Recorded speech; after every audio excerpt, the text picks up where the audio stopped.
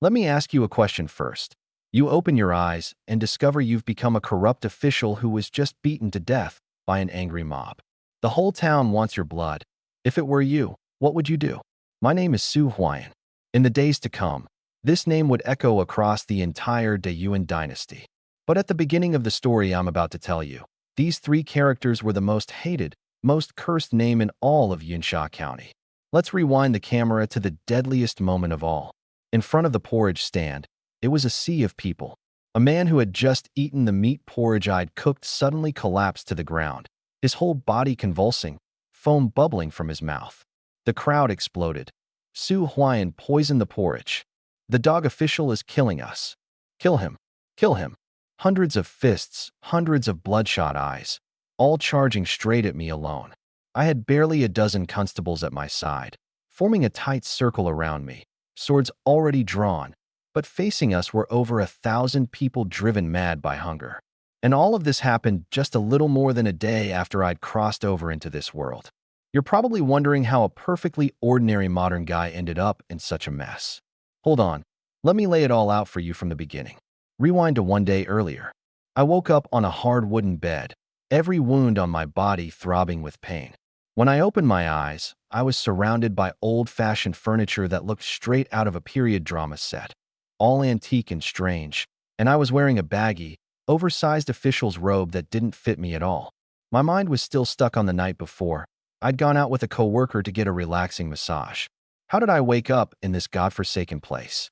Was I even still in the country? I was just about to prop myself up and rub my eyes when, in the very next second, a huge flood of memories that weren't mine came pouring into my brain all at once. In that instant, my blood ran cold. I had crossed over.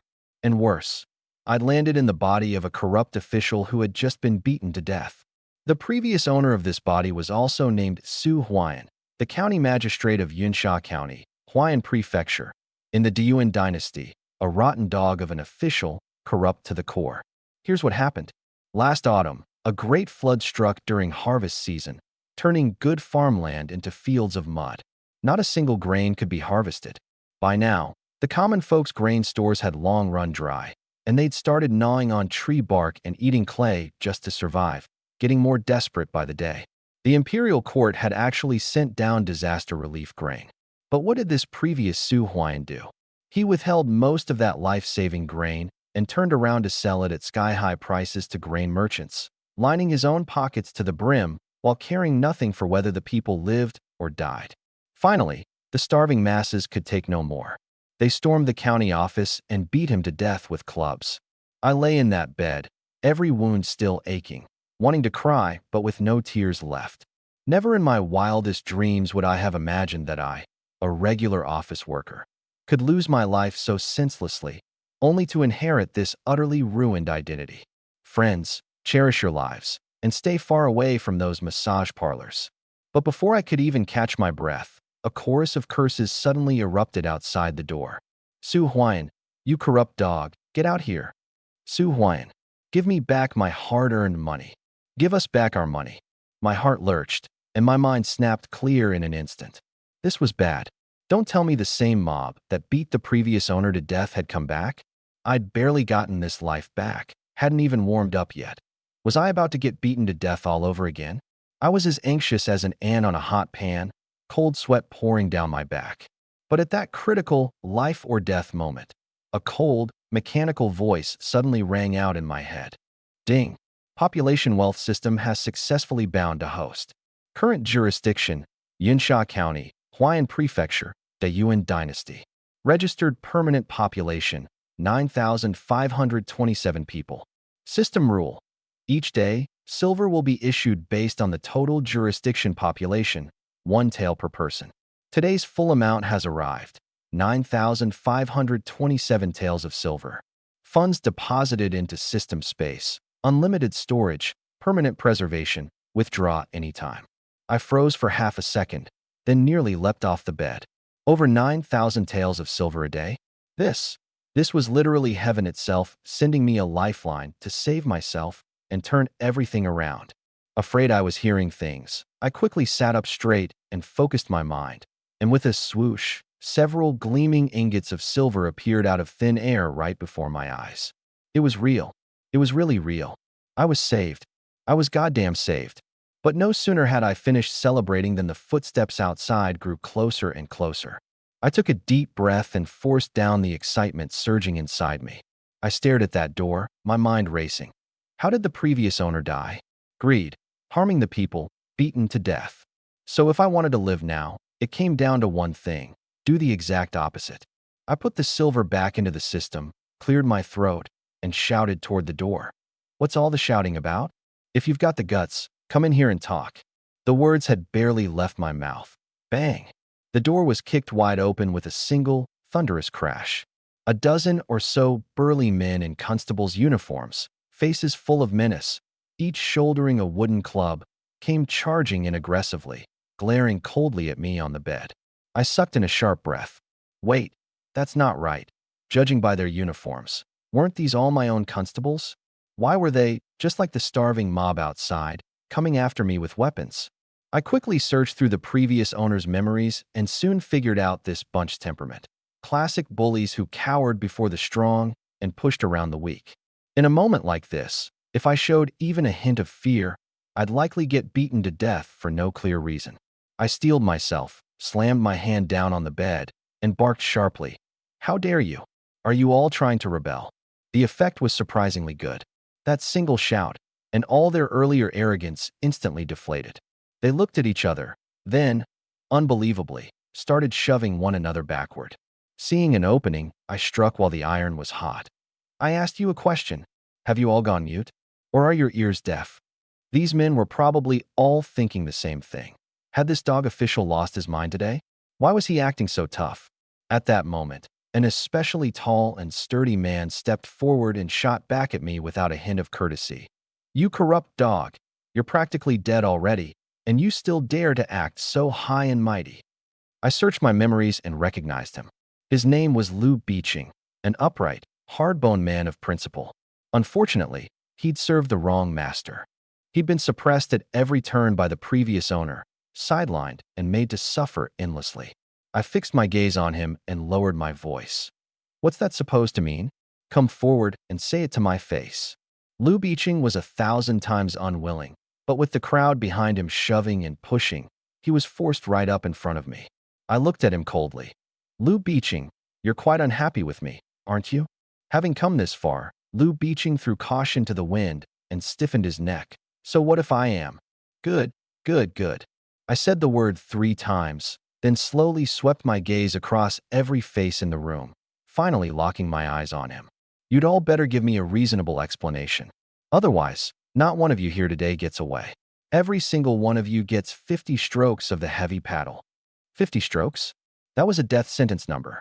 The moment those words came out, the entire room instantly exploded into chaos.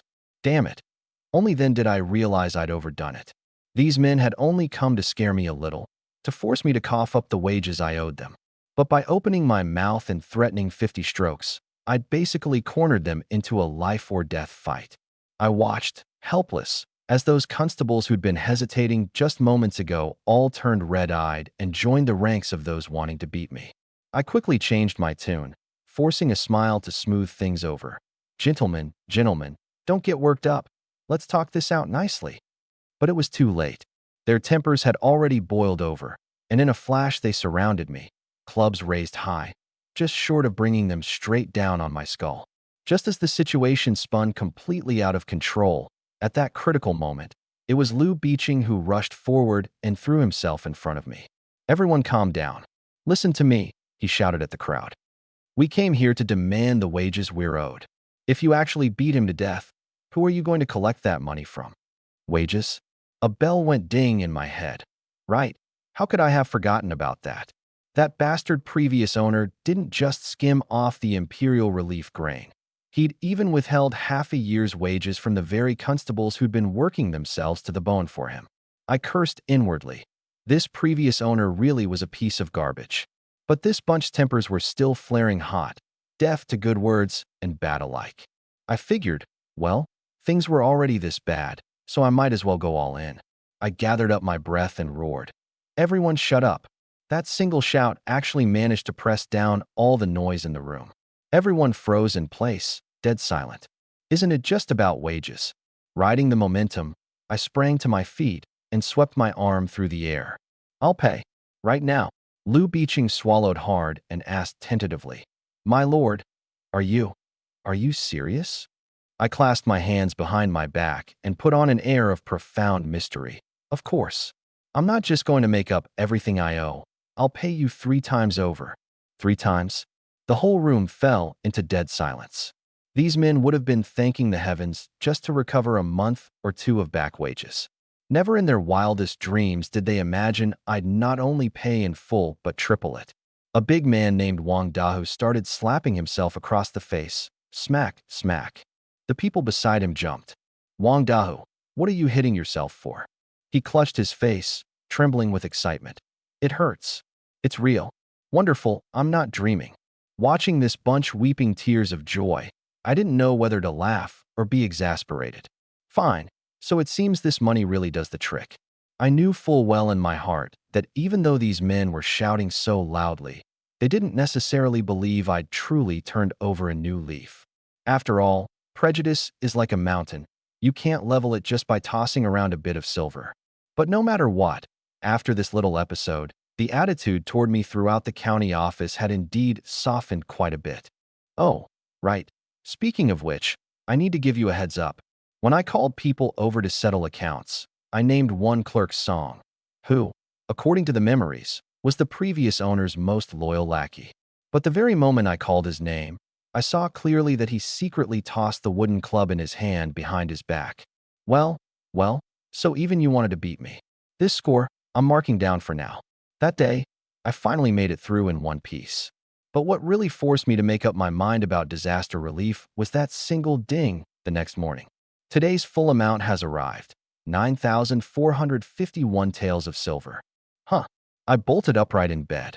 Yesterday, it was 9,527. Why was it 76 less today? My heart sank, and a terrible thought surfaced. Could it be that people in the county had starved to death? I quickly opened the system and checked it over and over. Sure enough, overnight, Yinsha County's population had dropped by 76 lives. The imperial relief grain had all been sold off by the previous owner, and now people had starved to death. Under the UN law, this was a capital crime punishable by beheading. A chill ran down my spine. Su Huayan, oh Su Huayan, you really had a death wish. You even dared to embezzle life-saving grain like this. You truly had no fear of dying. No, this disaster relief couldn't be delayed a single moment longer. I had to get moving right away, save my own neck first, and worry about everything else later. Just then, a flurry of hurried footsteps came from outside. My lord, something terrible has happened. The door that had been kicked to pieces yesterday still hadn't been repaired. It just stood there loosely propped up. Clerk Song rushed over in a panic and gave it a push. Clack, the whole door fell flat to the floor. He froze for a moment, then quickly stepped over the fallen board and dashed in.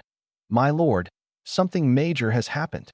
Yes, something major has happened, I said, pulling on my official robe while working out my strategy. Clerk Song was so anxious he was spinning in circles. My lord, please hurry. Lives are at stake. I turned around slowly. Indeed, lives are at stake. You don't need to say another word. I understand it all. You already understand? Clerk Song was utterly dumbfounded. How could he know that I already had a plan in mind? The previous owner had sold all the imperial relief grain to the biggest grain merchant in Yinsha County. Fine. However much he'd swallowed back then. Today I'd make him cough it back up. Double. Assemble everyone, I said, walking out without looking back. I'm going to set up porridge stands and provide relief to the disaster victims. Clerk Song couldn't make any sense of me at all. With the fire already at our doorstep, instead of figuring out how to handle the imperial court, I was going to open the granaries and hand out grain. Wasn't this all just a show for someone's benefit? What he didn't know was that everything I was doing was indeed a show for the whole city's common people to see. In the front courtyard of the county office, over 130 clerks, constables, and laborers stood assembled in neat rows. First, I had them tally up every last bit of the previous owner's ill-gotten wealth. 3,000 taels of embezzled silver, 800 pickles of hoarded grain. Converted, it came to roughly 3,600 taels total. Seeing that number, I nearly fainted. Da Yuan law spelled it out plain as day. Embezzling 40 taels was enough to lose your head. The previous owner's 3,600 was enough to behead me 800 times over. Clerk Song stood beside me looking at these accounts, a chill creeping up the back of his neck. He bowed and said, "My lord, our county has roughly 10,000 registered residents. Of those, the ones truly out of food, the actual disaster victims, by my estimate, must number over 3,000. That many. My heart skipped a beat. The constables all shook their heads in unison, their eyes clearly saying, "Where did all these disaster victims come from? Isn't this all the sin your predecessor created?" Wang Dahu stepped forward. "My lord, you didn't call us brothers here to stand around just so we could listen to exactly how much you embezzled, did you?" I slapped him across the forehead. "Shut your mouth. If you can't say anything useful, don't say anything at all." I stepped forward and planted my hands on my hips. Yesterday I said I would turn over a new leaf and be a good official. Today, I'll make good on my word. I'm going to set up a porridge stand at each of the 4 corners of the city, east, south, west, and north. Every last coin and grain of this money will be delivered accurately into the hands of the disaster victims. The moment I finished, the whole crowd was stunned again. My heavens, is the magistrate really going to provide relief? Could it be? The magistrate really does intend to mend his ways? Listening to their whispers, my old face flushed hot. Fine, my credibility really hasn't been established at all. Ahem. I coughed twice to cover my embarrassment. Liu Beeching, you'll be in charge of arranging the porridge stands. Liu Beeching was startled, then stepped forward and cupped his hands. This subordinate accepts the order. Clerk Song, in the name of the government office, go to all the major grain merchants and buy grain, however much they have. We want it all. Money is no object. Take a hard line. Anyone who dares to gouge prices to profit from this crisis, stop buying from them on the spot and write down their name. Relief comes first. Once this passes, I'll settle accounts with them slowly. Understood. Wang Dahu, take a few men and go with Clerk Song. As soon as you buy grain, deliver it straight to the porridge stands. Follow the rules. Whatever's supposed to be given out for free, give it out for free. Yes, sir. The moment the notice went up, the whole city was thrown into a stir. Here I have to mention 2 people. You absolutely must remember them. Right across from the county office, at a tea stall, 2 out-of-town travelers were sitting at that very moment. One wore black form-fitting clothing and had features so delicate and handsome he hardly looked like a man at all. The other was the complete opposite, tall, broad, and powerfully built, with sharp, angular features, an exceptionally handsome fellow. These 2 had come specifically to find out what kind of man I, the county magistrate, really was. The moment the tea stall owner opened his mouth, out came a torrent of curses. That Su Huayan is no decent human being at all. There's a famine, the whole city's starving, and what does he do? He sells all the life-saving grain to the grain merchants. The passers-by nearby joined in cursing. Having a parent official like that, they were truly cursed for 8 generations. The handsome fellow's face grew darker and darker as he listened. Suddenly, he slammed the table. What's the point of keeping a dog official like that alive? I'll go right now and... Wait. The delicate-featured man grabbed him and leaned in to whisper, "Don't act rashly. We have no hard proof in hand. If we make a scene, it'll only ruin things. Hold back for now. Watch and wait. Remember these 2 people. Who they really are and what they came to do. The answer, later on, will be something you'd never even imagine." At that very moment, the county office's main gate creaked open. Liu Beeching walked out with a constable and pasted a notice firmly onto the announcement board, while the constable behind him swung up a bronze gong and gave it a good pounding. Clang, clang, clang. Hearing this, the townspeople all gathered around. The constable cleared his throat and read the notice out loud, 1 word at a time. Our county has been struck by famine. Government grain is hereby allocated to relieve all the people, those without money to buy rice, the orphaned, the widowed, the old, the weak, the wandering disaster victims. Go to the nearest porridge stand to receive porridge and grain, 1 portion per person, no fraudulent claims allowed. Those with spare money may buy rice at the government grain points. Government rice will be sold at half the market price, and hoarding or resale is forbidden. Any grain shop in the market that dares to gouge prices in this crisis, the constables will record its name on the spot, and once the disaster passes, all accounts will be settled together. When he finished, the whole crowd absolutely exploded. Am I seeing this right? That dog official Su Huayan is going to release grain for relief. I must not be fully awake. Either way, I'll never believe it. Not if you beat me to death. The delicate-featured man turned to the tea stall owner. Shopkeeper, is this the great corrupt official you were talking about? The owner spread his hands, utterly baffled. He is a corrupt official.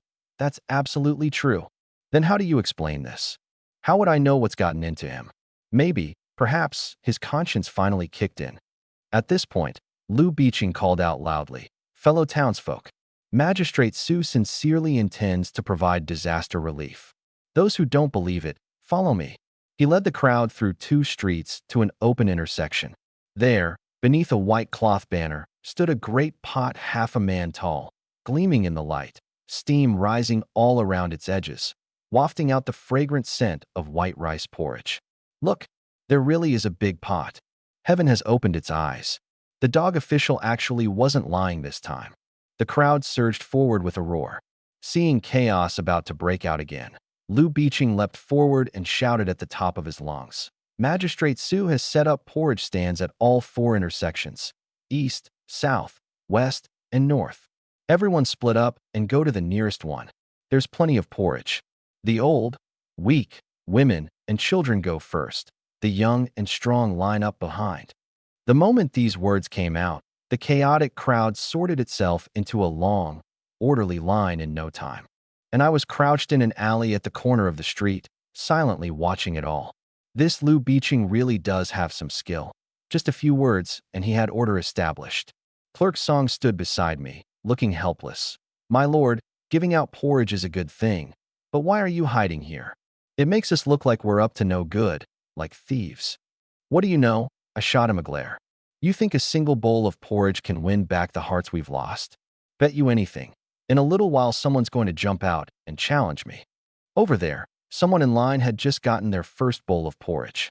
Oh my heavens, one mouthful in, and the tears came pouring down, his voice trembling.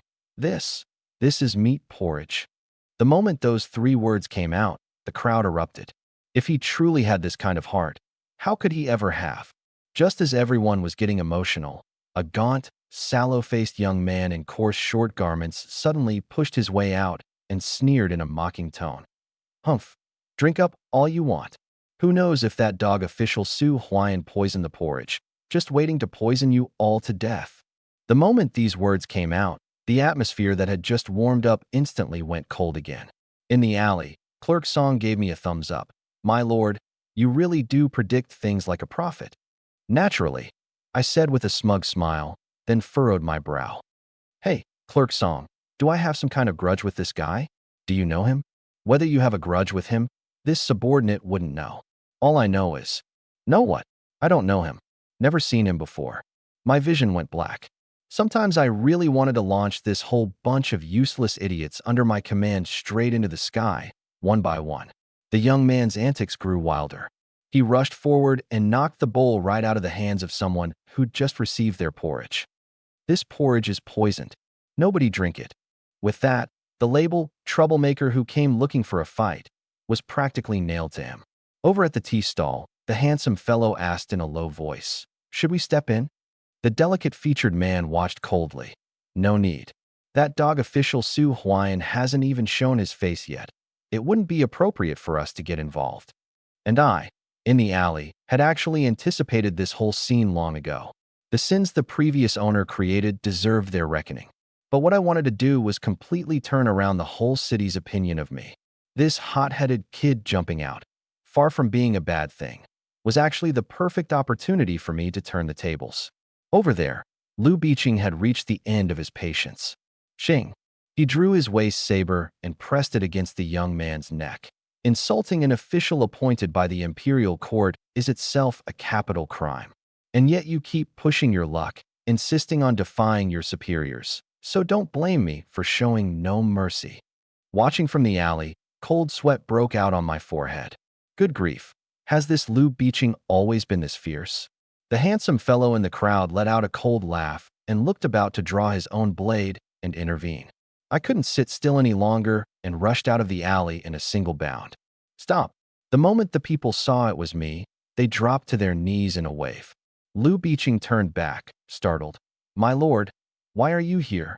If I'd come any later, you'd have hacked my porridge stand to pieces. I walked up to the young man in a few steps, piled a big smile on my face, asked after his well-being, and tried to get friendly. But the guy didn't appreciate it one bit. He rolled his eyes and gave me a look full of contempt.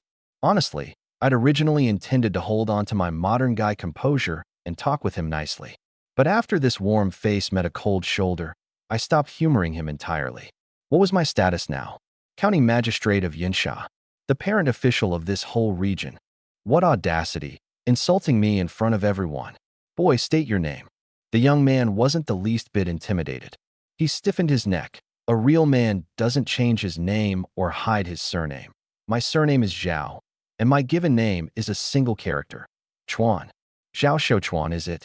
I paced over to the pot, grabbed a ladle, stirred the porridge around a few times, then looked up at him. On what grounds do you insist that I poison the porridge? Zhao Shou Chuan snorted coldly. Given your usual character, who wouldn't suspect it? Fine. I tossed the ladle aside and walked up to him. In front of all these people, do you dare make a wager with me? The bet is whether or not I poison the porridge. If I really poisoned it, I'll smash my head against the wall right here and die to atone for my crime. But if I didn't poison it, you, in front of everyone, will drink 20 bowls of this porridge in a row. Clerk Song leaned over and muttered in a low voice. My lord, what kind of punishment is that? Isn't that basically rewarding him? I ignored him. The innocent have nothing to fear. Actually, I knew perfectly well in my heart, a normal person maxes out at 3 or 4 bowls. 20 bowls in one go. That's no reward. That's a death sentence. At this moment, the burly man from before who had drained his entire bowl clean stepped up to speak on my behalf. Young fella, you've truly wronged Magistrate Sue this time. I drank mine down to the last drop, licked the bottom of the bowl clean, even. If this porridge really had poison in it, I'd have dropped dead ages ago. The crowd chimed in one after another. It was rare for someone to speak up for me, and my heart felt wonderfully at ease. I swept my hand grandly. Well said. Give him porridge as a reward. You can't drink it. Zhao Shouchuan rushed over to stop him. But this time the constables didn't even need to lift a finger. Those few men who'd received porridge each landed a punch and knocked him flat to the ground. Get lost. You won't drink it yourself, so don't hold up the rest of us. Watching this scene, I shook my head, growing more and more convinced that the previous owner must have offended this kid somewhere, and badly. Lou Beeching. This man deliberately disrupted the relief effort and obstructed official duties. Take him into custody immediately and throw him in prison. Yes, sir. 2 constables stepped forward and pinned Zhao Shouchuan down in a matter of seconds. Let go of me. Let go of me. However, at this very critical juncture, the burly man from before, the one who had testified for me and drunk the porridge, suddenly, without any warning, collapsed face first to the ground, his whole body convulsing uncontrollably. And the camera returns to the opening scene. Ha! Even pinned to the ground, Zhao Shouchuan couldn't resist gloating. I told you this dog official poisoned the porridge. You all refused to believe me. Now you're stumped, aren't you? With that, the crowd's doubts came flooding right back. I said Su Huayan could never have such good intentions. Turns out he wanted to poison us to death all along. Dog official, if you can't give us an explanation today, then you and your pack of lackeys, none of you are getting out of here alive. Wave after wave of curses drowned me completely, and my face turned green. Something's not right. Setting up the stands and giving out porridge was all handled personally by Lou Beeching, and with that upright temperament of his, there's no way he'd ever do something like poisoning the food. Could it be I'd misjudged him? Was this Lou Beeching trying to use this opportunity to kill me? I whipped my head around to look at him. Lou Beeching, what in the world is going on here? Lou Beeching panicked on the spot, waving his hands frantically. I don't know either. That single "I don't know" was like pouring oil on the fire. The people's fury boiled over completely, and in an instant over 100 people surrounded us, sealing us in tight. This was bad. My heart lurched. This was exactly how the previous owner got beaten to death with clubs. My old wounds hadn't even fully healed. Another round like this, and this broken body of mine definitely wouldn't survive. Just as my mind raced for a solution, Liu Beeching drew his saber with a shing and barked sharply. Anyone who dares take one more step forward will be treated as a rebel and executed on the spot. The rest of the constables drew their blades in unison, forming a tight guard behind me and shielding me completely. With that, the rioting crowd finally showed some hesitation. I let out a long breath. These men usually seemed unreliable, but in a critical moment, they really came through. But no sooner had the situation stabilized than Zhao Shouchuan broke free of his restraints amid the chaos and forced his way into the crowd. "You corrupt dog, not content with poisoning us, now you dare have your men draw blades on us common folk. There's no way to live like this." One stone stirred up 1,000 ripples. If we let this dog official keep running wild, what chance do we have of surviving? He's only got a dozen or so men. There are so many of us. Why should we fear him? Let's just butcher this dog official. Yes, kill him, kill him, kill him. The fury of the masses could not be quelled. Liu Beeching, anxious, leaned in close to my ear. "My lord, in a moment I'll lead the brothers and cut a bloody path through. You take advantage of the chaos and run." "No." I grabbed him and stopped him. "If we actually used our blades and injured the people, this enemy of the people charge against me would be impossible to ever wash clean. Put all the blades away. Even if I get beaten to death here today, we must not harm a single hair on the people's heads." The scene was deafening. Yet this one sentence, word for word, made its way clearly into the ears of those two out-of-town travelers watching the show nearby. The delicate-featured man's eyes flickered, and he shot a signal to his companion. The other understood at once and suddenly leapt up, spinning a full 360 degrees in midair before landing steadily in the very center of the crowd. His movements were both beautiful and crisp. Watching this handsome fellow descend from the sky, I stared, transfixed. Damn, where did this master come from? Handsome, he's really damn handsome. But he'd better not be here to kill me, or I'd have nowhere left to even cry. "Everyone, please calm down and hear me out." He cupped his hands in a salute. "My surname is Xie, my name's Shutong. I am an out-of-town scholar traveling for study, and I happen to be passing through this place." "Oh, so he's just a traveling scholar." The crowd immediately turned scornful. "A bookworm? What business does he have poking his nose in here?" I tugged at Liu Beeching and lowered my voice. "Are the scholars in Ardean all built this sturdy?" Liu Beeching scratched his head. "How much money can a bookworm have? Most of them are as skinny as bamboo poles. One built this solid. This subordinate's seeing it for the first time too." This exchange of ours also made its way, word for word, into Xie Shutong's ears.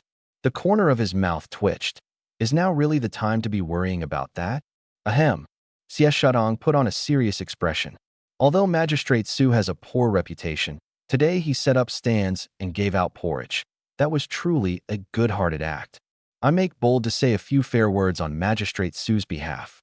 Zhao Shouchuan objected at once, pointing at the convulsing man on the ground and demanding, "The facts are right before your eyes. How are you going to explain that away?" "Explain it away? Why would I need to explain anything away?" Xie Shutong gave a cold laugh and raised his hand, pointing to the area behind the porridge stand. "Then how do you explain those men over there?" The crowd followed the direction of his finger, and there, crouched in a corner no one had been paying attention to, were several burly men, each with a nicely rounded belly, faces the very picture of contentment. But the instant they realized they'd been spotted, the ease on those faces instantly turned to embarrassment. "Everyone can see it," Xie Shutong said, walking over slowly.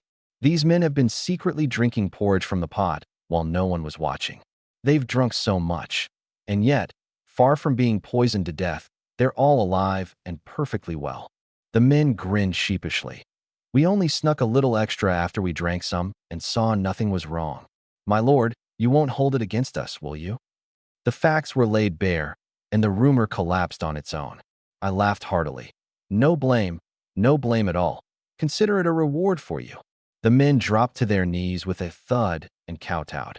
My lord's kindness, we commoners will remember for the rest of our lives.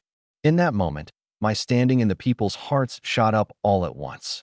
In front of the porridge stand, a long line formed again in the blink of an eye. Xie Shutong turned around and fixed his gaze on Zhao Shouchuan. Your name is Zhao Shouchuan, correct? Now, what do you have left to say? But this kid was still stubborn. He pointed at the man on the ground. Even if Su Huayan didn't poison the porridge, this man collapsed precisely because he drank his porridge. I sneered inwardly. Why is this guy opposing me at every single turn? But no matter. Why exactly did that man collapse? What hand was hidden behind this whole poison porridge affair? And those two mysterious, highly skilled out-of-town travelers at the tea stall, what were their true identities, really? For all of this, I'd already made my preparations. I'd like to see just what other ways you can stir up next. Dr. Zhang, now there's a talent. This poison porridge affair had, in fact, already been set up with a hidden countermove in my mind long ago.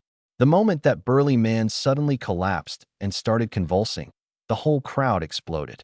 But I knew perfectly well in my heart, a man who'd been starving for days on end, kept alive on nothing but tree bark and clay, suddenly gulping down a big bowl of hot meat porridge, his body unable to handle it, and passing out. That was completely normal. So I'd already sent Clerk Song into the crowd to bring a certain person out for me. I looked around for him. Clerk Song? Where's Clerk Song? Here. After a while, a disheveled, dust-covered figure crawled out from under the registration table. My vision went black. You disgraceful thing. Look at what you're made of. He patted the dust off himself and gave an awkward smile. This subordinate was just scared, is all. I already found the man. He's at the very end of the line. Following where he pointed, I saw a tall, thin, middle-aged man dressed in white. I focused my eyes and froze. Wasn't this the very guy who'd cursed me the most viciously earlier? Go, invite him over. Clerk Song, dragging and pulling, finally managed to get the man in front of me. Seeing how thoroughly unwilling the man looked, I quickly pulled Clerk Song aside and asked in a low voice, "Why is this Dr. Zhang so furious? My lord, have you forgotten? In the past, when you'd go to him for medical treatment, you never paid his consultation fee. How could he be happy about that? There was such a thing." My heart lurched. How much do I owe him? Clerk Song held up one finger. 1 tael. He shook his head. 10 taels. He shook his head again. 100 taels. I doubted my own ears. Medical conditions in ancient times were poor, and in this world you could afford to offend anyone, except a doctor. The day you come down with a serious illness and no one's willing to treat you, that's when you're truly done for. I had no choice but to approach with a smile. Dr. Zhang, might we have a word aside?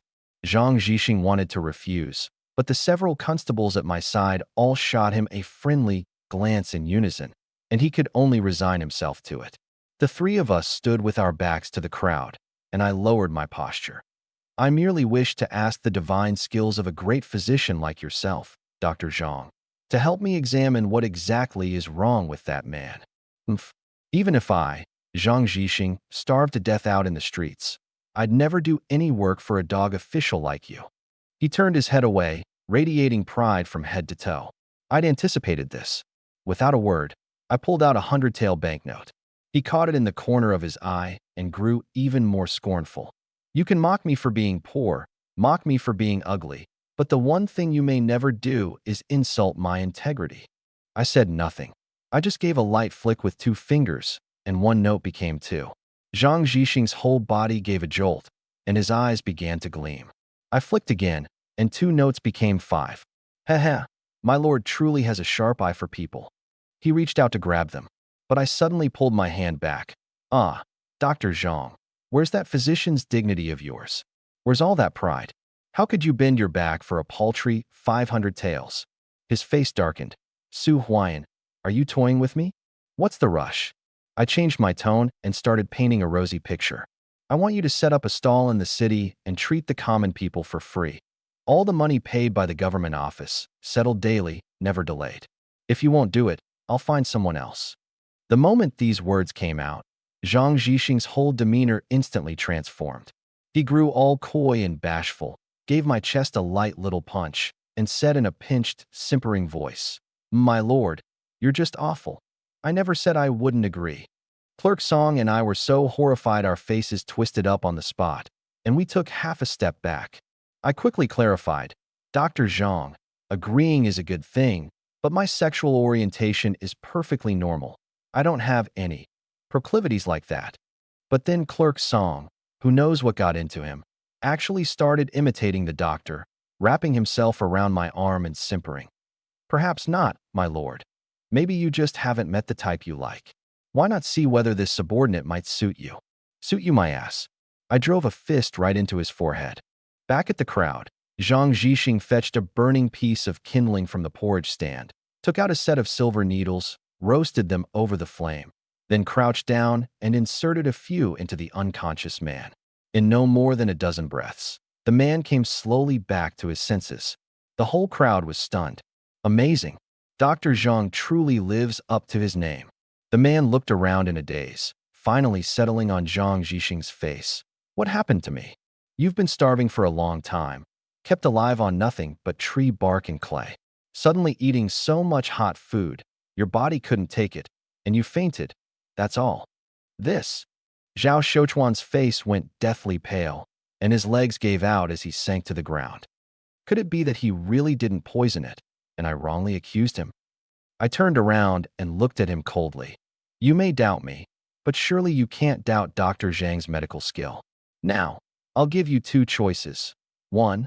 Be thrown in prison and severely punished. Or 2. Honor the wager. Drink 20 bowls of porridge right here and now, and I'll pardon your crime of slander. Fine, I'll drink it. I, Zhao Shouchuan, am not a man who can't take a loss. He steeled himself. Either way he was going to die, so he might as well die on a full stomach. Good. Serve him the porridge.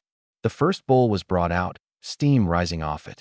Zhao Shouchuan trembled as he took his first sip, and to everyone's shock, he burst into tears on the spot.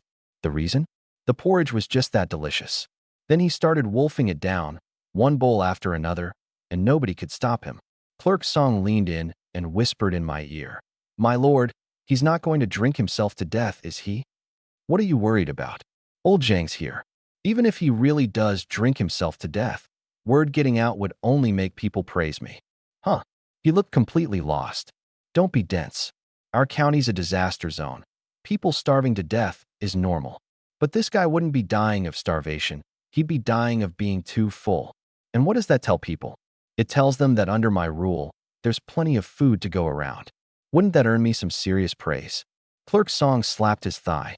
That makes sense. But something still felt off to him. Looking back at Zhao Shouchuan, 1 bowl, 5 bowls, 18 bowls. He wiped his mouth. Another one. The runners just brought out the last 2 bowls together, and he didn't hold back one bit, draining them both in the blink of an eye. Not only did this kid fail to burst, he looked like he could keep going. I couldn't help but marvel. This big fella, he's a real talent. Burp. Zhao Shouchuan stood up and bowed to me. My lord, I fulfilled every part of the bet. Might you let me go now? You ate your fill and didn't curse the cook. Not bad. I waved my hand. Since the bet's done, I'm a man of my word. I won't hold anything against you. But if you ever dare speak disrespectfully to me again, you'll have to face the consequences yourself.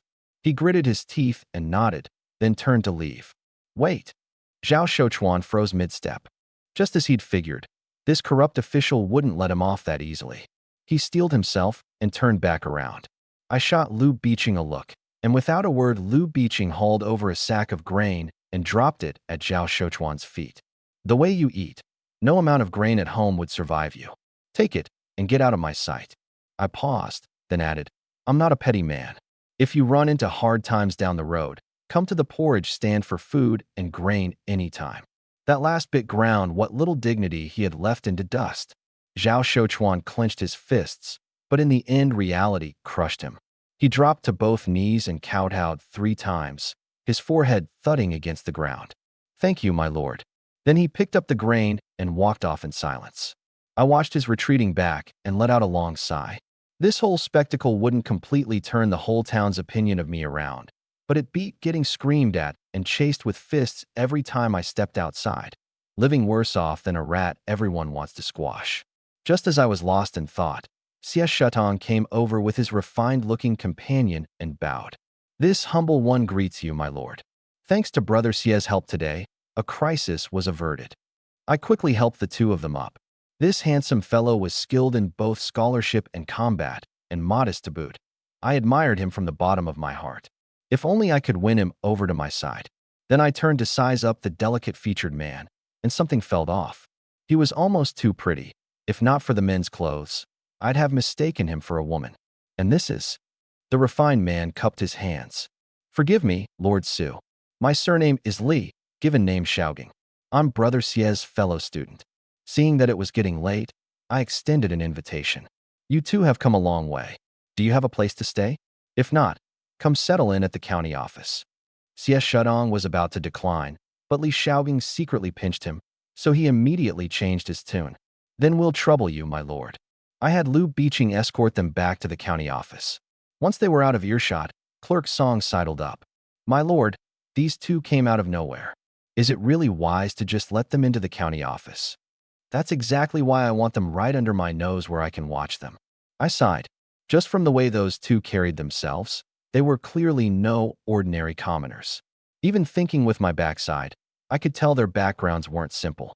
And that night, deep in a waterside private estate at the bend of the river in the southern part of the city, an entirely different scene was playing out. The estate's owner was named Zhai Guangji, one of the biggest grain merchants in Yinsha County.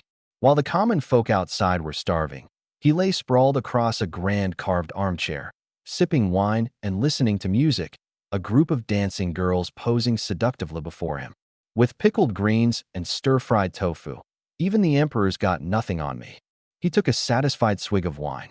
Just then, his steward, a man named Yi, came rushing in, and his shouts startled the zither girl into striking a wrong string. Zhai Guangji's face darkened, and the girl immediately dropped to her knees, begging forgiveness. Steward Yi leaned in close to his master's ear and murmured a few words. Zhai Guangji shot bolt upright in his chair with a snap, his face draining of color. What? Su Huayan isn't dead yet. He grabbed a fistful of Steward Ye's collar. You're the one who swore up and down he wouldn't last a few more days. Now he's not only alive, he set up a stand handing out porridge in the city. Steward Yi trembled all over and pleaded, his voice cracking. I don't know how it happened either, master. 2 days ago the mole we planted in the county office tampered with his medicine. I saw with my own eyes him drink it down. Su Huayan coughed up blood and collapsed right there. Even Zhang Zhixing declared he wouldn't survive the day. Who could have known that after one night, he'd be up and bouncing around again? Hearing this, you've probably already guessed where that poison porridge scandal hanging over my head came from. It turns out that even before the night I crossed over into this world, someone had already tampered with the original owner's medicine. The real cause of the original Su Huayan's death was never as simple as just being beaten to death by the townsfolk. Useless. Zhai Guangji kicked him over. The imperial inspector is almost here. You're telling me there's still a way to fix this? Steward Yi crawled over on his knees and clutched Zhai's leg. Master, after Su Huayan woke up, not only did he lose his memory, his whole temperament changed. He spends all day spouting crazy talk nobody can understand. All day today, plenty of people saw it. The way he acts and speaks, he's like a completely different man from before. Zhai Guangji narrowed his eyes. The old Su Huayan valued money more than his own life. Steal a single copper from him, and he'd fly into a rage. Yet now he was handing out money and grain, saving the masses. That really didn't match his style. But he could just as easily be faking it. Send out more men. Feel him out first before we do anything. He walked slowly over to the zither girl. A mistake means punishment. Take her away and put the finger clamps on her. Meanwhile, in the clerk's room at the county office, Clerk Song was clacking away at his abacus over the account books. He checked them over and over, and each time the numbers came out the same. Terrified, he scooped up the ledgers, grabbed a lantern, and bolted straight for my room. At that moment, I was soaking in the big wooden tub in the bathhouse. BM, the half-closed door got shoved down again. Which forgetful idiot is it this time? Lord Su, it's me, your subordinate. How many times have I told you not to knock down the door? You haven't listened to a single word. I settled back down into the tub. It's the middle of the night.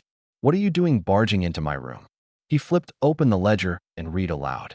Today we registered over 4,000 people receiving porridge, using up 80 pickles of rice. Firewood and labor came to 3,000 copper coins.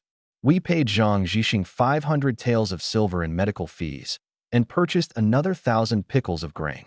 All told, today's total expenditure comes to roughly 1 million copper coins. That's all. I was a little puzzled. 1 million copper coins was only about 1,000 taels of silver, chump change to me. But Clerk Song was stunned. My lord, we've spent 1,000 taels on the very first day. Those few thousand taels you embezzled won't even come close to covering it. Watch your mouth. I glared back at him. How can you call that money embezzled? That was donated to me by the people for disaster relief. Yes, of course. But even counting it as donations, it's still not enough. The court only allocated 500 pickles of grain and not a single copper coin, and you sold half of that grain to Squire Zhai. That doesn't add up. Our county has close to 10,000 people. By the rules, even with no money, we should have gotten 1,500 pickles. How did we only get 30%? Clerk Song sighed. The higher-ups did allocate 1,500 pickles, but the grain got skimmed off at every level by officials along the way. By the time it reached Yinsha County, only 500 pickles were left. I slammed the table. These parasites, they all deserve to die. Clerk Song broke into a cold sweat. If you really started killing them off, you'd be first on the list. He asked cautiously, My lord, so going forward, do we keep up the relief efforts? Or do we limit how many people can receive porridge each day? Continue. Of course we continue, and we ramp it up. I knew full well that I'd finally clawed back a bit of the people's goodwill, and I couldn't quit halfway. But handing out porridge wasn't a long-term solution. No matter how much grain we had, there'd come a day when it ran dry, and by then the people's resentment would boil over. This needed careful planning. Don't worry about the money. I have my own ways. You just do your job with a free hand. First thing tomorrow, send out more men and get me the full lay of the land in this city. Clerk Song listened, and then couldn't hold it in again. My lord, tell me honestly, just how much did you embezzle? Get the hell out of here. I drove a fist into his face. Combined with the punch from earlier that day, congratulations to Clerk Song on his brand new pair of panda eyes. Over the next few days, the behavior of those two traveling scholars grew stranger and stranger. Every morning Li Shaoging got up early and wandered all over the county office, asking anyone he met about what kind of man I was. But I'd already given the order. As long as they didn't cause trouble, no one was to interfere or say a word.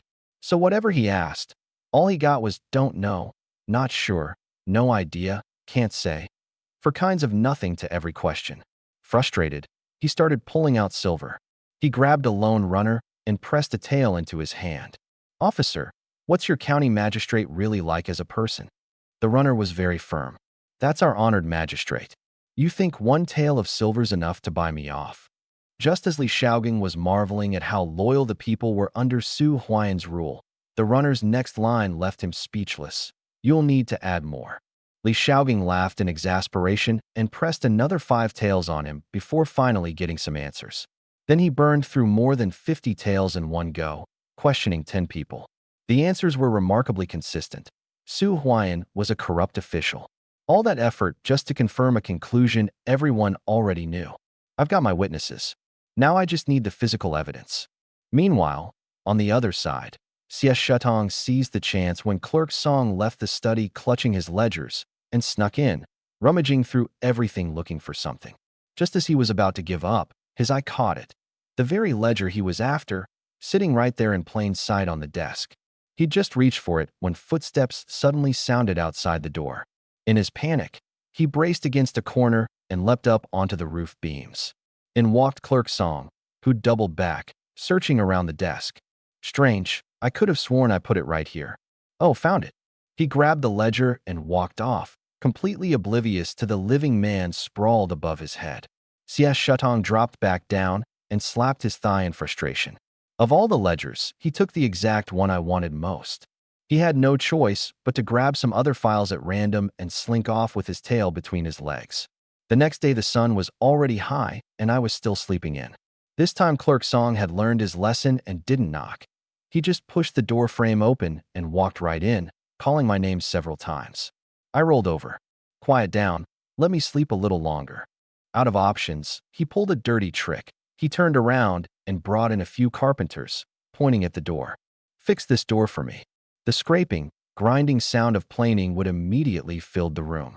Jolted awake, I snapped my bloodshot eyes open and bolted upright. What do you all think you're doing? An honest-looking fellow said timidly. Begging your pardon, my lord. I'm just fixing your door. I glared at Clerk Song. You did this on purpose, didn't you? How would I dare, my lord? His face was all apologetic smiles. If it's disturbing you, I'll send them away right now. I let out a long sigh. I just wanted to sleep in. How could that be so hard? All trace of sleepiness was gone, so I gave in. Forget it, let them fix it. After washing up and changing into my official robes, the system's chime rang out again. Ding! Today's deposit, 9,000, for 148 taels of silver. The porridge distribution the day before had made a real difference. The population had only dropped by a few, but there wasn't a trace of joy on my face. Every drop in that number meant one more living, breathing life, gone. I followed Clerk Song toward the front courtyard of the main hall. This guy ran his mouth like a machine gun the whole way, and I was too annoyed to even respond. Yet he could carry on a whole conversation all by himself. I finally couldn't stand it. It's the crack of dawn. Where's all this chatter coming from? Zip it. Oh, still talking. He quickly clapped a hand over his own mouth. Rounding a corner in the covered walkway, the two of us ran smack into the two scholars.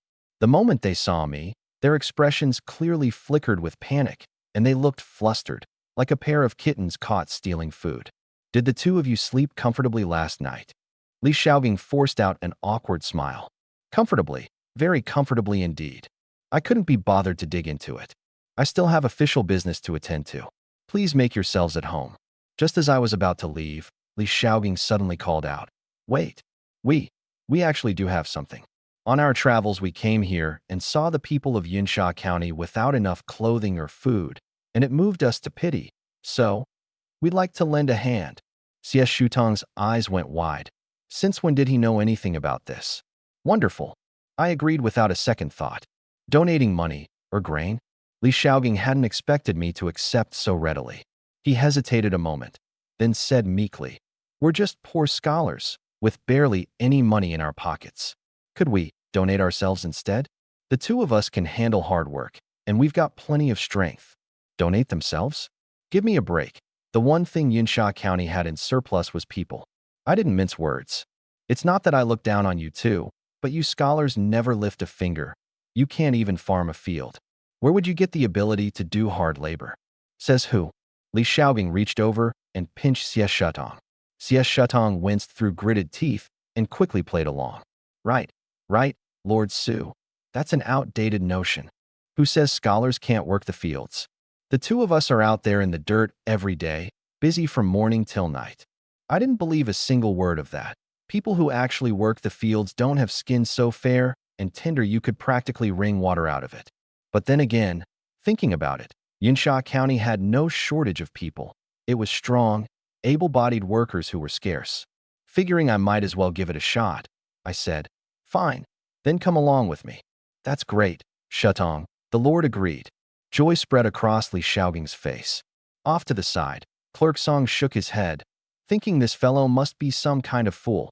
Who gets that excited about going off to do manual labor? In the front courtyard of the main hall, several hundred recruited laborers had gathered. Someone was asking around, Hey big fella, what did that corrupt dog Su Huan call us here for? No idea. Heard there's money to be made and meals provided, so I came. As they chatted, someone recognized a familiar figure in the corner.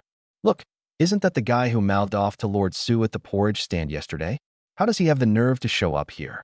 In the face of everyone's criticism, Zhao Shouchuan tuned it all out. The moment I entered the courtyard, a runner shouted, Lord Su has arrived. Several hundred people cupped their hands in unison. We greet you, Lord Su. I scanned the crowd. Clerk Song had said several hundred were recruited, but after careful screening, only about 100 could actually handle heavy labor, which was about what I'd expected. What surprised me was spotting Zhao Shouchuan among them again. The instant my gaze swept over him, he visibly tensed, probably terrified I'd throw him out on some whim. But my eyes only passed over him without lingering. He quietly let out a breath, thinking I hadn't noticed him. Clerk Song handed me the roster. My lord, we recruited 108 able-bodied men today, all with clean backgrounds and no criminal records. I glanced over it casually and handed it back, then sprawled out on the grand armchair that had been carried out. Clerk Song, what are you standing there for? Read it out. Yes, my lord. He walked to the center of the courtyard, unrolled the document, and read aloud. Yesterday, over 4,000 people registered to receive porridge, using up 80 pickles of rice and more than 40,000 copper coins worth of grain. As the disaster worsens by the day, the county office is short of hands, so we're recruiting all of you to help the government carry out relief work. Finishing, he paused, then delivered the most important line. As for wages, 20 copper coins per person per day, with one meal provided, settled at the end of each day's work. There will be no delays in payment. The crowd erupted. Good heavens, 20 coins a day and a meal. On a normal day, you'd work yourself half to death for 15 coins. Now the old folks and kids at home will have food to eat. Clerk Song looked around at everyone. Does anyone have any objections? None at all. Seeing that no one objected, Clerk Song was just about to move on and read out the work assignments, when I suddenly, without any warning, shouted, I object. Everyone looked at one another, utterly bewildered. Had the Lord changed his mind on the spot? It was no wonder they'd overthink it. 20 coins a day plus a meal, back before the famine, that would have been an ordinary, fair wage. But now, with the famine bearing down on everyone, forget 20 coins, even 15-coin work was hard to find. Still, reason aside, all 100-plus men were ready to walk out. So Lord Su went to all this trouble to call us here, just to toy with us? I told you this corrupt dog was up to no good, but you wouldn't believe me. Su Huan, we're not dogs for you to order around and yell at. You think you can send us off with a couple of empty words? That's right, we've wasted all this time. The least you owe us is some travel money. Complaints flew everywhere. Zhao Shouchuan, though, having just tasted the bitter end of crossing me the day before, had wised up and kept his mouth shut. Clerk Song was sweating bullets. My lord, we had it all agreed. Why did you suddenly go back on it? Unhurried, I rose to my feet and looked out over the chaotic scene, and to my own surprise, I smiled. Liu Beeching bellowed at the top of his lungs. Silence. The Lord has something to say. And the whole courtyard fell quiet at once. Everyone, I hadn't finished speaking. What's the rush? I turned to Clerk Song, my face full of the disappointment you feel towards someone who just won't rise to the occasion. Clerk Song, is this what I instructed you to do? Huh. Clerk Song's mouth fell wide open. I did exactly as you ordered, my lord. Did I do something wrong? You've been with me all this time, and you still don't even know where you went wrong. What a waste of all my good intentions. Clerk Song was even more baffled. Your dull-witted subordinate begs for your guidance, my lord. Think about it. These good folk came to the county office to lend their strength, to help the whole city survive this famine year. And what do? I let out a long sigh, my eyes brimming with disappointment. How could you offer them a measly 20 coins? Oh, so he was complaining it was too little. Clerk Song ventured cautiously. Then 30 coins? At that figure, the crowd sucked in a collective breath. But I shook my head. Then, 40 coins, with 2 meals? I picked up right where he left off. No, 50 coins, with 3 meals. Good heavens, 50 coins and 3 meals. Someone started counting on his fingers on the spot. 50 a day, 510 days, 100 days. Oh my, we're going to strike it rich. The man next to him smacked him upside the head. You genius, if you can't count then don't. That's only 1,500 coins a month. 1 tael and 5 chin of silver. That's still enough for me to eat and drink well. Clerk Song's face twisted with worry. My lord, this simply won't do. The county treasury is already low on silver. If it all goes to them, what are we supposed to eat? Liu Beeching stepped up to back him. That's right, my lord. The men haven't been paid their monthly wages in nearly half a year. If this keeps up, we'll starve. I clutched my chest, the picture of heartbreak. Clerk Song, Beeching, you are both my good subordinates. In the past, I did plenty of wrong. But now I've made up my mind to turn over a new leaf, both as a man and as an official. Even if I end up so poor I'm reduced to slurping thin gruel and gnawing on pickles, I will never shortchange the two of you. The moment those words left my mouth, The 100+ men in the courtyard actually broke into tears. "Oh, my honest and upright lord. You're such a kind man. We were wrong to have misjudged you before. The Lord's heart is so benevolent and generous. We speculated so wrongly about you before. We're truly ashamed." The crowd dropped to their knees as one. "We are willing to serve you, my lord." I secretly rejoiced. Mission accomplished. If I played this batch of men right, they'd become my most loyal core team down the road. I leaned in and murmured to Clerk Song, "Take it from here. It's all yours." Clerk Song understood at once and stepped up to close things out. "Everyone, please rise. You did nothing wrong. The one at fault is me. I failed to grasp Lord Su's intentions, and I'm the reason you all misunderstood him." Just then, a runner came rushing over in a fluster.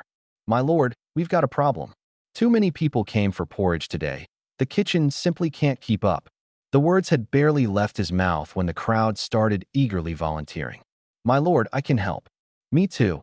Count me in." I nodded. "Since everyone's so eager, Clerk Song, you handle the arrangements." Clerk Song immediately split them into two groups, pointing at one and calling out, "There are 16 pots set up here at the county office. 40 of you stay behind, 2 per team to tend the fire and cook the porridge. The rest handle transport. The rest of you, come with me. We'll set up pots at the temple to cook porridge and keep order." Timid as this guy was, he was genuinely efficient at getting things done, organizing the whole crowd without a single hitch. I hoped for more subordinates like him, so I could sit back and be a hands-off boss with peace of mind. One group left with Clerk Song, and the rest came with me to the inner courtyard to set up the pots, quickly getting to work. Xie Shutong, who hadn't been assigned anything yet, asked meekly, "So, what do the two of us do?" "You two." I thought for a moment. "We happen to be short 2 people to haul water and chop firewood." "What?" Li Xiaoging immediately balked. "With this many people, you're making the 2 of us haul water and chop firewood?" I shot back. "I told you from the start you couldn't handle hard work, and you didn't believe me. If you're not willing, then forget it." We're willing. Li Xiaoging gritted his teeth.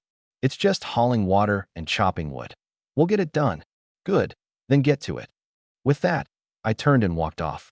Li Xiaoging, cradling an armful of firewood, called after me, "Hey, where are you going?" I ignored him completely. "Wherever I want to go. Since when is that any of your business?" By now he was kicking himself raw with regret.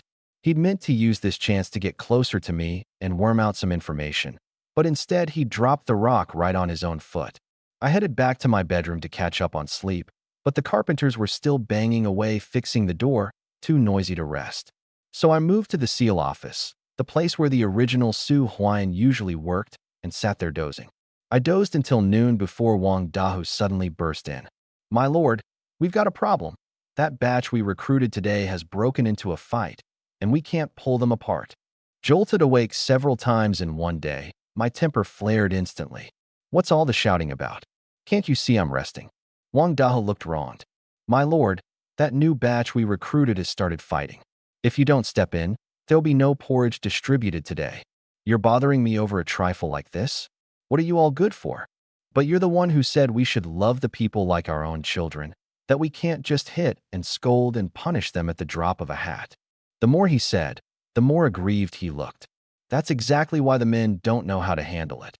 Seeing how pitiful he looked, I swallowed the curse that was already at the tip of my tongue. "Where's Lu Biqing?" Clerk Song called him off to the temple to keep order. I sighed. "Fine, lead the way."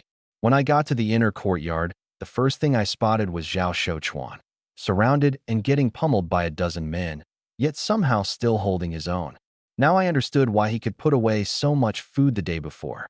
Wang Dao bellowed, "Lord Su has arrived. Stop this at once." The moment everyone turned and saw me, they immediately stopped. "Well done, you lot. Your first day here, and you've stirred up this much trouble for me." I walked over and swept my gaze one by one across the men who'd thrown punches, and every one of them lowered his head, not daring to look at me. "Somebody tell me what happened here." The whole crowd swung their eyes toward Zhao Shouchuan at the back of the group. But Zhao Shouchuan, covered in injuries, gritted his teeth and turned his head away, not saying a word. "You were all fighting fiercely enough just now." Struck dumb all of a sudden. I was already worked up, so I laid it out plainly. "Nobody's talking, huh? Fine. Every last one of you here loses half your wages. The ones who hadn't thrown any punches blew up on the spot. My lord, that's not fair. We didn't fight. Why punish us too? Right, this is heartless. Wang Da tried to talk me down too.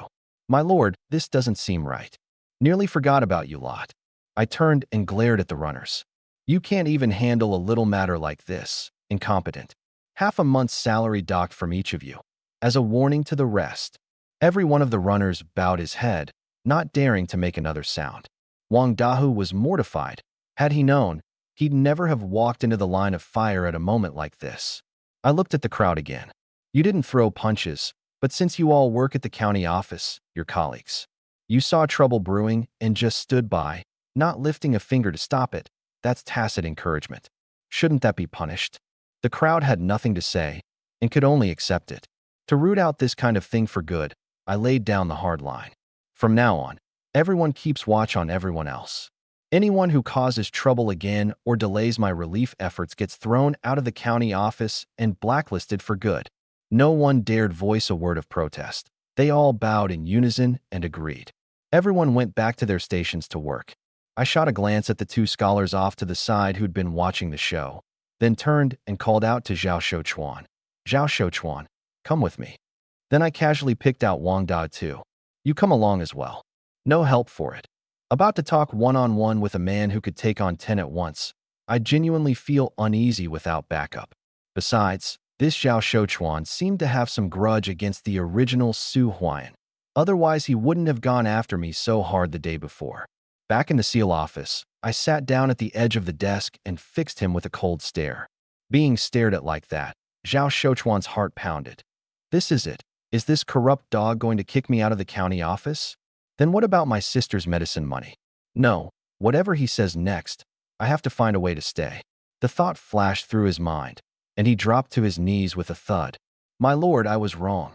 I was in the middle of sipping tea, and his sudden kneeling caught me so off guard I choked and started coughing. Good grief. I hadn't said a thing, and he'd already gone and knelt on his own. Tell me, what exactly happened? Zhao Shouchuan hesitated a long while, then finally poured out the truth. My parents passed away when I was young, my lord, and all that's left at home is me and a gravely ill younger sister. But those men insisted my sister and I had jinxed our parents to death, and they also said. Halfway through, he simply couldn't go on. Said what? He gritted his teeth. They said my sister keeps her window open to seduce the men on the street, and told me I should hurry up and sell her off to a brothel. But they know perfectly well my sister is seriously ill and needs the window open for fresh air. They insisted on spewing that filth right to my face, and I lost my temper for a moment, so I got into it with them. Ah, I see. It all made sense now. In these times, a woman's chaste reputation was worth more than her life. Get smeared with filth like that, and she could be drowned for it. If you ask me, you did the right thing hitting them. Zhao Shouchuan was taken aback. My lord, you're not blaming me. What kind of talk is that? As the magistrate of this district, how could I let such a vile, twisted practice go unchecked? I beckoned him. A man's knees are worth their weight in gold. Don't go dropping to them at every turn. Get up. Stroking my chin, I asked, forgive me for asking, but do you and I have some kind of grudge? This. Zhao Shouchuan started to speak, then stopped. But that genius Wang Dahu blurted it right out. Did you forget again, my lord? You were the one who publicly insulted his sister. All those rumors, that's when they started spreading. There was something like that? The air turned instantly awkward. To save a little face, I glared at Wang Dahu. Wang Dahu, I have to say it. Of all the things you could learn, you only pick up the bad ones. He widened his eyes and pointed at himself. My lord, I'm just telling it like it is. How is that learning bad things? You still don't realize where you went wrong. Were you even there at the time? No, you weren't there, so you only heard it secondhand. If you didn't see it with your own eyes, how could you go around spreading rumors right along with that pack of them? The dolt promptly pointed at Zhao Shouchuan. Look, here's the man himself, right here. Why not just ask him directly, my lord? I gnashed my teeth in fury. This Wang Dahu, he wouldn't leave me the slightest bit of face. Seems I punished him too lightly. Fortunately, Zhao Shouchuan wasn't as dense as him. Honest as he was, he had a bit of tact. Brother Wang, there was no such thing. That was all just gossip other people made up. Then he turned to me. Lord Su, those men are only targeting me because I offended you yesterday. Please don't hold it against them. Wang Dahu, take a good look at this man. I put on my most heartbroken face. He's been at the county office less than a day and he's already grasped the very essence of what I meant. You do well to learn from him. Wang Dahu, thoroughly bamboozled by me, could only accept it dumbly. I looked at Zhao Shouchuan. Just now I saw you hold your own against 10 men. Have you had training? Yes, my lord, a little. He scratched his head. Years back I worked odd jobs at a martial arts school and picked up some fighting. Nothing worth mentioning. I nodded to myself, then asked, would you be willing to join the county office and serve under me? Zhao Shouchuan looked puzzled. My lord, am I not already working at the county office? I pressed a hand to my forehead, genuinely suspecting that anyone who spent time around Wang Dahu lost 20 IQ points. Right on cue, Wang Dahu shot him a look reserved for idiots. Look at that dumb face of yours. The Lord's asking whether you'll officially join the county office as a runner and work alongside us from now on. I stared at Wang Dahu in astonishment. How did this guy manage to have a flash of cleverness every now and then? Only then did Zhao Shouchuan get it. One was day labor, the other was a permanent post eating the imperial rice. Which was better was obvious at a glance. He immediately dropped to one knee, cupped his fists, and said, your subordinate is willing to serve you, my lord. I nodded, satisfied, and reached a hand under the desk. 5 taels of silver dropped into my palm out of thin air. Take it. I tossed it to him. The men's monthly wages have already been paid. This is an extra reward from me to you. Zhao Shouchuan caught it cleanly, weighed it in his hand, and said meekly, my lord, isn't this too much? I gave a cold laugh and looked at Wang Dahu. Dahu, tell him how much you got this month. Little brother Zhao, your old brother here gets 6 taels a month, one more than you. Bringing this up, Wang Dahu's face filled with pride. And it'll only go up from here. Zhao Shouchuan's eyes went round. Wonderful. With this job, his sister's illness would be taken care of. As if suddenly remembering something, I added, oh, right. Since your sister's seriously ill, feel free to take her to Zhang Zhixing for a consultation. I'll cover all the costs. Zhao Shouchuan drove his forehead to the floor with another thud.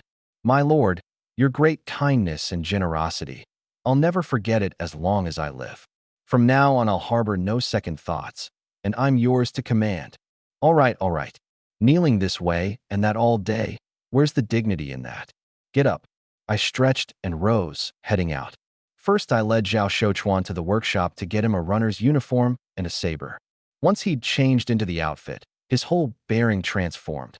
The very same uniform looked far more dashing and commanding on him than it did on that big oaf Wang Dao. Stroking my chin, I remarked, now that's a proper look. The group returned to the courtyard.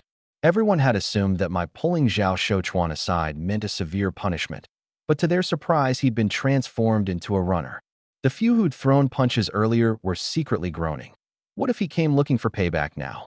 Clad in his tidy uniform, Zhao Shouchuan walked over with his back straight, a faintly overpowering presence radiating off him. But to everyone's shock, far from taking revenge, he bowed and cupped his hands. Fellow townsfolk, I was too rash earlier and gave offense. Please forgive me. The crowd was stunned, and their anger and grumbling instantly melted away.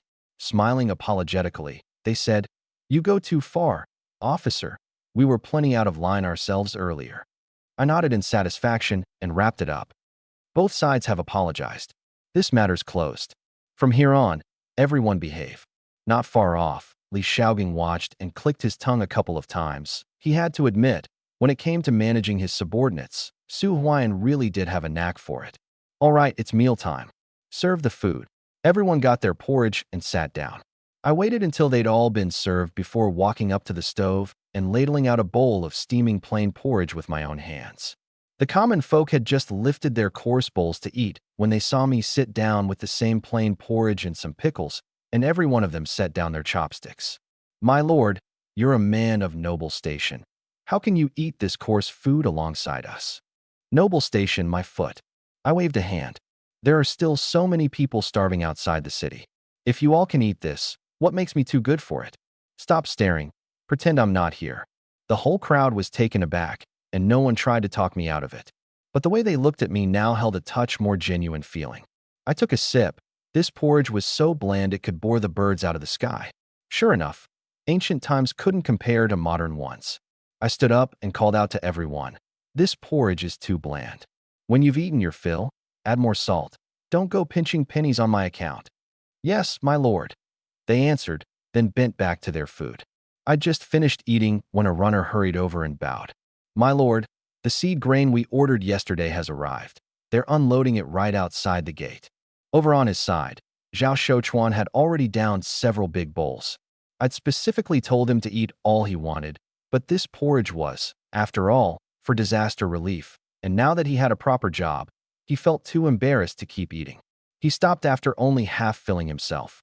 I couldn't be bothered to fuss over whether he was full, so I stood and called out, "Wang Dao, Zhao Shouchuan, come out with me and take a look." "Lord Su, wait a moment." Li Xiaogang sidled over, seizing the chance, and hesitated as if wanting to say something. "Something the matter?" "Lord Su, you were right before. Both Master Xie and I are scholars, weak in constitution. We really can't handle this heavy work." The grimy, disheveled Xie Shutong quickly chimed in. "We overestimated ourselves. In just a few hours he'd hauled water some 20 trips. Even an immortal couldn't have kept it up." I'd seen it coming, and immediately instructed the crowd. "Everyone, we're short on hands, so from here on you'll take turns hauling water and chopping firewood. Whoever does well, I'll waive the wages docked today." The crowd agreed without a single complaint, and even comforted the two scholars. "This isn't the place for you two. Go home and study hard. Winning your official rank is what matters." The pair were so embarrassed they kept bowing. I turned to leave. "Let's go." "Wait." Li Xiaogang spoke up again. "Since we've nothing to do anyway, might the two of us follow along at your side to broaden our horizons?"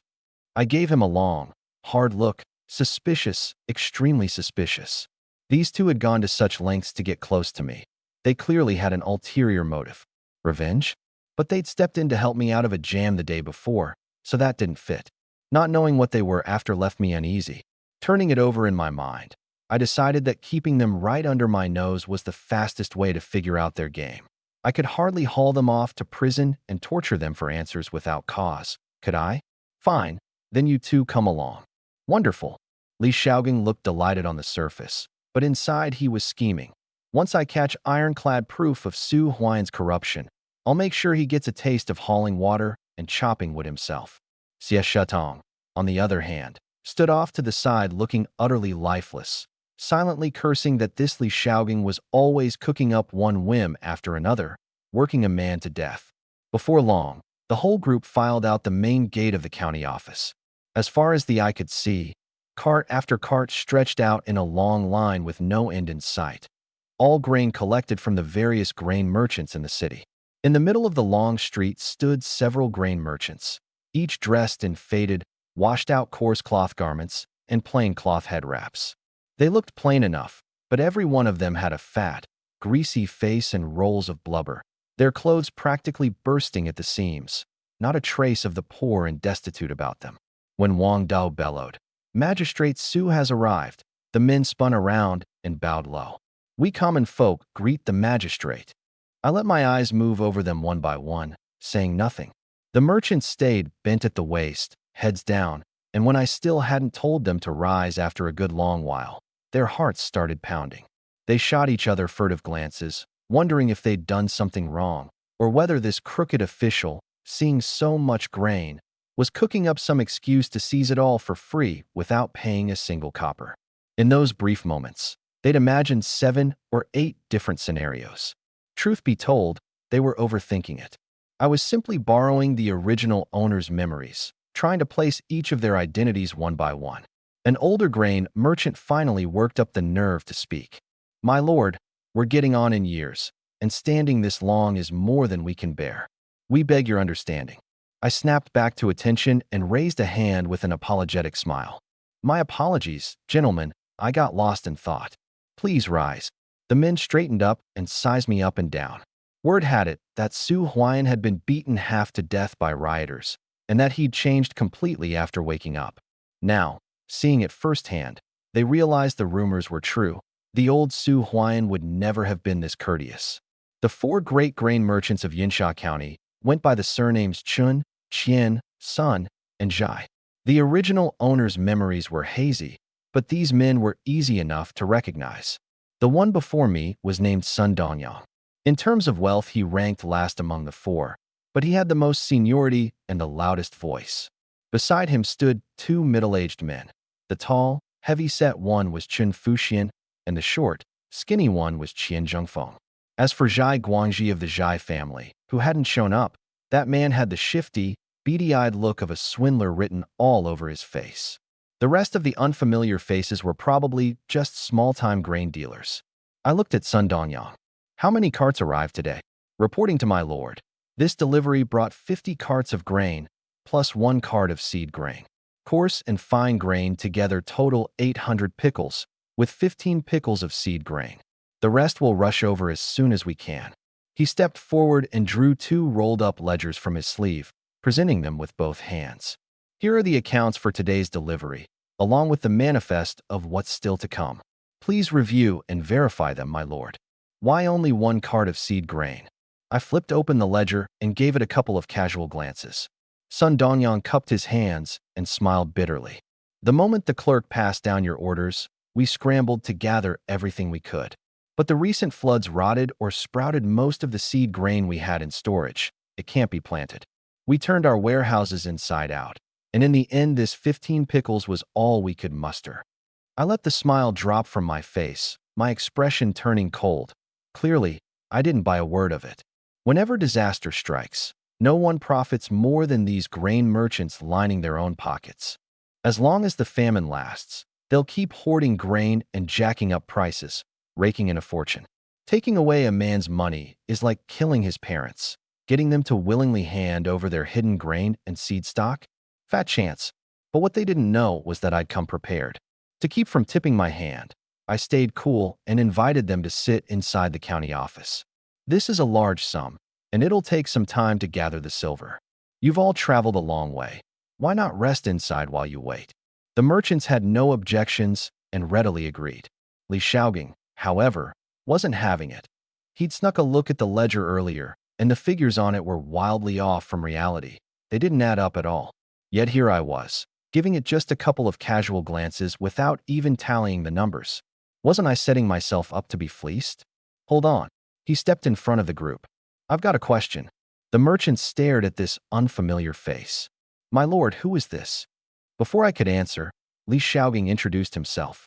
The name's Li Shaogang. A pleasure to meet you, gentlemen. The men rubbed their chins and murmured among themselves. Li Shaogang? Son, you ever heard of him?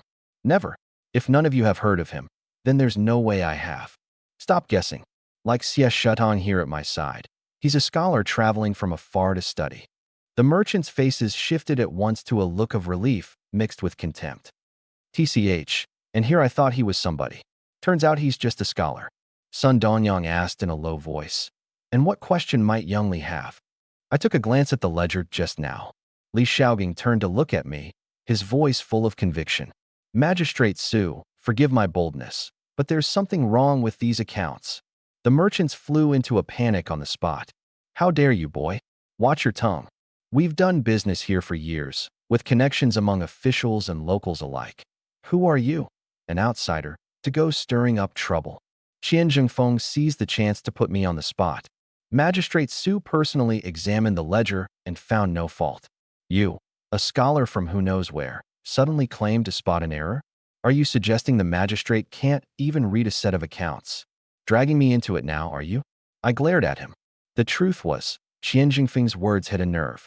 Before I'd been transported here, I was just an ordinary office worker with a bachelor's degree. Arithmetic wasn't a problem, but I knew nothing about the shady bookkeeping tricks of ancient merchant houses. On top of that, everything in this era was written in traditional characters. Just reading them was a struggle, and the way they formatted and kept accounts was a whole different world from the modern one. I could tell they'd tampered with the books, but with Clerk Song not at my side today, even knowing something was fishy, I couldn't pin down solid proof on the spot. It seemed relying on Clerk Song alone wasn't a sustainable plan. I quietly made up my mind.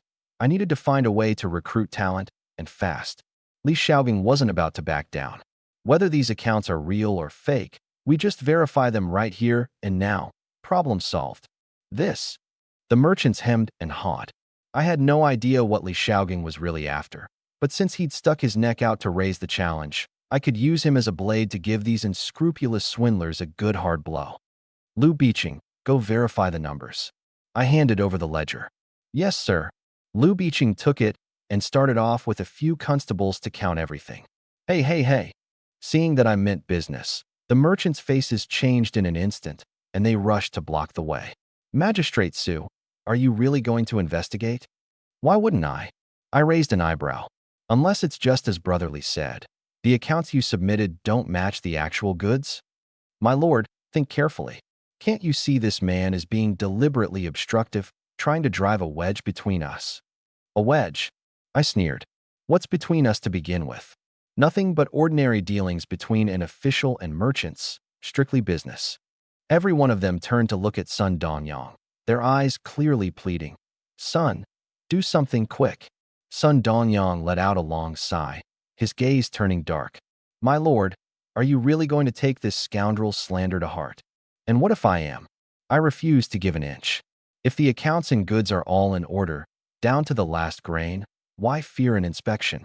Besides, I'm doing this for your own good. Once everything checks out, you'll be cleared of suspicion, and your future dealings will be all the smoother. A win for everyone, no? For our own good, you say? Sun Donyang gritted his teeth in fury. But once this precedent is set, I fear more disreputable types will come out of the woodwork to challenge us.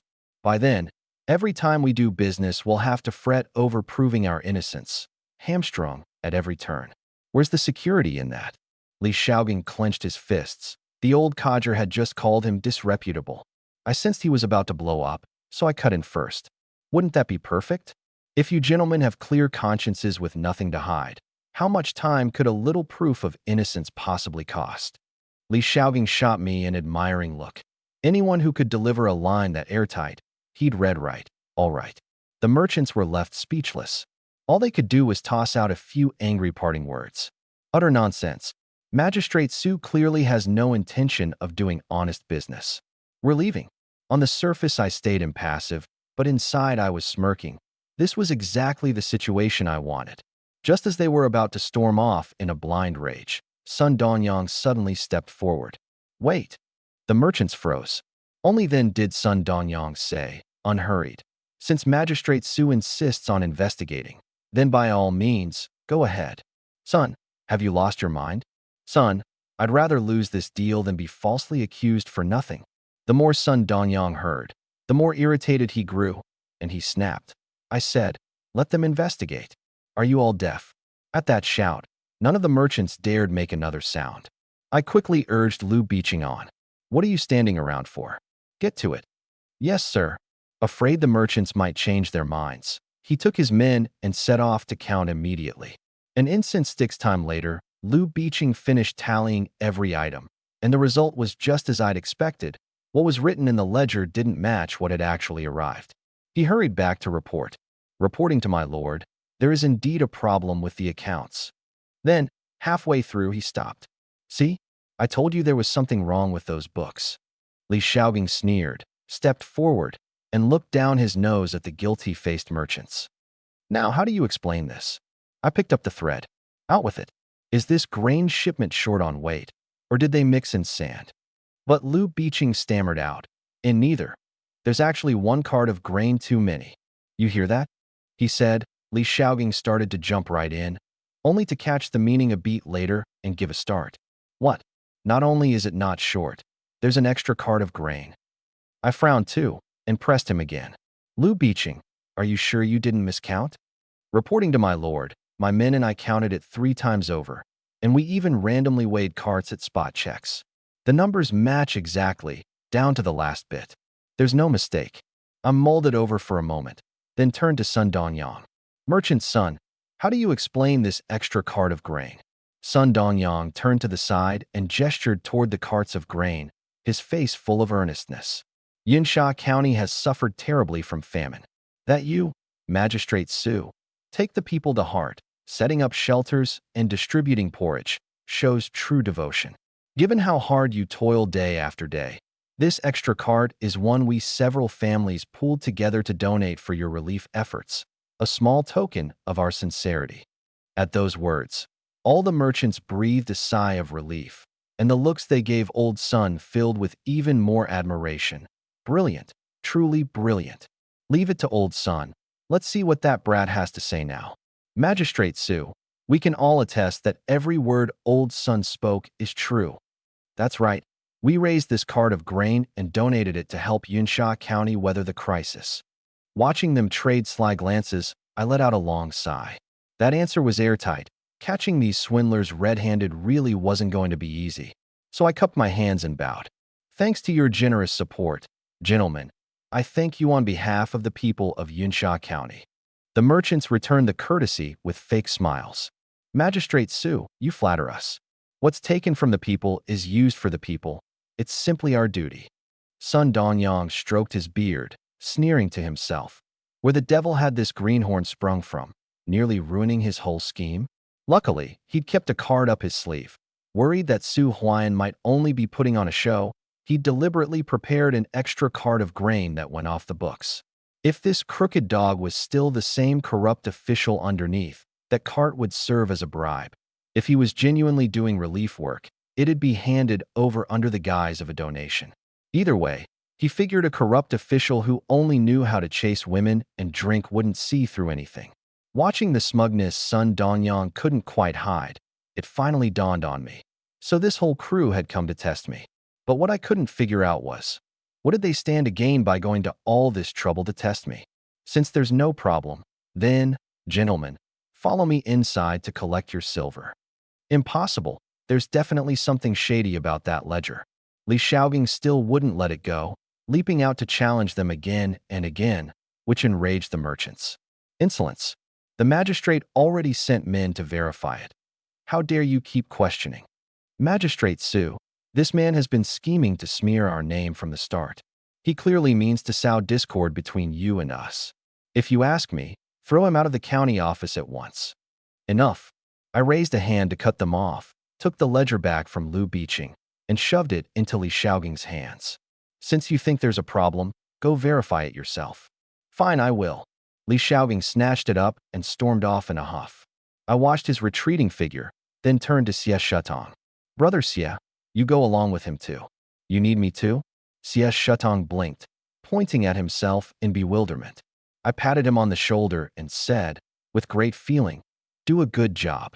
You can handle it. Then I led the merchants back into the county office. I settled the merchants down in the main hall, then made up an excuse to slip away, taking Lu Biqing and Zhao Shouchuan to a deserted corner. Zhao Shouchuan, you're skilled in a fight. Go into the hall and keep them under control. Use force to threaten them if you have to, but whatever happens, don't let a single one of them set foot outside that hall. Newly appointed and already entrusted with an important task, Zhao Shouchuan agreed at once. Rest assured, my lord, I'll give it my all. And with that he headed back. Biqing, in that inspection just now, did you find anything? Lu Biqing's expression turned grave. Just as you anticipated, my lord. This entire grain shipment is the very grain you once sold to them at a rock-bottom price. I was shaking with anger. These filthy dogs, they buy grain off me cheap, then turn around and sell it back to me at a premium. What a slick little racket, making money out of thin air. My lord, they're utterly heartless. Lu Biqing fumed too. They didn't even bother to swap out the grain sacks stamped with the government seal. Just dumped them right back onto the county office. That's how little they think of you. Don't you worry. Since they had the nerve to walk through that door, I'll make them cough up every last bit they swallowed. I turned around and waved a hand. Pass the order down, shut the gates, and beat the dogs. I'll see to it at once. Lu Biqing hurried off. Outside the county office, Li Shaogang was verifying the accounts cart by cart, with only a few carts left to count. Lu Biqing came rushing over. Brother Xie, stop counting and come back with me. No rush, just a few carts left. Li Shaogang didn't even look up. Lu Biqing was at his wit's end. The man was as stubborn as a mule. He pulled the two of them aside and lowered his voice. Stop counting. The ledger's fine, but there's a problem with the goods. Oh, what kind of problem? Li Shaogang's interest was piqued. It's not something I can say out here. Just come back to the office with me first. Li Xiaogang gave him a long, hard look, sensing deep down that something big was about to go down today. Let's go. The two of them followed Lu Biqing in through the front gate of the county office, and the instant they stepped inside, the constable on gate duty slammed it shut behind them with a bang. Li Xiaogang's feet stopped, and he looked back at the tightly closed gate, puzzled. It's broad daylight. Why shut the gates? Brotherly, don't ask so many questions. Come see Magistrate Su, quick. Meanwhile, outside the county office, the merchant's attendants were busy hauling goods. Seeing the gates suddenly shut for no reason, a chill ran through them, and they huddled together. Something's off. Why close the gates in broad daylight? The masters are still inside. What do we do? We'll keep watch here. The rest of you, hurry back and report. Inside the main hall, the merchants had waited a full 2 hours without a sign of me. At first they were pleased as could be, thinking they were about to pocket another tidy sum. But as time dragged on and I still didn't return, and with several saber-armed constables in front of the hall keeping their eyes locked dead on them, an invisible pressure bore down until they could hardly breathe. Sun Dongyang couldn't take it any longer and walked up to Zhao Shouchuan. Officer, how much longer until Magistrate Su returns? Zhao Shouchuan answered coldly, no idea. Just wait. Chun Fuxian's bladder was about to burst, and he squeezed his legs together, wanting to head to the outhouse. But even a trivial thing like that wasn't allowed. The moment the constables saw him rise, they didn't even bother to ask why before drawing their sabers in unison. Until Magistrate Su returns, no one takes a single step out of here. Anyone who'd climbed to their standing was no fool. With this kind of display, they could all see they were being cast aside now that they'd outlived their usefulness, killing the ox once it had finished plowing. But this was someone else's turf, and even a dragon has to coil up when it lands in another's domain. Chun Fuxian was so frightened he wet himself right there, and said in a trembling voice, Officer, I just need to use the outhouse. Is there really any need for this? A stench of urine wafted through the air. The constables pinched their noses and shouted to Zhao Shouchuan, Go fetch a chamber pot. Yes, Zhao Shouchuan agreed, then remembered he was the new guy and asked awkwardly, Big brother, I'm new here. Who do I get a chamber pot? Only then did the constables realize he was new. But since I'd personally recruited him, no one dared give him a hard time at a moment like this. An older constable named Su Hao spoke up, 38 years old. He'd served under 3 magistrates without ever making a single mistake. He was the most senior constable in the office and the very man Lu Biqing admired most. Never mind. You lot keep watch, I'll go myself. Only then did it dawn on Chun Fuxian that he'd wet his pants, and he wished he could find a crack in the ground to crawl into. And no need to trouble yourself. I don't think it's so urgent anymore. You're flattering yourself. That's not for you. Su Hao's gaze swept over the group, and he said mockingly, I know you lot are used to being waited on hand and foot, wetting yourselves wherever you please. I just don't want you stinking up the whole hall. Qian Jingfeng, who'd been bottling up a bellyful of rage, jumped out on the spot. You're nothing but a lowly constable, and you dare mock me with your snide tongue. Nephew Qian, hold your. Before Sun Dongyang could finish, Su Hao's long saber was already resting against Qian Jingfeng's neck. But Qian Jingfeng showed no fear. You're just a constable. Do you dare kill a man in front of everyone? The other merchants chimed in one after another. Murder in broad daylight, before all these witnesses. Is there no law left under heaven? Is this how Su Huan disciplines his subordinates? Let me out. I demand to see Magistrate Su. Go on. Then, didn't you want to kill me? Why haven't you done it? Qian Jingfeng wagged his head and even pressed his neck forward against the blade. Or is it that you're scared? That's fine. Kneel and kowtow to your master a few times, and I'll forgive you. Kowtow? Sure. I'm just afraid you won't live long enough to enjoy it. Before the words were even out, Su Hao kicked him flat on the ground, and his long saber grazed Qian Jingfeng's neck as it plunged straight into the floor. Qian Jingfeng's mind went blank. That gleaming blade had missed his neck by a hair. Su Hao grabbed him by the collar and yanked him up. You've got guts. Say what you just said again. That cold, cruel look in his eyes made it plain he really would do it. Only now did Qian Jingfeng know fear, and he shook as he pushed the blade away. Officer, please, calm yourself. I was only joking. Sensing things going sideways, Zhao Shouchuan leaned in to whisper in Su Hao's ear. Elder brother, Merchant Qian is, after all, a man of some standing in Yunsha County. Doing this, won't it look bad? Su Hao said coldly. Zhao Shouchuan, is it? Since you've joined this county office, from now on we're colleagues. Today, I'll teach you your first lesson. The words had barely left his mouth when he drew another saber and hurled it at Sun Danyang. The blade whizzed past his head and lodged firmly in the pillar behind him. Mark my words. With men like these, there's no need to be polite. Zhao Shouchuan watched, stunned. He'd never imagined a constable's job held so many hidden ropes. It seemed he'd underestimated the work. Madmen. A pack of madmen. I'm going home. Sun Donyang was nearly at his breaking point. In all his years dominating Yunsha County, he'd never witnessed anything like this. What's all this racket?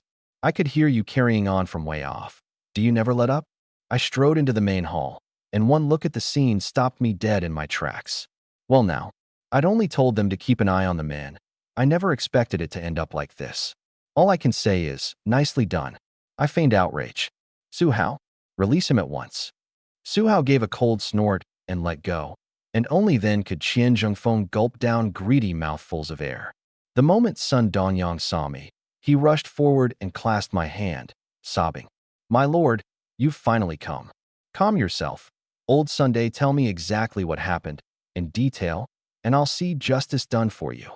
Sniffling and weeping, Sun Donyang recounted the whole affair with plenty of embellishment. When he finished, I flew into a thunderous rage on cue. Su Hao, do you know your crime?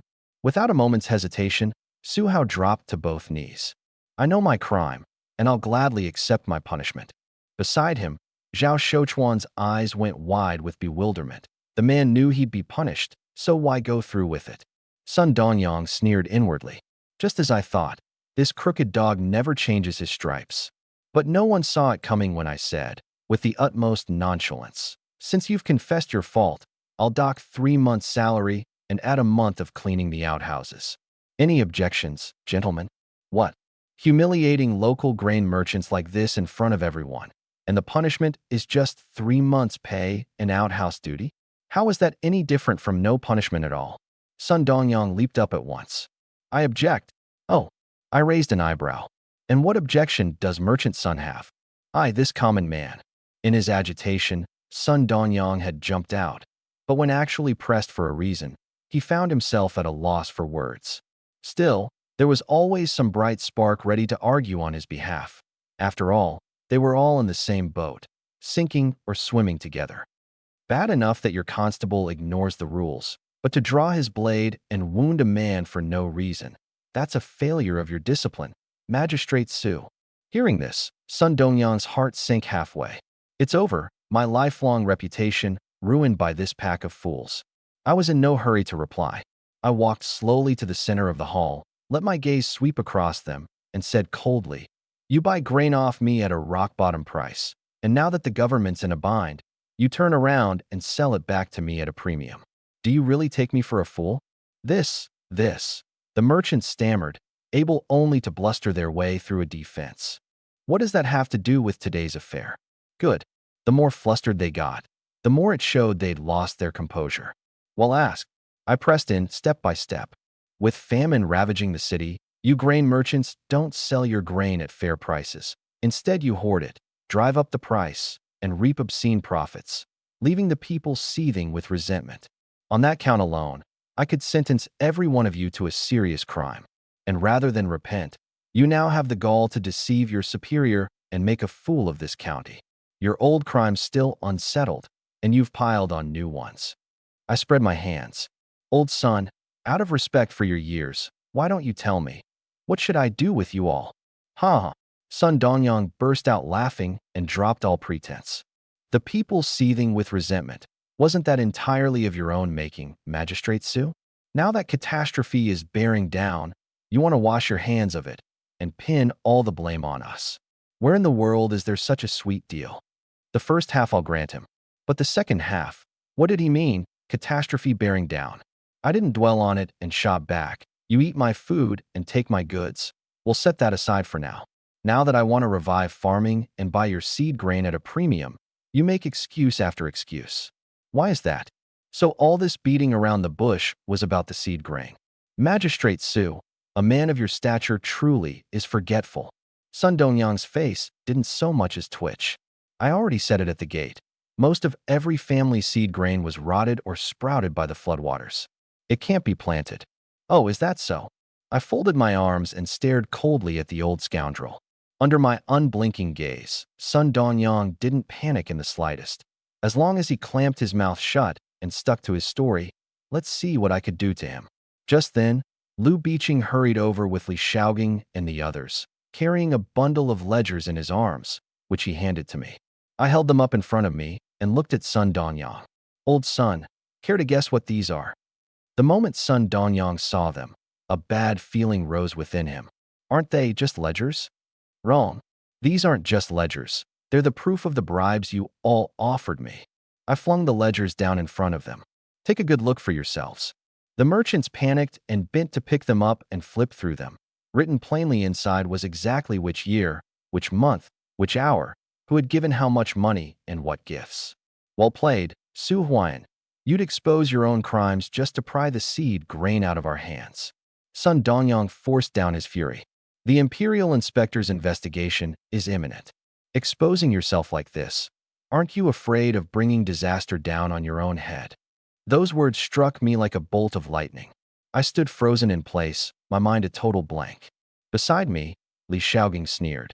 The proof of crime he'd schemed so hard to obtain and failed, Su Huan had now handed over with his own 2 hands. Let's see how you explain this one. It took me a good while to come back to myself, and I forced a save. What do you know? I collected this evidence through proper channels. It's a necessary part of building a case. The explanation was a stretch, but it held together. Li Shaogang didn't press the attack at that moment. Instead, he stepped forward and slapped his own ledger down in front of the merchants.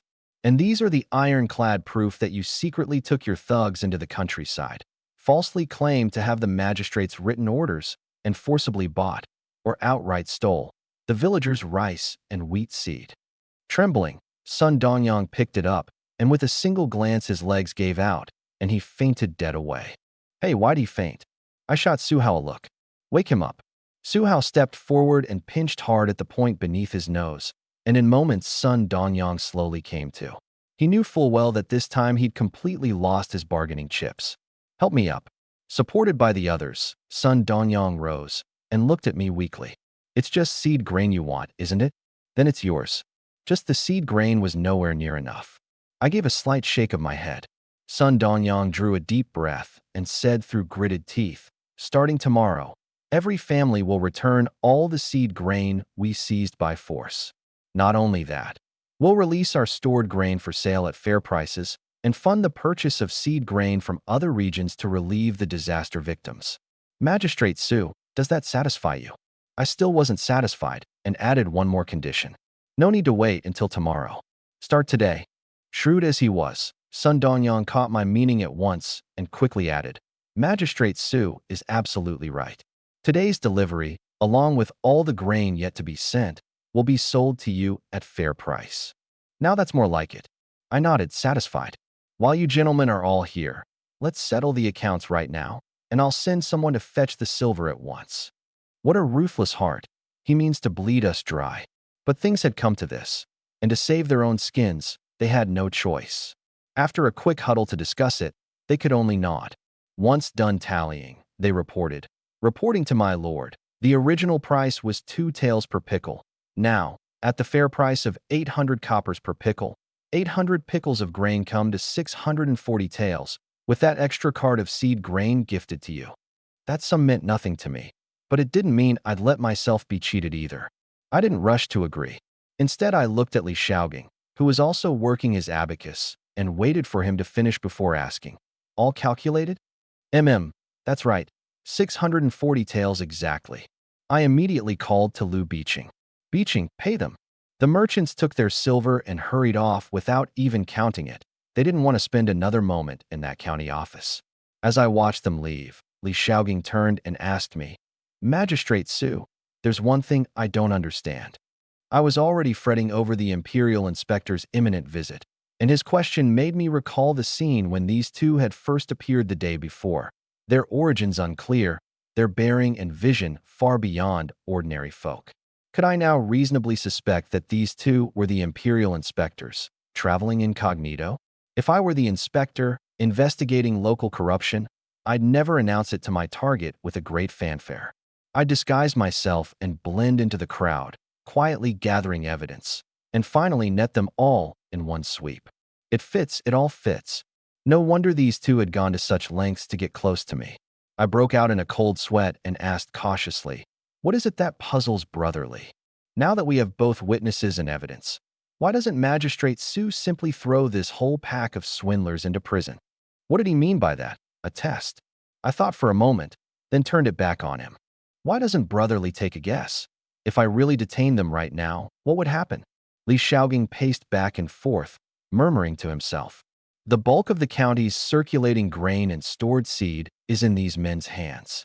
The moment we arrest them, the rice shops shut down, and the government granary stores can't sustain tens of thousands of people. It could very well trigger a riot. He looked up at me sharply. I understand now. Magistrate Sue means to use these two pieces of evidence as leverage, forcing them to empty their coffers for disaster relief. By the time the crisis eases, the fields are replanted, and the refugees are settled. This is far better than simply locking them up. I gave him a thumbs up. Sharp. To work all that out so quickly. He wasn't stupid after all. But of course, you know who you're talking to. Li Xiaoging grew smug. I put on an air of profundity. A pity, though, you've only guessed half of it. How so? These grain merchants have connections and clout behind them. They even have a voice at court. I walked over to the table, poured a cup of tea, and tossed it back. The moment I lock them up, the powers behind them will hoard grain on a massive scale, incite the people to gather and stir up trouble, and set off a riot. Once the riot breaks out, they'll all go together to the provincial capital to file grievances, falsely accusing me of deliberately suppressing merchants. His words shook me out of a dream. Li Xiaoging picked up the thread. Pressured by public sentiment, the higher-ups would have no choice but to compromise and back down, and the merchants involved would ultimately walk free. In the end, the famine would go unsolved, and both sides would come out battered, a losing bargain all around. The boy can be taught. I praised him in the tone of an elder. Li Xiaoging, praised, somehow still felt he'd come out on the short end. I mused to myself. Judging by these two's reactions, they don't quite seem like inspectors traveling incognito. Am I overthinking it? Never mind, whether they are or not. From now on, if I run into anyone who might be an inspector, I'll just take extra precautions. The moment the merchants stepped out the front gate of the county office, they felt as though they'd escaped death and let out a heavy breath of stale air. The attendants waiting outside relaxed too, seeing their masters return safe. Only, the looks on their faces made them wonder why every last one of them looked as if they'd just come back from the gates of hell. A young lord in fine silk robes, holding a folding fan, strode up. "Grandfather, you're finally out." I was worried sick. This was Sun Dongyang's grandson, Sun Pingxian. "Xianer, what are you doing here?" "The attendants saw you all go into the office and not come out for the longest time, and fearing something had gone wrong, they ran home to sound the alarm. I happened to be free, so I came." "Fool." Sun Dongyang glanced around. "Too many eyes and ears here. We'll talk when we get back." Everyone climbed into the same carriage, all except Chen Fuxian, who was shunned and left to ride a horse behind them. Who told him to wet his pants at his age? It was too disgraceful. Half an hour later, they all gathered in the main hall of the Sun Estate. Qian Jingfeng, who'd been holding in a bellyful of resentment, finally couldn't take it. "Old Sun, I don't mean to lecture you, but how could you agree to conditions that absurd?" Sun Dongyang gave a cold snort. "You've got some nerve, Qian Jingfeng. Back at the office, your rash temper nearly got us all killed. I haven't even settled that score with you, and here you are blaming me first." Qian Jingfeng was left with nothing to say. Chen Fuxian hurried to smooth things over. All right. The worse things get, the more we need to stick together." Sun Dongyang said sourly. "Brother Chen, you'd best go change your clothes first. You reek." "You." Chen Fuxian flew into a rage. "You old scoundrel. All these years I treated you with respect out of deference to your age, and now you mock us over today's affair. Do you really think my Chen family is a soft persimmon you can squeeze?" Qian Jingfeng seized the chance to chime in. Brother Chen's right. We only showed you a bit of courtesy on account of your seniority. Do you really fancy yourself something special? You. Sun Dongyang was so furious he laughed. Fine. Then let me ask you all. Do you want your money, or do you want your lives? After a moment's silence, Qian Zhengfeng answered, Our lives, naturally. There you have it then. Sun Dongyang spread his hands. If I hadn't been there today, are you confident you'd have walked out that gate alive? Once again, not one of them made a sound. Sun Pingxian quickly stepped in to break the standoff. Uncles, please stop quarreling. Since we're all gathered here, we ought to discuss a way out of this mess. The group calmed down a little. Qian Zhengfeng asked, Old Sun, selling grain at fair prices to those lowly peasants is one thing. But once the crisis passes, will that crooked dog Su Huayan really let us off the hook? For now, we can only take it one step at a time. Sun Dongyang thought for a moment, and a subtle curve tugged at the corner of his mouth. But after the way Su Huayan gave us grief today, this matter will not simply be let go. For 2 days straight, I set up shelters and distributed porridge, working around the clock, while also posting notices promising generous treatment to draw in men of talent. The county office, which had started with only 100-odd people, ballooned to over 1,000 in just a few days. Add to that the wholehearted assistance of the local grain merchants, and in a matter of days, my reputation had done a complete 180. Now, across all of Yunsha County, there was probably no one left who'd dare call me a corrupt official. Sadly, the good times didn't last. That day, before I'd even woken up, Clerk Song came bursting into my room in a panic, shouting, My lord, we've got trouble. Big as heaven, wide as earth, nothing beats sleep. I meant to fake being asleep and brush him off, but then the system's notification tone suddenly rang out in my head. Ding! Today's total population within your jurisdiction, 23,181. 23,181 taels of silver credited in full. That's not right. I bolted upright and stared at the system panel in disbelief. Yesterday the population had been under 10,000, so how had it not only failed to drop overnight, but more than doubled? Startled by my sudden leap, Clerk Song took a moment to collect himself before rushing forward. My lord, at first light this morning, over 10,000 refugees flooded in from outside the city. They're all gathered beyond the city gates, waiting. Do we let them in and settle them, or hold them off for now? The system refreshes at exactly 11 in the morning. I knew full well this number wasn't final. From now until noon tomorrow, it would only rise, never fall. But what baffled me was, in the space of a single night, how could tens of thousands of refugees suddenly pour in? Even with the county office ceaselessly buying grain and seed, and so many merchants backing me, there still wouldn't be enough to go around. As I was lost in thought, the system's chimes sounded again. Congratulations, host. Your jurisdiction's population has surpassed 10,000. Rewards: 1 basic settlement camp. Capacity: 10,000. 1 school, 1 workshop, 1 granary. Buffs triggered: reduced granary spoilage, greatly slowed rate of injury and illness among the populace, increased survival rate, doubled crop yields. My heart jolted. I hadn't expected the system to have this kind of effect. Then, right after, congratulations, host. Your jurisdiction's population has surpassed 20,000. Rewards: 1 medical hall, several wells. Buffs triggered: the school is upgraded to an academy, cultivating talent in agriculture and law, improving governance efficiency. The workshop is upgraded to a large-scale forge, greatly increasing the efficiency of forging iron tools and farm implements.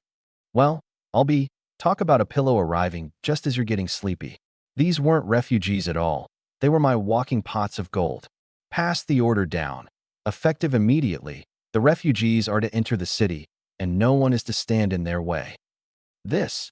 Clerk Song hesitated, wanting to speak, but holding back, his palms and the backs of his hands both slick with sweat.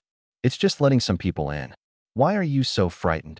My lord, you've forgotten again. Clerk Song explained. The bulk of these refugees outside the city were originally natives of Yunsha County. When the famine first broke out, you neither put up money nor grain for relief, had no plan to settle them, piled on heavy taxes, and turned a blind eye while unscrupulous gentry seized their farmland.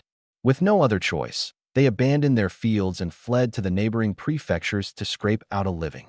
I clutched my head and cursed. This original body was lower than an animal. Clerk Song drew a deep breath, but still couldn't hold it back. The worst of it is that famous line you said in front of everyone. What famous line? Back then, you said, once this lot is all cleared out, wouldn't that mean Yunsha County has no more famine? My vision went black, and my heart sank to the pit of my stomach. The original body had really done so many things to enrage both men and gods. If I rashly let these refugees into the city, there was no telling but that they'd storm the county office that very day, and I'd be beaten to death by furious commoners with clubs. But if I didn't let them in, with the imperial inspector's visit looming, the moment he saw a great mass of the emperor's subjects wandering homeless outside, my life would be just as forfeit. Whichever path I chose, it was a dead end. And realizing that, how could I fail to see it? I'd been set up. As for who'd set the trap, I could figure that out with my toes. You've got some nerve, Sun Dongyong, Zhai Guangji, Qian Jingfeng. I'll remember this. I ground the words out through my teeth. My lord, so, do we let them in or not? Let them in. Of course we let them in. But, I thought for a moment. We let them in by batches.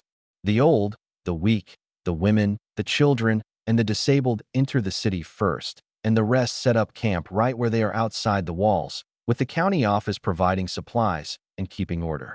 Next we let in the frail and the sick, and the young and strong come last. A brilliant plan, Magistrate Su. Clerk Song's eyes lit up. First we let in a batch that poses no threat. The old, the weak, the sick, the young. Once they genuinely feel that you've turned over a new leaf, my lord, the resentment in their hearts will naturally fade. Looks like you've come a long way these past days. I nodded, pleased. Once the first batch gets a taste of the good, then even if the young and strong who come later still harbor a grudge and want to make trouble, there'll be people who'll speak up on my behalf. The dilemma resolves itself. Ha ha ha. Who'll dare say I'm not a genius after this? But before all that, I needed to take a look at the rewards the system had given me. They were now all marked on the system's map, so I just had to check them against the real thing. I called out in a serious tone, Clerk Song, quickly, fetch me the county map. At once. A short while later, Clerk Song brought the map. I spread it flat across the tea table, took up a brush and paper, and drew a large circle on it. This area here shall be the settlement grounds for the refugees. Clerk Song lowered his head to look, and his eyes went wide. Wasn't this exactly where that group of refugees used to live? He didn't dare say anything and kept watching me circle and mark spots on the map. This will be the clinic. From now on, the refugees can come here for medical care, I said, pointing to a section I'd just sketched. Clerk Song froze again. Wasn't that the very shop where those crooked merchants had been selling fake medicine? Sure, the people had been arrested and the shop sealed off, but turning it into a clinic seemed a little inappropriate. His face filled with awkwardness. Sir, are you sure you want to pick this spot? There was clearly something behind his words. I raised an eyebrow. What? Is there a problem with these places? It's not my place to say, he hedged. How about you go take a look yourself? Fine, I said, setting down my brush. Come to think of it, I haven't been out in a while. Go tell Lu Biqing and Zhao Shouchuan to wait for me in the main hall. I'll change into something else and be right there. Yes, sir. I'll take my leave first.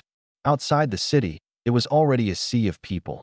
A huge crowd of refugees had gathered beyond the city gate, heads bobbing everywhere, the noise never letting up. In front of the gate, a large group of able-bodied young men blocked the way, facing off against the saber-wielding constables. Officer, it's been a whole hour.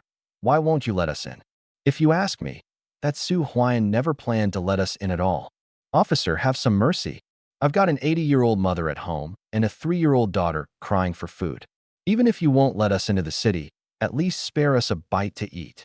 Meanwhile, in the forest not far off, 2 figures wearing bamboo hats and gray cloth robes came walking slowly, one middle-aged, one young. The middle-aged man gazed at the massive crowd and gave an order. Xiuwen, go see what's going on. You got it. The young man, Hua Xiuwen, answered and quickly pushed his way into the crowd. He looked around, his eyes settling on a few women resting in the shade under a tree. He stepped forward and gave a bow. I'm a scholar traveling through here from out of town. My surname is Hua, and my name is Xiuwen. Refugees spent their days on guard against troublemakers, and at first the women assumed he was up to no good and wanted to slip away. But once they saw his handsome, refined face and heard the word scholar, they relaxed. Sure enough, good looks got you halfway there. What a handsome young man. Too bad I was born too early. Are you married yet, young sir? I'm only 16, still unwed. A few women beside her nearly rolled their eyes out of their heads. 16, my foot. You're pushing 40, been through 3 men, buried all 3, and you've still got the nerve to say that. Seeing a fight about to break out, Hwasyoan quickly cut in. Please, no need to quarrel, sisters. I only want to ask a few questions. A pretty, elegant woman said gently. What would you like to know, young sir? Why are so many people gathered at the city gate? To get into the city, of course, the woman said with a coy laugh. Or is this your excuse to get close to us, sisters? That set the women off laughing again. A more soft-spoken woman beside them smoothed things over. Stop teasing him, or you'll scare him off. Then she sighed. Truth be told, we're all refugees with no place to call home. We heard Yunsha County had set up tents and was handing out porridge to relieve disaster victims, so we traveled all this way, only to be blocked outside the city, unable to get in. A woman originally from Yunsha County sneered. I told you that Su Huayan was no good official, but none of you believed me. Now it was all for nothing, wasn't it? The soft-spoken woman said helplessly. If anyone else would take us in, do you think we'd choose to wander like this? After a few exchanges, Hwasyoan had a pretty good grasp of the local situation, so he excused himself and headed back, relaying everything he'd learned to the middle-aged man in full. Sir, that's more or less how things stand, he said, then paused. Getting into the city today looks like it'll be difficult. No matter, the middle-aged man, Yang Xueming, said in a low voice as he watched the refugees. This is a good chance to learn more about local conditions and Magistrate Su's reputation. Just as he was speaking, the young men at the gate suddenly stirred, all scrambling to push forward. Hwasyoan squeezed in again, and only after asking around did he learn. The gate constables had actually cut a man down in front of everyone. He hurried back out to report. Sir, the waters in this Yunsha County run deep. Even a lowly constable dares to wound a man in broad daylight. If the underlings are like this, then Magistrate Su can't be any good either. Should we? Yang Xueming had always been a man of few words. He watched for a moment before saying, Not yet. Let's go take a look. At the city gate, a crowd had gathered around the man lying in a pool of blood, his fate uncertain, all of them denouncing what had happened. A constable murdering a man in public. Is there no law anymore? All we wanted was to come in for a bowl of porridge, and this constable cuts people down at the drop of a hat. Are we not allowed to live? The constable, Su Hao, swept his gaze over the crowd, neither arguing nor making excuses.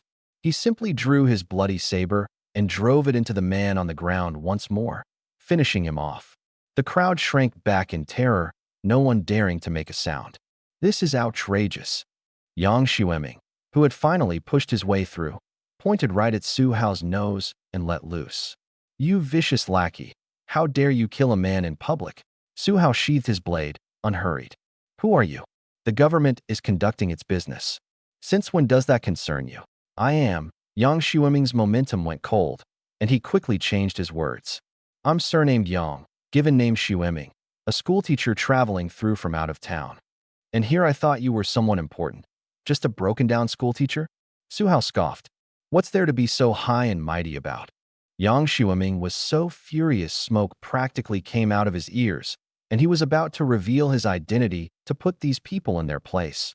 But Hwasyoan leaned close to his ear and whispered, Sir, we visited so many counties without ever exposing our identities. Why throw it all away over this little Yunsha County? That made sense. Yang Xueming took a deep breath, swallowed his anger, and asked, May I ask, is this how your magistrate normally disciplines his subordinates? Having worked at the county office for so long, Su Hao could easily catch the barb in those words. Others might give a stranger of unknown origin a bit of face, but not him. Without a word, he drew his saber again and laid it against Yang Xueming's neck. Don't you play your snide little games with me, old man. I don't buy that act. Yang Xueming was ready to face death without fear, but being threatened like this made him lose face, so he mocked openly. Just as I thought. Like master, like servant. You're all snakes in the same nest. Those words angered not only Su Hao, but also the constables behind him and the townsfolk watching. In an instant, a chorus of condemnation broke out. But strangely, this time the anger was aimed at Yang Xueming. Where did this scoundrel come from, daring to slander our magistrate? Read all those books of the sages, and instead of learning virtue, you learn to be a villain framing loyal men. If you ask me, he's clearly in league with the man who got killed. Why else would he scheme so hard to slander Lord Su? Yang Xueming's eyes went wide. This wasn't right. How could the townsfolk inside the city and the people outside hold such opposite views of the same magistrate? He'd visited so many counties, and never once had he run into something this bizarre. Hua Xiuwen counseled him again. Sir, this vicious lackey is too sharp. Shouldn't we back off for now? Back off from him, Yang Xueming said with disdain, pointing at the corpse on the ground. Everyone, open your eyes and look. A government man kills without cause in broad daylight. He treats the law as nothing. Once someone took the lead, the people outside the city rallied at once. Today it was him who died.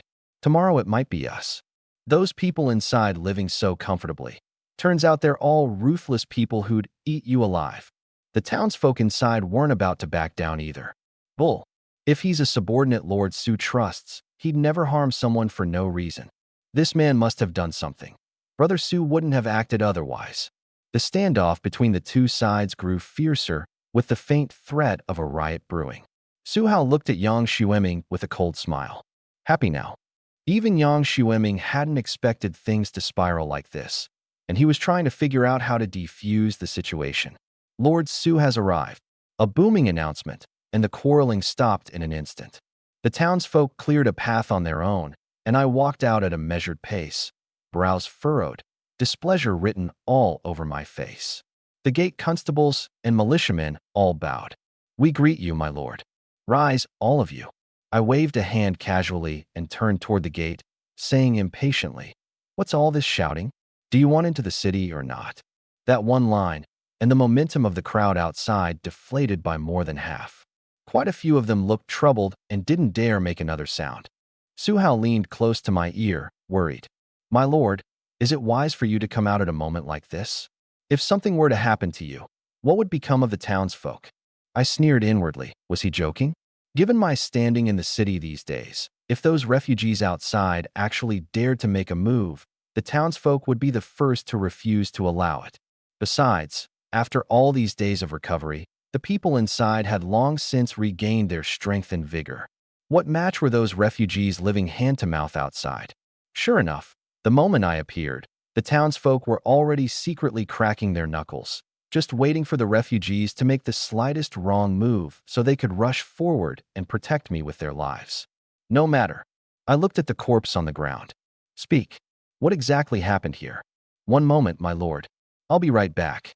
Su Hao jogged over to the notice board by the street, tore down a wanted poster, hurried back, and presented it with both hands. Please have a look, my lord.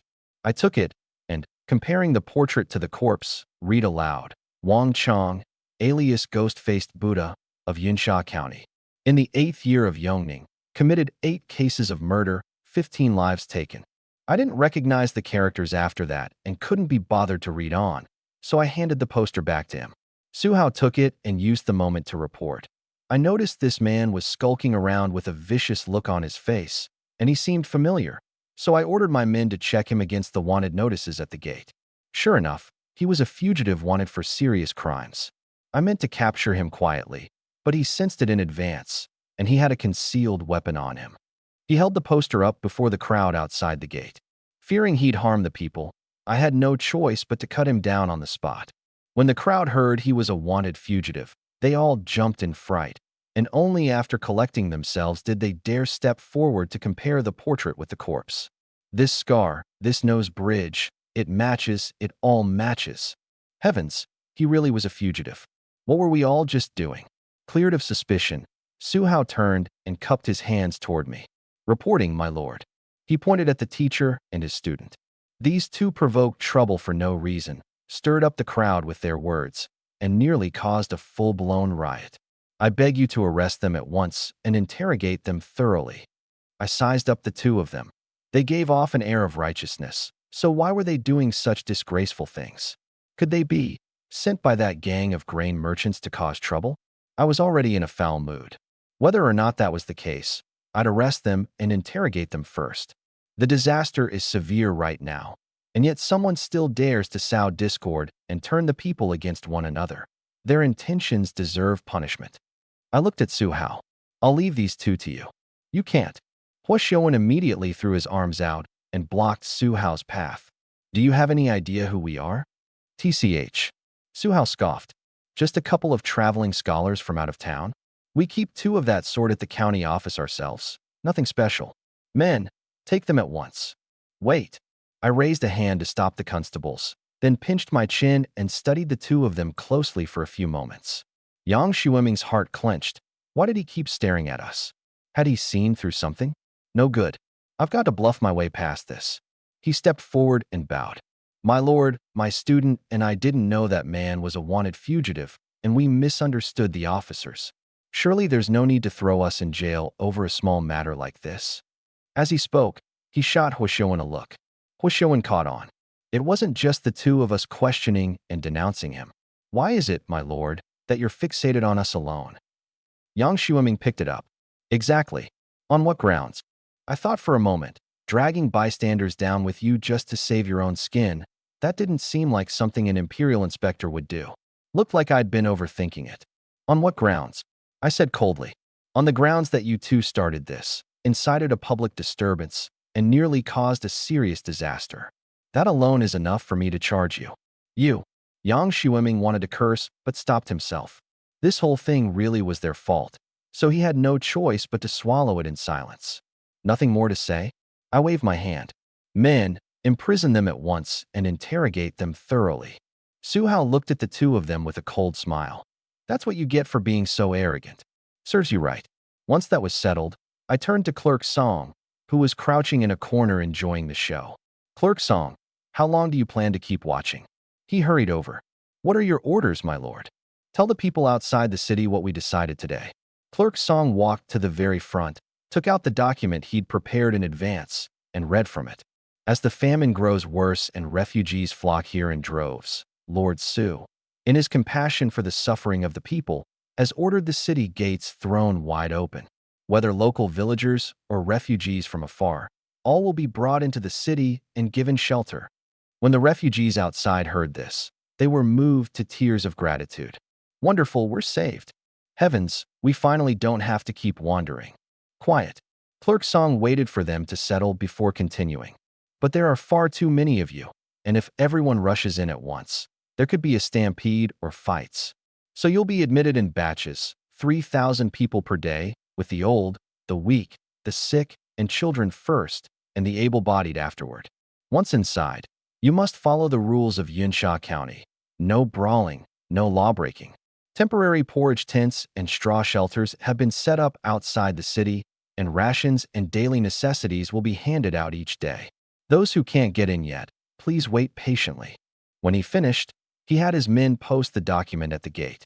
The people outside beamed with joy. I stretched and instructed Su Hao. Drag this corpse away and bury it. Don't leave it here as an eyesore. Then I called out toward the crowd. Any objections? None. We'll do whatever you say, Lord Su. Then behave yourselves and line up. The people outside immediately formed a line, neat and orderly. As for those inside the city with wicked intentions, seeing that the chaos they'd hoped for never materialized, they quietly slipped away one by one. I let out a long breath and clapped Su Hao on the shoulder. Keep a close eye on things these next few days. Sorry to put you through the trouble. Rest assured, my lord, I won't fail you. Just as I was about to leave, a filthy, grubby middle-aged man outside the city suddenly rushed forward. Lord Su, please wait. The people waiting in line grumbled. Hey, who do you think you are? No cutting in line. I stared at his face. Clerk Song, do you know this man? Clerk Song stepped up to take a look. The man pointed at himself. Clerk Song, it's me. Oh, it really is you. Clerk Song suddenly remembered and quickly had someone let him in, then leaned close to my ear. My lord, this is the out-of-town merchant you had me seek out. His surname is Zheng, given name Wanbu. Only then did I recall, local resources were limited, And even with money, we couldn't feed and clothe tens of thousands. So I'd sent Clerk Song out to find merchants from elsewhere. But looking at his sorry state, how was he any different from those refugees drifting around? Was he really a merchant? Why are you alone, traveling over mountains and rivers without a single attendant? What if you'd run into bandits? My lord, I did have some to start with, Zheng Wanbu said, scratching his head with a bitter smile. But on the way here we were ambushed by mountain bandits, and I got separated from my attendants in the chaos. Luckily, I came across this group of refugees, and when I heard they were headed to Yunsha County, I tagged along the whole way, and that's how I made it here safely. I see. My mouth twitched. There are too many eyes and ears here. This is no place to talk. Let's discuss it back at the office. Meanwhile, on the main street of Yunsha County, Xie Shetong, dressed all in white, was strolling about. Wherever he went, countless pretty young women were smitten, and the bolder ones quietly followed him, waiting for a chance to stage a chance encounter.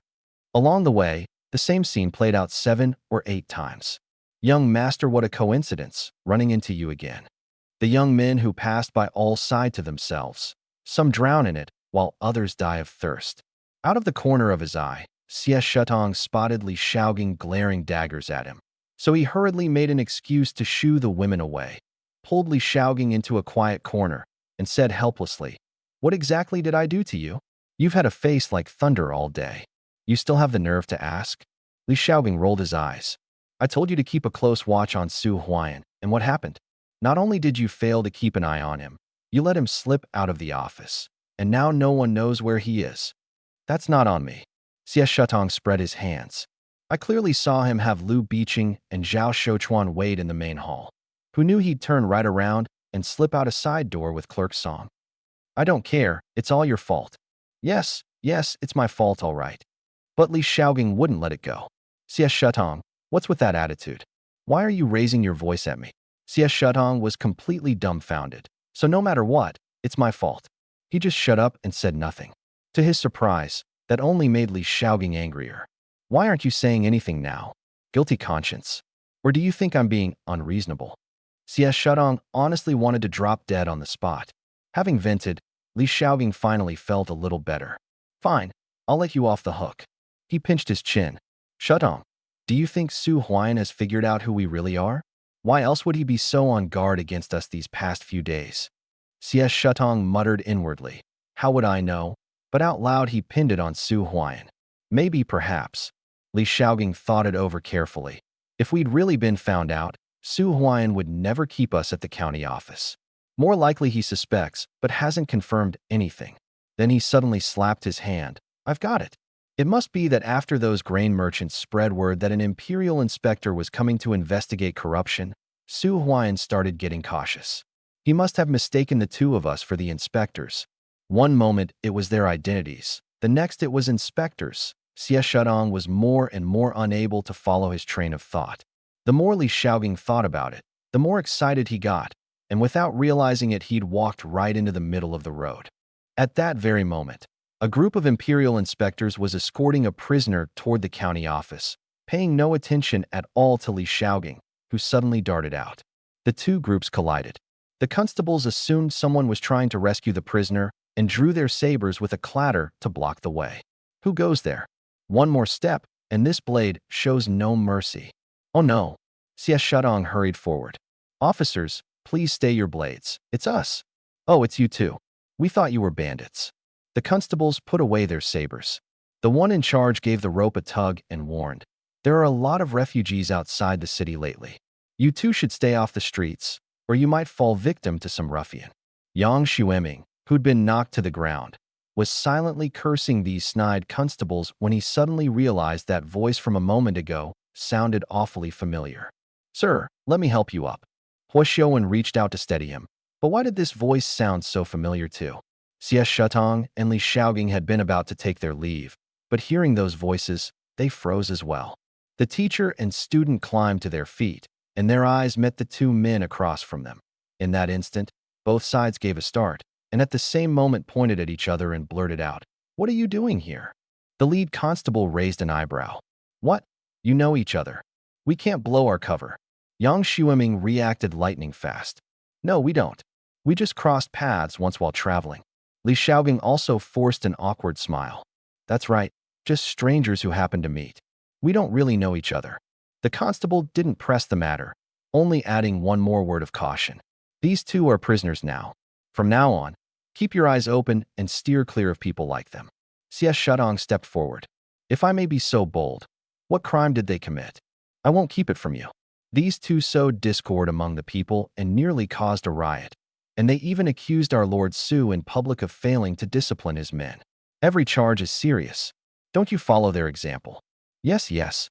The constables led the teacher and student on toward the county office, leaving only Xie and Li standing there, at a total loss. Shutong, I'm not seeing things, am I?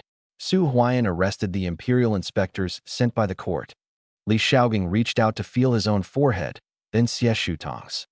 Well, no fever here. Xie Shutong slapped his hand away. You're not seeing things. The ones they arrested really are Vice Minister Yang and Brother Hua. Li Xiaogang's heart jolted. Su Huayan has some nerve, daring to arrest the imperial inspectors the court sent down. No matter how powerful his father is at court, he can't just do that. The thought that he was living under the same roof as Su Huayan felt exactly like a lamb walking into a tiger's den. He made a throat-slitting gesture. You don't think Su Huayan is planning to? Don't jump to conclusions. Maybe there's some misunderstanding. Xie Shutong said helplessly, this guy's imagination really runs wild. Think about it. Why didn't Vice Minister Yang acknowledge us just now, and even go out of his way to distance himself? Li Xiaogang shook his head blankly. Xie Shutong cursed under his breath. Are you dense? It means Su Huayan has no idea who he is, and Vice Minister Yang doesn't want his identity exposed. That night, deep in the river bend south of the city, at the Zhai family estate, Zhai Guangji laid out a lavish banquet and invited all the major grain merchants of the city to gather. Several large tables had been pushed together into one long spread, piled high with delicacies, the aroma so rich it could practically waft for miles. Zhai Guangji took the seat of honor, watching the toasting and drinking below in high spirits. He rose and lifted his cup. It's a rare occasion to have everyone together today. I couldn't be more pleased. A toast to you all. The grain merchants all stood in response. Boss Zhai is most gracious. Let's drink together. Qian Jingfeng drained his cup in one gulp, and the whole hall cheered him on. Right in the thick of the merriment, a servant boy hurried in and whispered a few words into Qian Jingfeng's ear. What did you say? Qian Jingfeng cried out, and the laughter throughout the hall came to an abrupt halt. Sun Donyang asked in a low voice, Brother Qian, what's happened? Qian Jingfeng dismissed his attendants, his face as dark as if he'd swallowed something foul, and after hesitating a moment finally gritted out. The man we sent to stir up trouble was discovered by the guards. What? Everyone was aghast. He didn't sell us out, did he? Relax. He was killed on the spot. They got nothing out of him. Sun Donyang breathed a sigh of relief, then complained, Brother Qian, next time can you spit it all out at once? You had us on pins and needles. Chen Fuxian seized the chance to settle an old score. I said all along we shouldn't have hired that so-called wanted fugitive. Once he was caught, the consequences would be unthinkable. Sun Pingxian chimed in, exactly. What can one man accomplish? If you ask me, we should have hired more people. Qian Jingfeng's temper flared instantly, and he was about to snap back when Zhai Guangji slammed the table. Enough. What's all this bickering? Do you take this for a marketplace? He glared at Sun Donyang. Old son, is this how you've raised your grandson? All we want is to give Su Huayan some trouble. We're not staging a rebellion. Sun Pingxian lowered his head, secretly unconvinced. How is what we're doing now any different from rebellion? And besides, everyone else is putting up the money and doing the work while you, Zhai Guangji, sit behind the scenes doing nothing, and now you're pointing fingers at us? Where's the sense in that? The hall fell silent. A Zhai family servant hurried in and murmured a few words. Understood, you may go. Zhai Guangji rose. Sun Pingxian took the opportunity to pile on the pressure. This scheme failed, and Su Huayan is bound to suspect us. He won't let us off.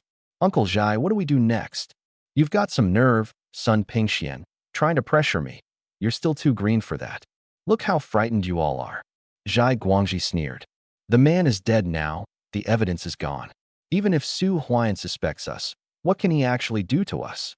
Sun Pingxian said disdainfully. That's all well and good. But if Su Huayan doesn't die, how are we supposed to profit from all this? Zhai Guangji got up, walked over beside him, and clamped a hand on his shoulder.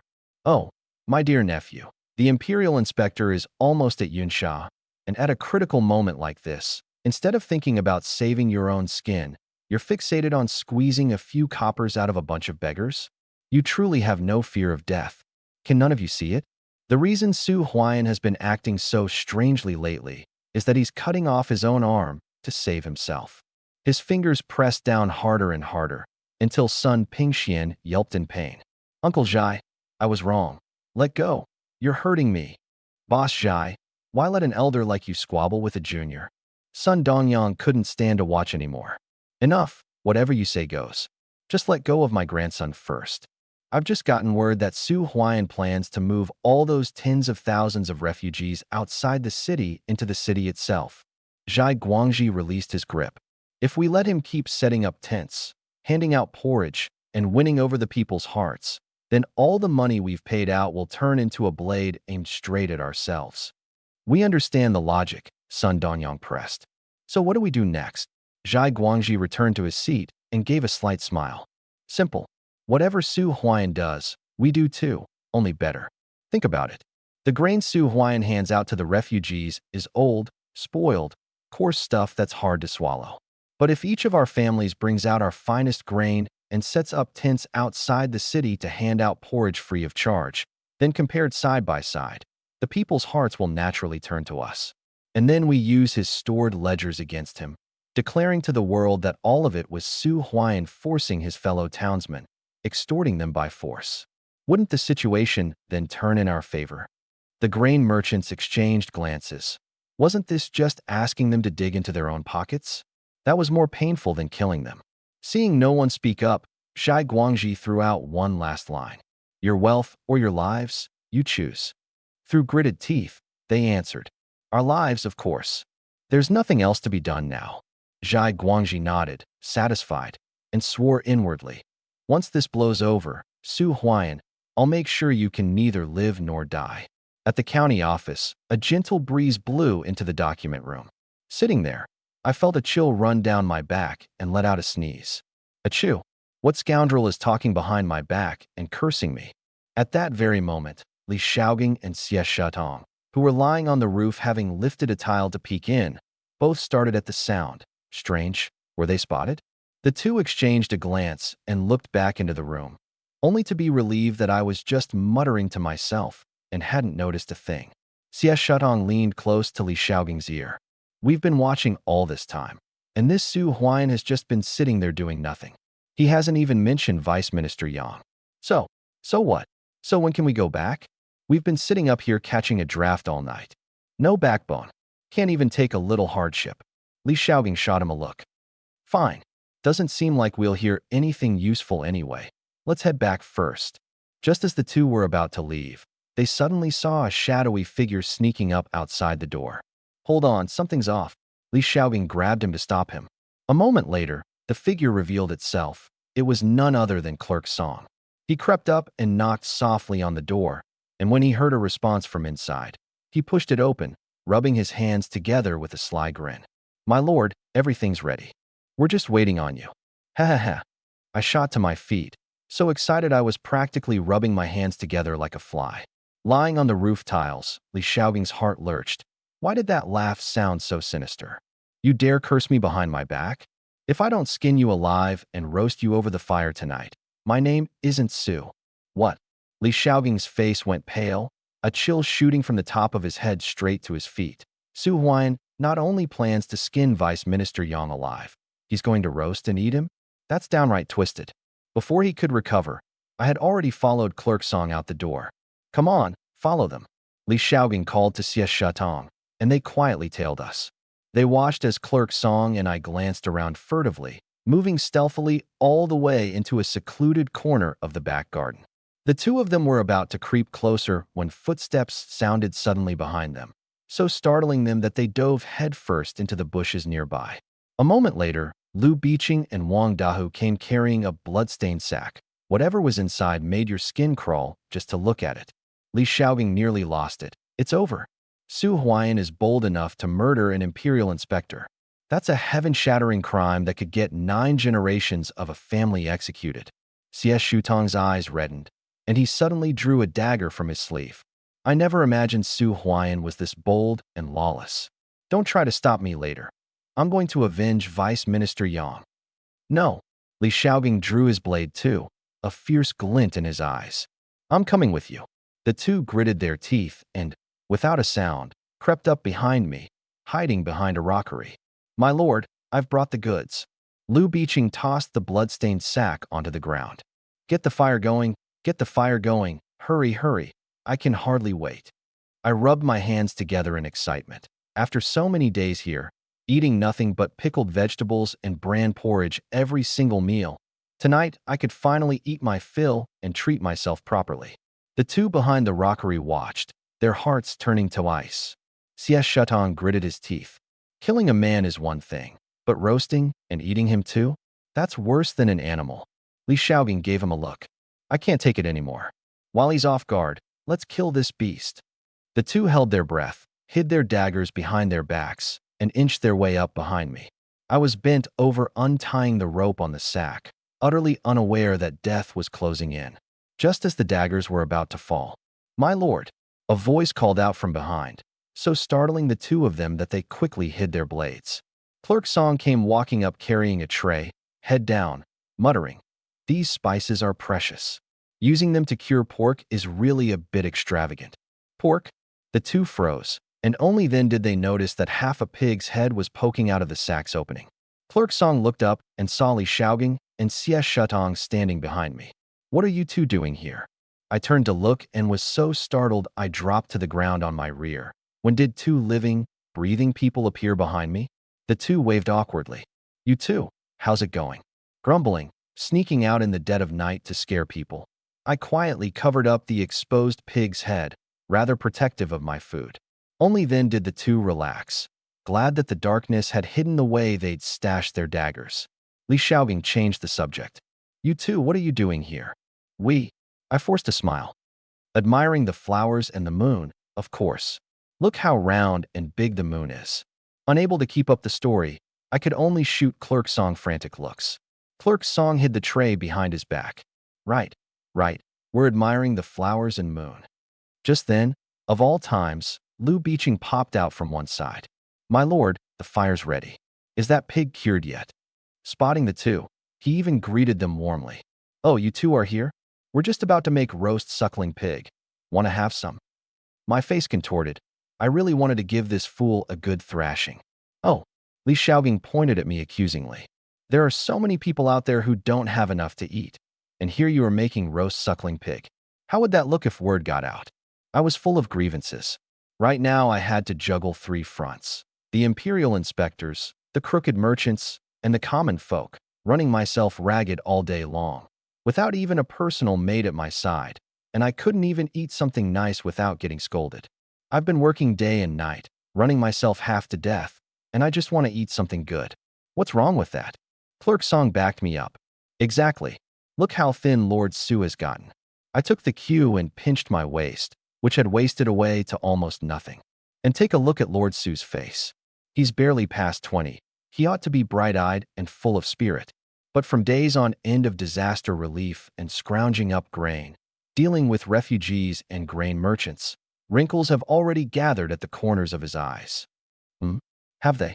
I quickly stepped over to the pond, crouched down, and peered at my reflection in the water. It was too dark to see anything, but when I ran my hand over my face, the skin really wasn't as smooth as before. I slowly rose, turned my back to everyone, and sighed. Just a bit of hardship, that's all. At that very moment a cool breeze swept past, lifting a corner of my robe, and in the moonlight it made me look all the more aloof and lonely. Gazing at that slender back, Li Xiaogang inexplicably felt a twinge of guilt. All right, I never said you couldn't eat." The corner of my mouth curled up ever so slightly. Sure enough, a good bluff still works best.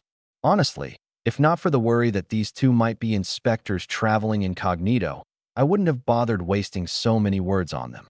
"What are you standing around for? Are you trying to starve me to death?" An hour and a half later, the aroma of the roasting meat set everyone's mouths watering.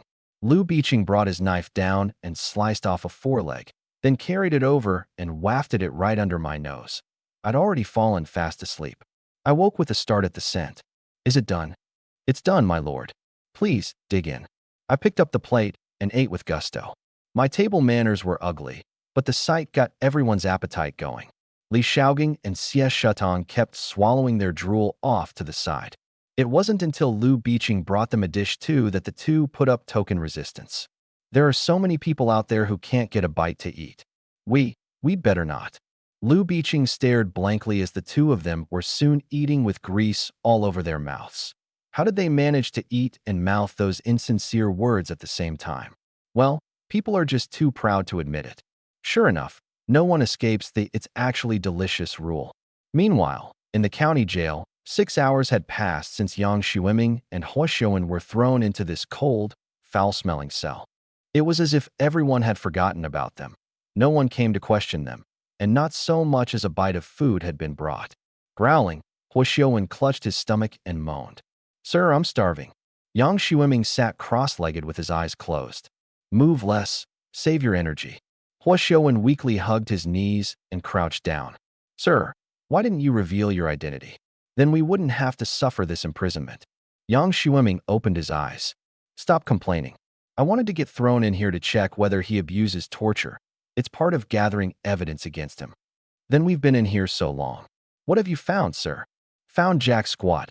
Not a soul had shown up all this time." But for the sake of his pride, Yang Xueming lied through his teeth. "Soon. How soon is soon? I'm about to starve to death here. You young people are so impatient. When I say soon, I mean soon." He paused, then reassured him. "Don't worry. Our people have already infiltrated the city. They'll come rescue us before long." That put Hua Xiuwen a little more at ease, but his stomach wasn't, growling loud enough to shake the heavens. People often unlock hidden potential when cornered. Hua Xiuwen had a sudden flash of inspiration. Since the teacher wanted to check whether the constables abused torture, why not deliberately draw one over and see for himself? He laughed out loud, walked to the cell door, grabbed the bars, and shouted, "Somebody, help! The officers are starving us to death." Before long, a constable came over carrying a fire poker and rapped on the bars. "What's all the shouting about?" "Officer, have some mercy. We haven't eaten in days. We're about to starve to death." The constable paused. "That's not right. Everyone brought in today has already eaten. You too. You're the new ones." Yes. Hua Xiuwen looked utterly pitiful. "Officer, surely you don't want people who've just been thrown in jail to starve to death, do you?" "Fine, wait here." The constable went back to the guard room and started rummaging around. Su Hao, who'd just returned from outside, spotted him. "Luo Dadong, what are you looking for?" "Brother-in-law, the kitchen missed meals for 2 new prisoners today. I'm finding something to tide them over." "Is it those 2 scholars?" "From the way they carry themselves, seems like it." Su Hao already had a rough idea. "There's something suspicious about those 2. Never mind. We can't let people starve to death in jail. Go ladle some porridge from the tents and take it to them." About the time it takes to burn a stick of incense later, Luo Dadong came back and woke Su Hao. "Brother-in-law, those 2 can really put it away." Each of them downed 10 bowls of porridge. Together, that's as much as Zhao Shouchuan. "Is that so?" Su Hao fell into thought. Back when Zhao Shouchuan had put away 20 bowls by himself, the Lord had taken notice that very day and recruited him. These 2 might not measure up to that, but such an appetite was still far beyond ordinary. They might just be men of talent. And with the Lord so hungry for capable people these days, this was worth reporting. "I'll go see the Lord. And remember, not a word about these 2 to anyone outside." Su Hao followed the smell of roasting meat to the garden of the inner residence. "The moment I saw him, I said, 'Su Hao, you've come at just the right time,' and handed over a piece of the roasted meat. 'You've worked hard these past days. Eat it while it's hot.'" Su Hao glanced at the mouth-watering roast and forced down his craving. "My lord, what should be done with the 2 men brought in today?" The moment Li Shaogang and Xie Shutong heard this, they perked up and quietly edged closer to eavesdrop. I yawned. Those 2 didn't commit any serious crime. Just toss them out when the timing's right. Su Hao thought for a moment, then spoke up anyway. "My lord, These two have astonishing appetites. Each can put away 10 bowls of porridge, only slightly behind Zhao Shouchuan. Aren't you looking far and wide for talent right now? In my opinion, these two might be men of ability. Men of ability? I sat up straight. Su Hao, have a seat and eat some meat. Today I'll teach you what it means to not use a man you doubt and not doubt a man you use. Hearing that I was about to hold forth on some great principle, everyone gathered around. Don't use a man you doubt means that if you feel a person's character, ability, or loyalty falls short, then don't use him at all. Otherwise, you'll end up second-guessing each other, wearing yourselves down from within, and ruining the work. As for don't doubt a man you use, once you've decided to use him, set aside your suspicions, trust him fully, delegate boldly, hand over authority, and give him every convenience to get things done. I paused. Now take these two. Their backgrounds can't be verified, and today they sowed discord among the people at the city gate and nearly caused a riot. That kind of conduct is exactly what those two principles are about. Now I understand, Su Hao said, suddenly seeing the light, and he felt as though both his body and mind were going through a complete transformation. Li Shaogang gave me a long, thoughtful look. I never expected him to have such insight. It seems I've been underestimating him. By the time I'd eaten and drunk my fill and returned to my room, it was already deep into the night. I washed up, changed into my sleepwear, and flopped down meaning to sleep right away, but I tossed and turned, unable to drift off.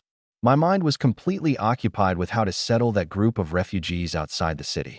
The buildings the system gave me were nice, but they didn't just materialize out of thin air. They were real structures actually standing in Yunsha County. Take that makeshift relief camp, for instance. It was originally a temporary shelter thrown together by townsfolk after the flood destroyed their homes. It was fine for short-term housing, but for the long haul, or if another flood hit, it would never hold up. If I wanted the refugees to settle down for good, in the end, I'd have to spend money building proper houses.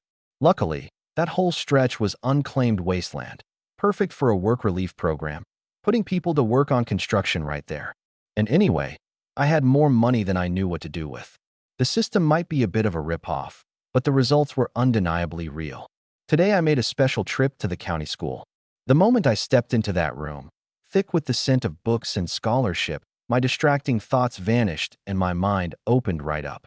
Reading and planning both came far more smoothly than usual. A pleasant surprise, I suppose. The most frustrating thing right now was this. With nearly 10,000 townsfolk in the city, plus tens of thousands of newly arrived refugees, I had plenty of manpower, but grain, building materials, and all kinds of daily supplies were in short supply everywhere. Earlier, I'd sent Clerk Song to the neighboring counties to find those 8 great merchants of Huayan Prefecture, and so far only one had shown up. It was enough to worry a person to death. Forget it. It's already mid-May now. The top priority is to lead the people in reclaiming the wasteland and getting food on the table. After giving myself this little pep talk, I closed my eyes and fell asleep. The next day, just as the sky began to lighten, the constable on duty in the jail grabbed his fire poker and went down the row of cells, banging on the bars one by one. Bang, bang, bang. The prisoners jolted awake in a panic. Yang Xueming and Hua Xiuwen stared out of their cell, utterly bewildered. A constable used a key to open the cell across from them, said nothing at all, then turned and went to open the next one. This whole routine was a real eye-opener for the teacher and his student. These constables, aren't they worried the prisoners will run off? Hua Xiuwen said, puzzled. They draw a government salary, yet neglect their duties this shamelessly. Unforgivable.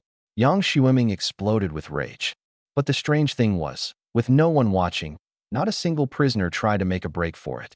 Even stranger, once a cell door opened, the prisoners filed out in perfect coordination and lined up along the corridor on their own. When the constable came to open the teacher and student's door, all he said, from start to finish, was, "You two are new. Go line up on your own." And just like that, the two of them found themselves standing in the line, completely baffled. While no one was watching, Yang Xueming asked the prisoner in front of him, "Excuse me, friend, we're new here and don't know the rules. What's going on?" The prisoner initially didn't want to bother with him, but the moment he heard they were new, he offered some advice. "There's a famine out there and the government's short on hands, so naturally we're being sent out to work. But let me warn you too, don't even think about running. If you do, it'll end very badly for you. Yang Xueming was, after all, an imperial inspector, and within moments he'd guessed what was really going on, nothing more than forcing prisoners into hard labor. But in all his years handling cases, he'd never once seen prisoners so utterly compliant and well-behaved, with no resistance whatsoever. From the looks on their faces, they almost seemed willing. What on earth was going on? Could they have been beaten into submission by harsh punishments, too terrified to resist? At that thought, he let out a cold sneer. Finally, he'd caught them red-handed. He'd been right not to reveal his identity from the start. This trip hadn't been for nothing. Unfortunately, once the prisoner had finished answering, he ignored him completely. If Yang wanted to keep gathering evidence of their crimes, he'd have to go experience it firsthand. The sun was already high overhead. Today no one disturbed me, and I slept until I naturally woke on my own. Now that was pure bliss. As I gradually adjusted to the daily rhythms of these ancient folks, this was, ironically, the earliest I'd ever gotten up. The system hadn't refreshed yet. I washed up, changed into my official robes, and was just about to head to the porridge tent for breakfast when I heard Clerk Song's voice outside the door. "Sir, are you up?" I pushed open the door, and the moment Clerk Song saw me, his eyes filled with astonishment. "Lord Su, up this early today?" He bowed. "This humble official pays his respects, sir. I have urgent news to report. The 8 great merchants of Huayan Prefecture have been waiting respectfully in the main hall for quite some time now." My eyes lit up. Just last night I'd been so worried about this that I couldn't sleep, and now this very morning they'd all gathered together. Heaven really was on my side. On the way to the main hall, I first detoured to the inner courtyard to grab some food, and Clerk Song took the opportunity to fill me in on the county's recent situation, one item at a time. "Sir, the grain merchants have agreed to supply 4,000 pickles of seed grain plus 5,000 pickles of food grain, and it's been arriving at the government granary in batches." How strange, they're this obedient. Of course, in the past, these grain merchants raked in fortunes entirely thanks to the protection of your official decrees, sir. Now that you've turned over a new leaf, naturally they wouldn't dare disobey. Hey now, is that praise or an insult? Praise for your might and wisdom, of course, sir. Clerk Song forced a smile, then turned serious. There's one more matter. When the grain merchants delivered their goods this morning, they handed over a written petition, saying they too want to set up tents and distribute porridge to relieve the disaster victims. What do you think? A weasel wishing the hens a happy new year, clearly up to no good. I thought it over for a moment. With tens of thousands of refugees flooding in now, the county office had so few people that we were spread far too thin. Since they were willing to set up tents and hand out porridge, why not let them have their way? It'd take some of the load off my men, at least. Approved. Sir, you absolutely mustn't. Clerk Song grew anxious. They're obviously trying to use this to win over the hearts of the people. When that happens, those account books in your possession could very well become evidence of your embezzlement. I stopped in my tracks and said earnestly, "Small. You're thinking too small. Do you really believe they'd be kind enough to set up tents and hand out porridge? Just think about it. Prying money out of their tight-fisted hands is more painful to them than killing them outright." "I don't understand, sir. Please enlighten me." I couldn't be bothered to explain. "Just wait and see." In the main hall, the moment the merchant surnamed Zheng saw me, he rose and cupped his hands in greeting. "This lowly one is Zheng Wanbu, paying my respects to Lord Su." I gave him a once-over. Dressed in ordinary merchant's clothes, he really did look every bit the genuine merchant. No need for formalities. I don't stand on ceremony here. Take a seat. Make yourself comfortable. I walked straight up to the bench and sat down. Clerk Song set the food box on the table and served me a bowl of plain porridge. I took it, and eating as I spoke, I asked, "Have you had breakfast?" "Want some?" "No need to trouble yourself, sir. This lowly one has already eaten." Zheng Wanbu smiled awkwardly. Rumor had it this Lord Su was a corrupt official of the highest order. How could he be so approachable? Could the rumors be false? I scanned the hall and saw no one but Zheng Wanbu, which made me curious. Weren't the 8 great merchants of Huayan Prefecture all supposed to be here? Why is there just you? Zheng Wanbu stepped forward and cupped his hands. "Reporting to you, sir, this lowly one is the 8 great merchants of Huayan Prefecture." You're saying that these so-called 8 great merchants are just you, one man? That's correct. It's this lowly one. I nearly spat out my porridge. Just as they say, don't put all your eggs in one basket. Had I known, I should have sent more people to other regions to find merchants. I shot Clerk Song a vicious glare. This guy was too unreliable. Clerk Song read my mind and hurried forward. Sir, don't underestimate this man. If you truly want to revive commerce in Yunsha County, Boss Zheng is the one and only choice. That piqued my interest. Oh, do tell. Boss Zheng, tell me about your talents. Zheng Wanbu seized the moment. Reporting to you, sir, when others do business, they barely scrape by relying on just 4 things: resources, sales channels, connections, and government backing. But I, Zheng Wanbu, hold 7 complete trade routes firmly in hand. That impressive? My eyes went wide. That was some tall talk. Careful he didn't throw his back out boasting. Go on. I won't hide it from you.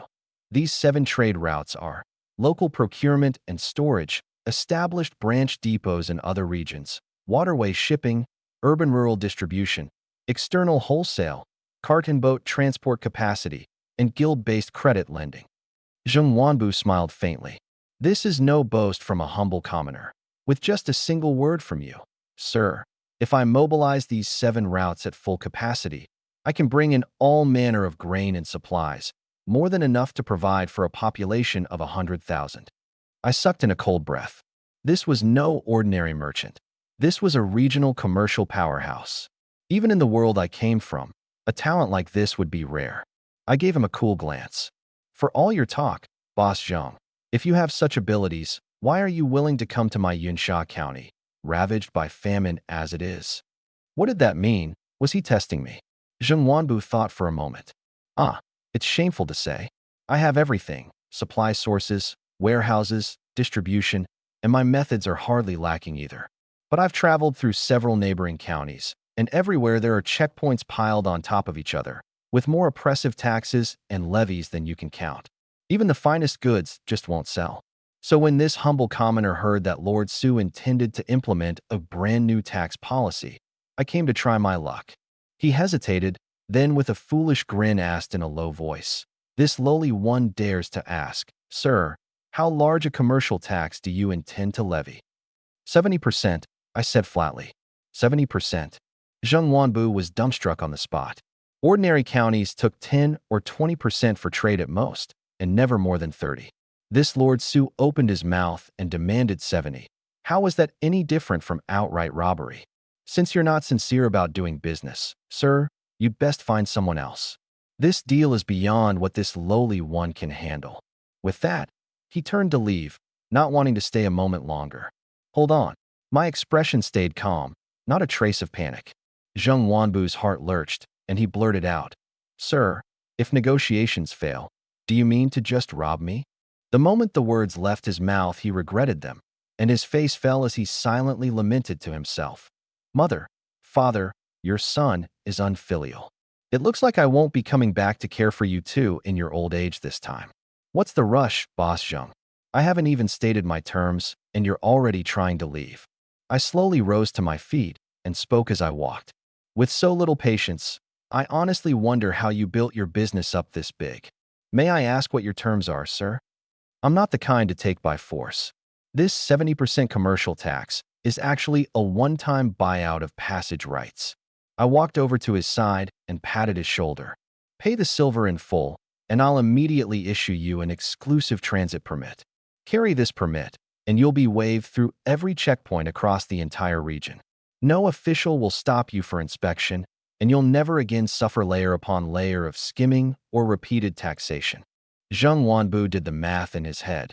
The other counties nominally only took 10 or 20%, but underneath, the official skimming layer after layer and taxing the same goods repeatedly was the norm. Add it all up, and the actual losses had long exceeded 70%. One careless move on a single deal, and you'd lose money. I smiled faintly. Boss Zheng is a smart man. I don't need to work out this arithmetic for you, do I? That's not necessary. It's just. Zheng Wanbu hesitated. There's no just. You're simply worried I won't keep my word. I turned my head. Clerk Song, bring the contract. Clerk Song drew the contract from his sleeve and handed it over. Zheng Wanbu unfolded it and read carefully, unable to keep the corners of his mouth from turning up. I took the opportunity to add, once this contract is signed, if I really dared to go back on my word, with your abilities, Boss Zheng, I'm sure you'd have ways to take the matter all the way to the capital and file a complaint with the emperor himself. The government took 70%. The remaining 30% was pure profit, truly a fortune to be made. It's just, this new tax policy of yours, sir, truly benefits both merchants and the people. But right now there are two difficulties. Zheng Wanbu voiced his concerns. First, transporting goods requires passing through several counties, and checkpoints elsewhere may not be willing to let me through. Second, there's a stretch of territory along the way where mountain bandits run rampant. This trip, it was precisely their robbery that left me in this sorry state. As long as the bandit menace on that key route goes unresolved, no matter how many goods I have, in the end they'll all just fall into the bandits' hands for nothing. I'm mulled it over, muttering to myself. The first one is easy enough to solve. As for the second, that is indeed tricky. Just as I was frowning, unable to find an answer, two unfamiliar faces suddenly walked in through the door. That, I can solve. I sized up the two of them. One had refined, handsome features and wore a plain scholar's robe, with an air of literary elegance about his brow. The other was big and burly, with something sleazy about the way he carried himself, and from the moment he walked in his eyes darted around, as if looking for who knows what. Where did you two crawl out from? Why wasn't there any announcement? I looked at Clerk Song. Did you send for them? No, sir. This humble official has never seen them before. The scholar in the robe stepped forward and cupped his hands. This humble commoner is Wen Liang. Having heard that Lord Su is eager to recruit talented men, I make bold to come and recommend myself. Listen up, you Su fellow. I don't change my name when I go or hide it when I sit. Xiong Biao's the name. Clerk Song was displeased. Oh, quite the character. Do you know where you are? And what the hell are you supposed to be? Xiong Biao scoffed. Second brother, mind your manners. Wen Liang cautioned.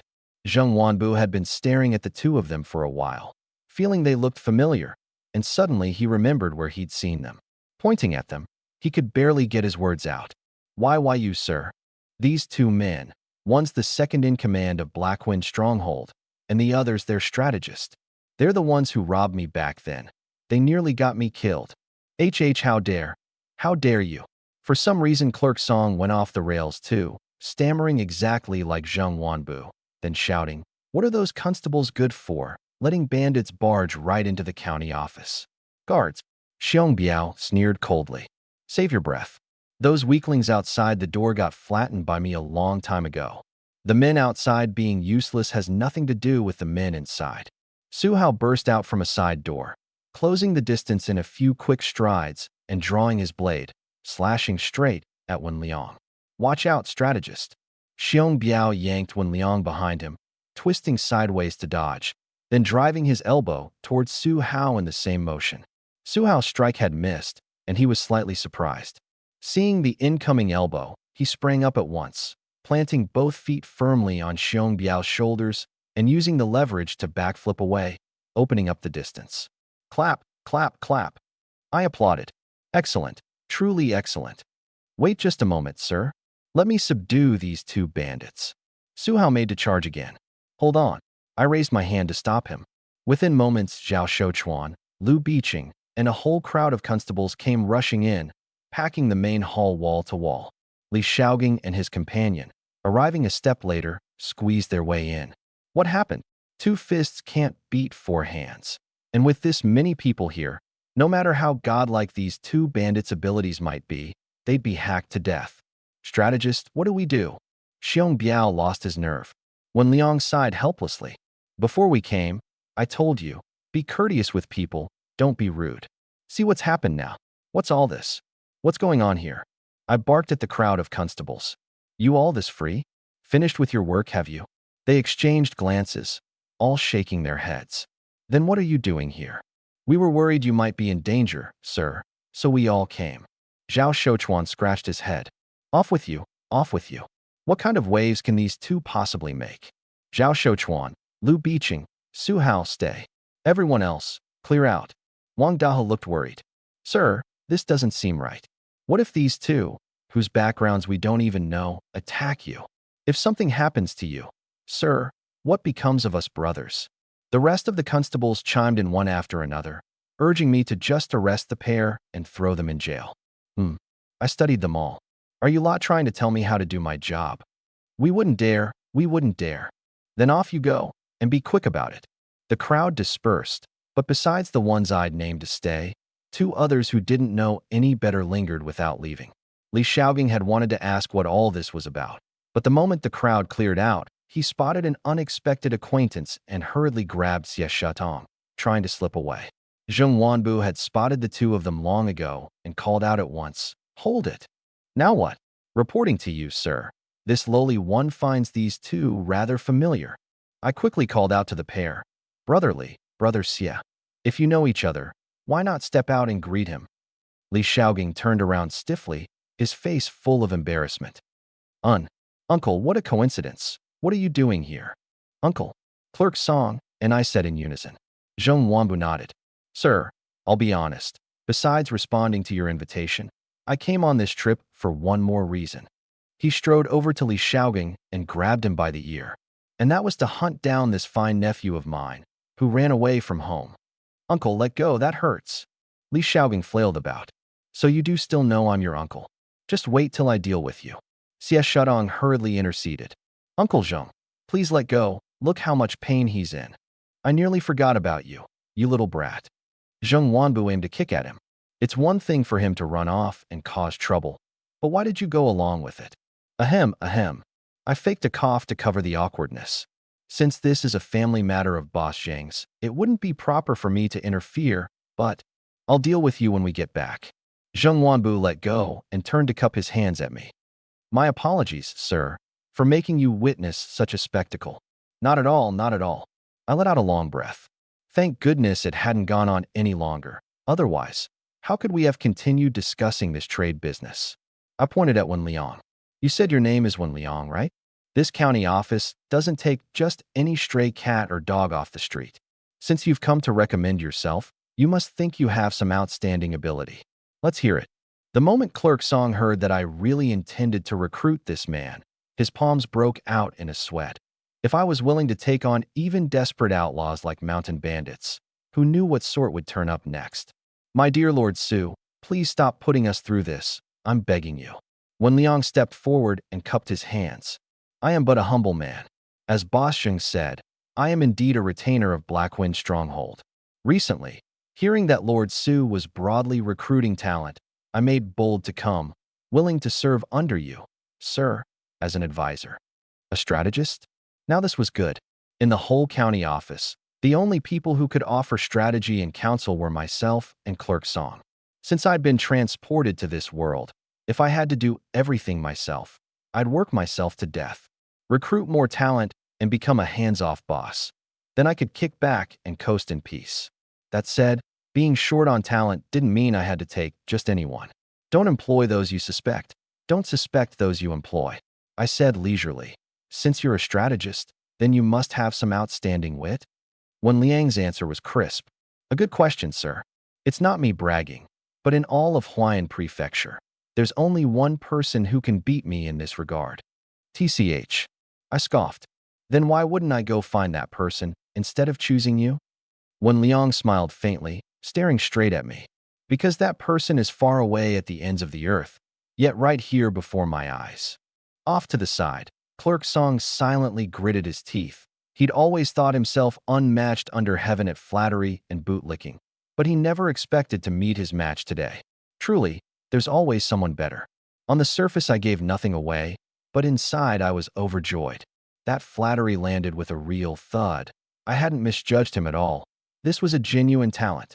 But working under me, being good at flattery alone won't cut it. Wen Liang snapped his folding fan open with a swish. "Set me a challenge, sir. There's a group of grain merchants in this county.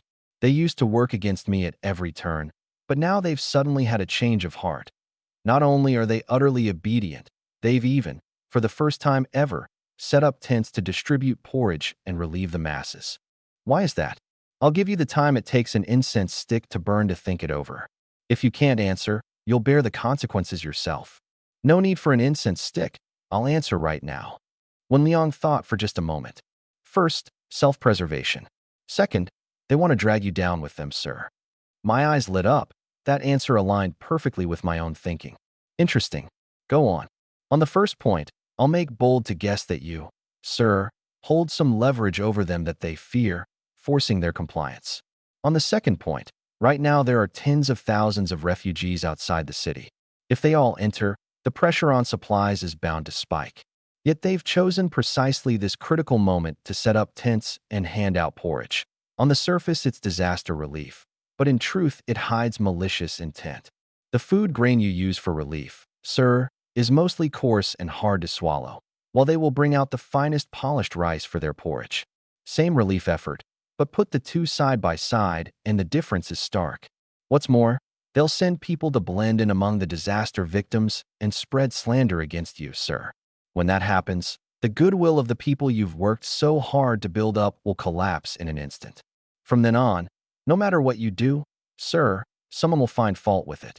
Given enough time, they won't need to do a thing. Just watch the fire from across the river, and tens of thousands of refugees will come charging at the county office like madmen.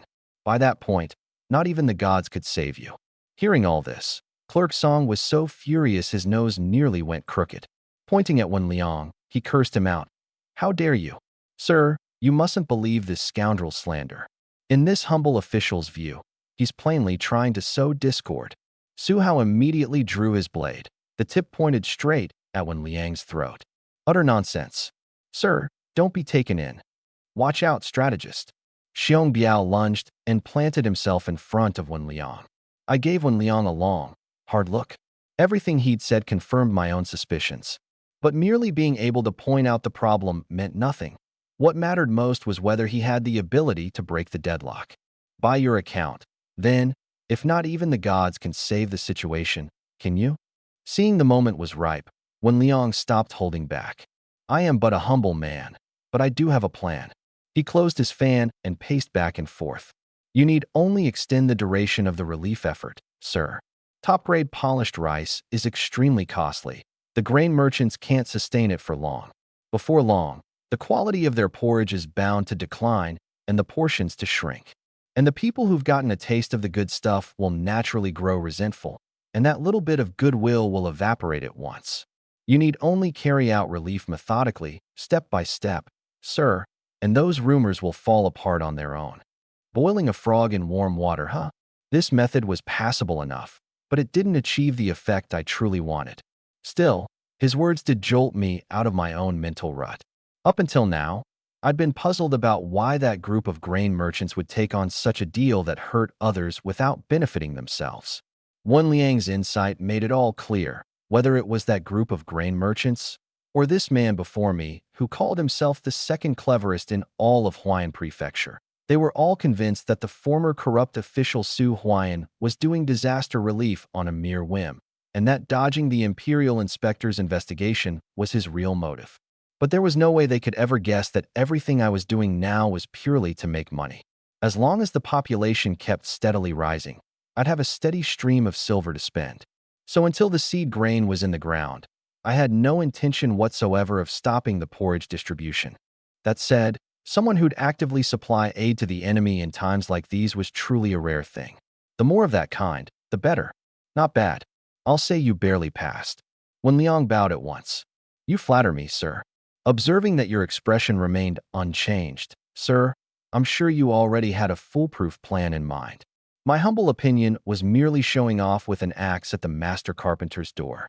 This flattery came to him as naturally as water flowing downhill. You really do know how to talk, you little rascal. In that case, you'll stay at the county office and serve as my advisor. Wen Liang and Xiong Biao both looked delighted. Dropping to their knees, they said together, Thank you for recognizing our worth, sir. Get up. I waved a hand, then said, All right, tell me, what trouble has your mountain stronghold run into? The two of them, just rising to their feet, froze. Wen Liang praised, Truly, nothing escapes your eyes, sir. And Xiong Biao's gaze toward me took on a note of respect. On the way here, Wen Liang had repeatedly warned him that Su Huayan's cunning far exceeded his own, and that he mustn't try any petty tricks.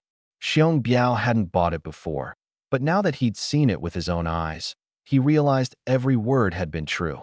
Xiong Biao lowered his head slightly. This lowly one has spent too long at the stronghold and picked up some bad habits. I've been quite offensive earlier. Please forgive me, sir. Off to the side, Li Shaoging's eyes went wide. Mountain bandits who spent their days plundering and burning, subdued just like that? Zheng Wanbu, meanwhile, stole a glance at me. This fellow's got something to him. Maybe that trade business really is worth considering. It's fine. I'm not that petty. I seized the chance to add, but now that you're under my command, drop those bad habits as soon as you can. The two of them pressed their right fists to their chests. As you command. From now on, Blackwind Stronghold will follow Lord Su's lead. All right, now tell me about the situation at your Blackwind Stronghold. At the mention of this, both of their faces filled with bitterness. Wen Liang spoke frankly. The whole world says our Blackwind Stronghold burns, kills, and plunders, that we're guilty of every evil. But that's not the truth. Everyone in the stronghold is a refugee whose fields were destroyed and homes collapsed by natural disaster, then hounded by corrupt gentry, until with nowhere left to turn we took to the mountains as bandits. We had no choice. How pitiful. If he hadn't been robbed by them himself, Zheng Wanbu almost would have believed it. He immediately voiced his displeasure. Everyone in the world suffers, but that's still no excuse for you to burn, kill, and plunder. It's a misunderstanding. All of it a misunderstanding. A misunderstanding? Zheng Wanbu pointed at the two of them. When you tied me up and hauled me to your stronghold and robbed me of every coin on me, was that a misunderstanding too? Xiong Biao, with that hot temper of his, was instantly displeased and glared at him viciously. Hey, old man, do you even know how to talk? Don't lose your temper. Wen Liang hurriedly held him back. Zheng Wanbu wasn't about to back down. What? This is a government office. You think you can hit me here? Seeing an argument about to break out, I quickly stepped in. That's enough. Both of you, hold your tongues. Both sides let out a cold snort and turned their heads away, extremely reluctant. Wen Liang let out a long breath. I'll be honest with you. Everyone at the stronghold is old, weak, women, or children. We simply don't have the ability to raid and plunder, and even our daily food and clothing we provide for ourselves. The ones truly doing the raiding and plundering are a different group of people. Li Shaoging couldn't help asking. One measly Blackwind stronghold has two factions. That's right. Wen Liang sighed. When Blackwind Stronghold was first founded, there were only two chiefs, the head chief, Su Maoshan, and the second in command beside me here, Xiong Biao. At first, everyone went up the mountain only to hide from enemies and find a place to survive, huddling together for warmth so we wouldn't have to wander homeless. Later, as more and more people came, there wasn't enough food, so the two chiefs led everyone up the mountains to hunt and reclaim wasteland, working from dawn till dusk, all in the hope that someday we might live a good life. As for raiding and plundering, those heaven-defying, sinful acts, we never even dreamed of them. Reaching this point, he sighed again. But good times didn't last. About a few months ago, a band of madmen led by one Shinshio came to the stronghold, every one of them a stone-cold killer who wouldn't blink at murder. On their very first day, they used the women and children of the stronghold as hostages, drove us out, and forcibly seized the place. Li Shaoging was silent for a moment. Someone bullied you right to your face, and you didn't put up any resistance at all? We resisted. It was no use. Wen Liang smiled bitterly. That very night, the head chief led our brothers in a surprise attack, but it turned out there was a traitor in the stronghold. They'd already gotten word and set an ambush in the mountains. A whole group of our brothers died horribly, and the head chief, gravely wounded, fled for his life. From then on, they had no restraints left.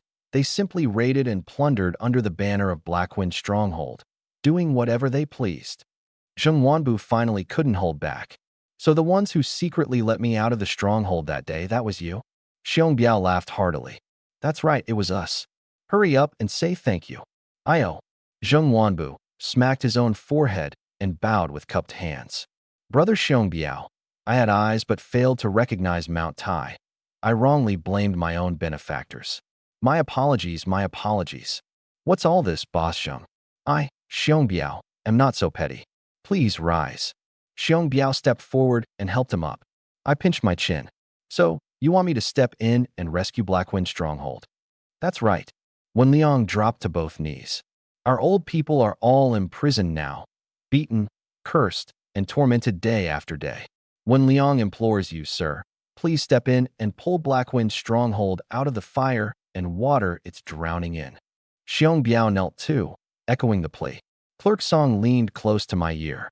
Sir, they're mountain bandits. You mustn't easily believe a one-sided story. I nodded slightly and murmured back, I know what I'm doing. Then I looked at the two of them and pressed, You're both mountain bandits. How am I to know whether what you say is true or false? Without a word, Wen Liang drew a document from his robes and presented it with both hands. Recorded here are Chun Qianqiu's movements over these past months. One look and you'll know it's true. I took it and unfolded it, reading carefully. As I read, I suddenly clenched my teeth and cursed aloud. Outrageous. Absolutely outrageous. These conscienceless, crooked merchants are even in cahoots with mountain bandits. Li Xiaogang jumped. What are you doing? Trying to scare me to death. See for yourself. I shoved the document at him. Li Xiaogang snatched it and read aloud. Early third month. Chun Qianqiu left the mountain late at night, acting suspiciously. We tailed him to the gate of Yunsha County town and saw that he seemed to be acquainted with the guards, who quietly let him inside. Unfortunately, we lost him, and he didn't return to the mountain until the third day. Mid-third month, same routine, and we lost him again. But we discovered a pattern. He enters the town roughly once every half month and stays inside for several days each time. Early fourth month, we staked out the town early and, sure enough, caught him. We followed him all the way and saw him stop before the gate of a wealthy household surnamed Zhai in the south of town. Before long, the gate opened and he went inside. Reading to this point, Li Xiaogang felt a jolt. This wealthy Zhai household. Could it be the biggest grain trading family in town? He pulled his thoughts back and continued reading. Afterward, we made inquiries and learned that this wealthy Zhai family deals mainly in grain, with business covering nearly all of Yunsha County. We then kept up covert surveillance and found that each time he came out of the Zhai residence, a day or two later, he'd lead men to raid passing merchant caravans on the main road, and he specifically targeted out-of-town merchants. As for that Zhai fellow and the caravans in town he was acquainted with, he let every one of them pass. Once he'd read the whole thing through, Li Xiaogang suddenly understood. No wonder I was so furious. These mountain bandits had long been in secret collusion with the crooked merchants. It might well be that they were nothing more than henchmen the crooked merchants had raised themselves. Slam. I struck the table. Investigate. Get to the bottom of exactly who let them into the town for me. The moment you find out, arrest them at once and bring them to justice. Seeing my anger, Wen Liang hurriedly cautioned, Sir, you absolutely mustn't. That would all too easily alert the enemy and tip our hand. Clerk Song, in a rare moment of clarity, chimed in too. Indeed, sir. Better to first send people to get a clear read on their true situation, then decide. I paid them no mind and was about to blow up when suddenly the system's prompt tone sounded in my head. Ding. Today's total district population is 27,029. 27,029 taels of silver have been credited. Congratulations, host. Your district's population is approaching 30,000. Please keep up the good work. Even richer rewards await unlocking down the road. I took a deep breath and pushed down my anger. You make a good point, but I just can't swallow this insult. Wen Liang smiled faintly. Calm yourself, sir. If you trust me, leave this matter entirely to me. I guarantee it'll be watertight, and I'll grind them to bits and scatter their bones to the wind while I'm at it. How do you manage to say something so vicious in such a flat, casual tone? With most of my anger dispelled, I laughed. There's no need to grind them to bits. Wen Liang, remember this. You're now a government strategist, my advisor. From here on, when you do things, drop that bandit routine of yours. I'll remember, sir. Wen Liang smiled awkwardly. Just then, Su Hao, who'd been silent all along, suddenly cried out. I remember now?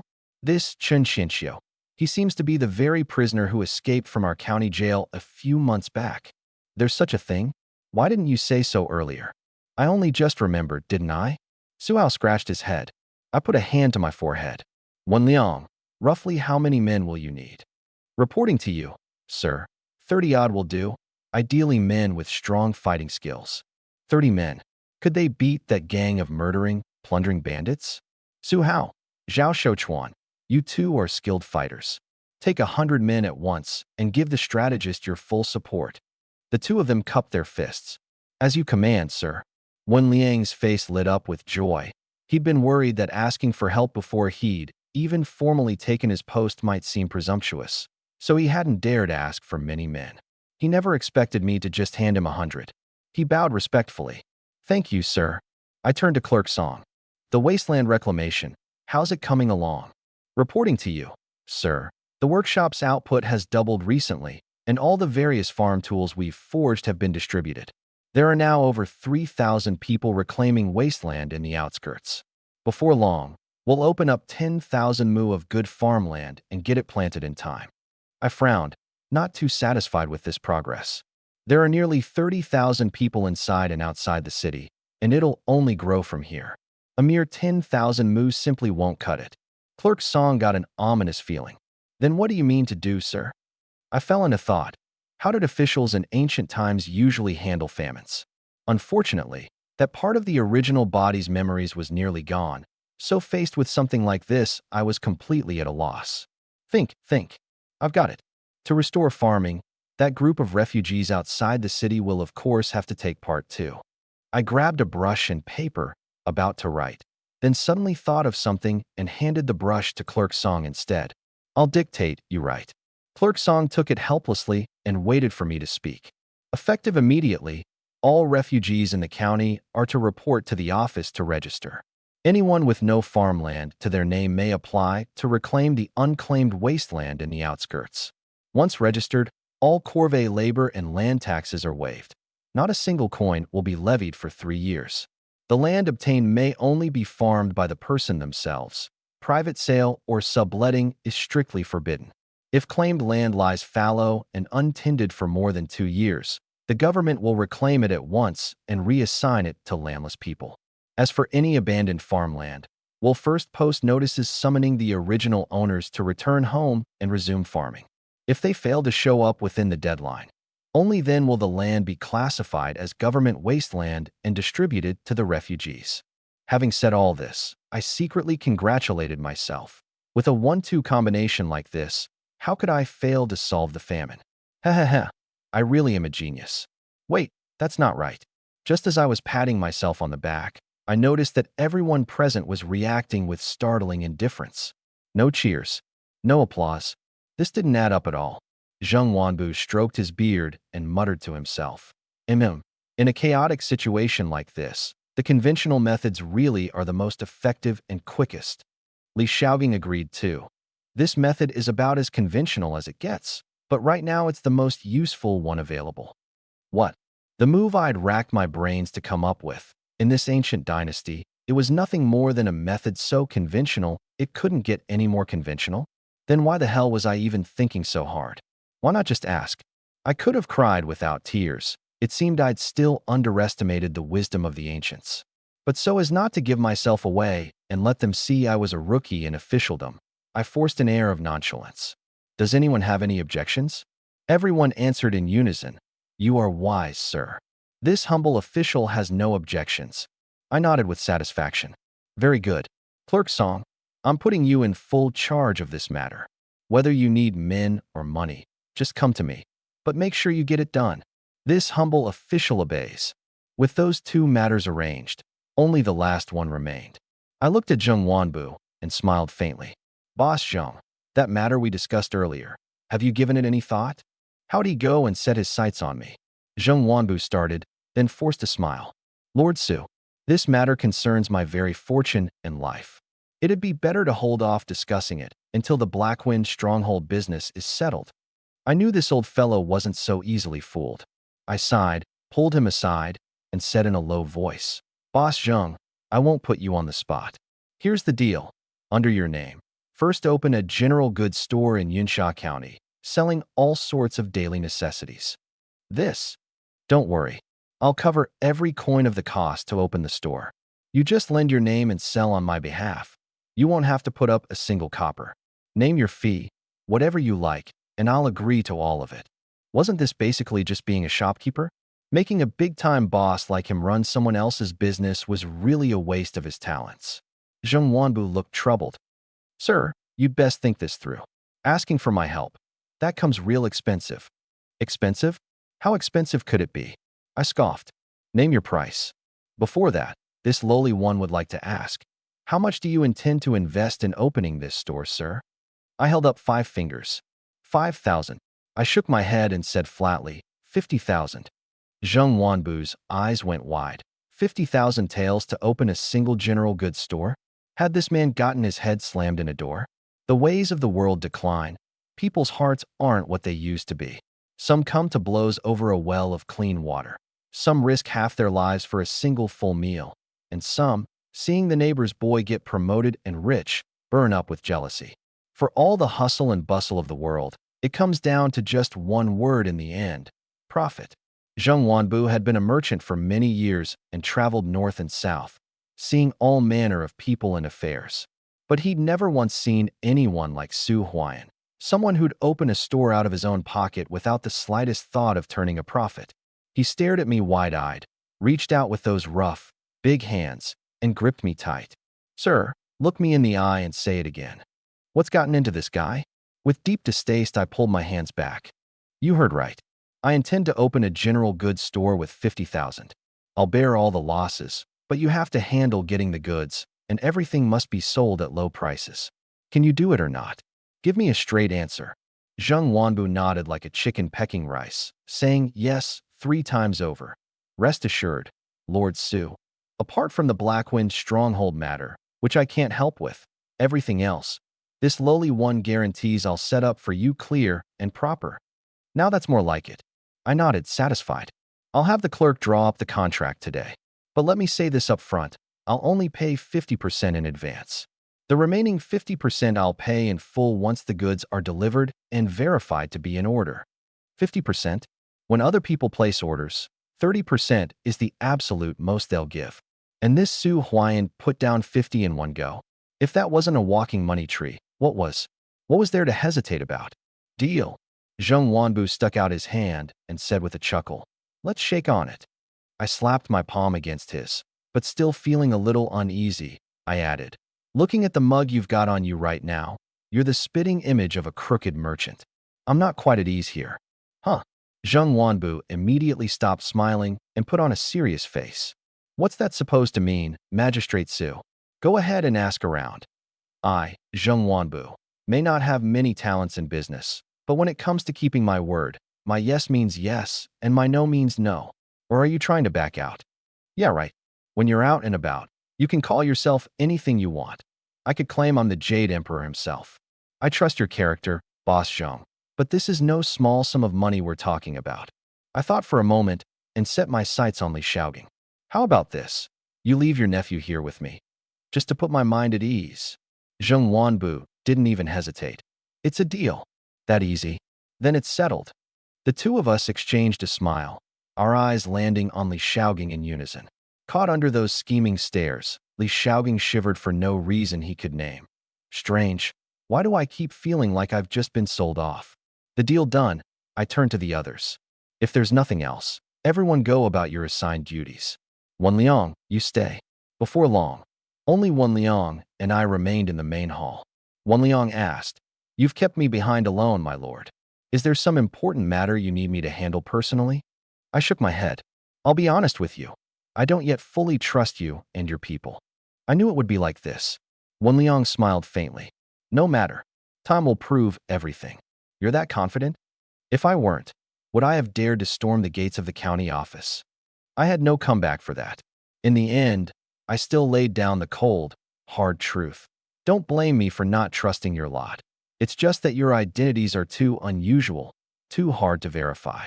So until the matter of Blackwind Stronghold is completely resolved, you're not to set one foot outside this county office. Wan Liang had clearly seen it coming. He bowed with clasped hands. Whatever you command, my lord. Just like that? And here I'd prepared a whole speech to talk him into it. Oh well, as long as he cooperates, that's fine. You're a clever man, so I don't need to spell things out. Sit here in the hall a while. Someone will come to show you to your quarters. I have matters to attend to, so I'll take my leave first." Meanwhile, out on the barren land beyond the city, teacher Yang Xueming and his student had each been handed a hoe by the officers early that morning and marched out of town with a crowd of prisoners to clear new farmland. Neither of these two scholars had ever done such rough labor.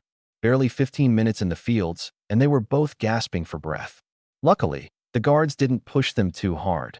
Seeing them break out in a sweat almost immediately, they assigned them only the lighter task of pulling weeds. But easy as weeding was, it was murder on the back. Even Hua Xiuwen, barely past 20, couldn't hold up, let alone Yang Xueming, who was pushing 50. After finally clearing one patch, Hua Xiuwen plopped straight down into the mud. Yang Xueming wiped his sweat and mocked him. "The ground's filthy, and you can still bring yourself to sit in it? What happened to a scholar's dignity?" Hua Xiuwen couldn't be bothered to argue. "Teacher, the earth nourishes both you and me. What's wrong with getting a little closer to the soil?" The words were barely out before he regretted them. Yang Xueming, that rigid old stickler for propriety, was sure to lecture him now. But to his surprise, Yang Xueming didn't argue this time. He even nodded in approval. "Well said. Heaven, earth, ruler, kin, and teacher. Every single grain of rice we eat is hard-won. We should indeed grow closer to the earth." And with that, he too plopped right down into the field. Hua Xiuwen was dumbfounded. If you want to sit, just sit. Why go to such lengths to make yourself look good about it? He couldn't help but complain. "Teacher, when are we ever going to get out of here? What's the rush? Let's watch and wait a bit more." That line again. Hua Xiuwen was about to lose his mind. If circumstances allowed, he honestly wanted to ditch this imperial envoy and make a run for it himself. Yang Xueming knew full well that just sitting around waiting would get them nowhere. Once he'd recovered a little strength, he casually sidled up to a prisoner who'd wandered off on his own. "Young man, I'm new here and don't know the ways of this place. These officers keep such loose watch over us. Don't you ever think about escaping?"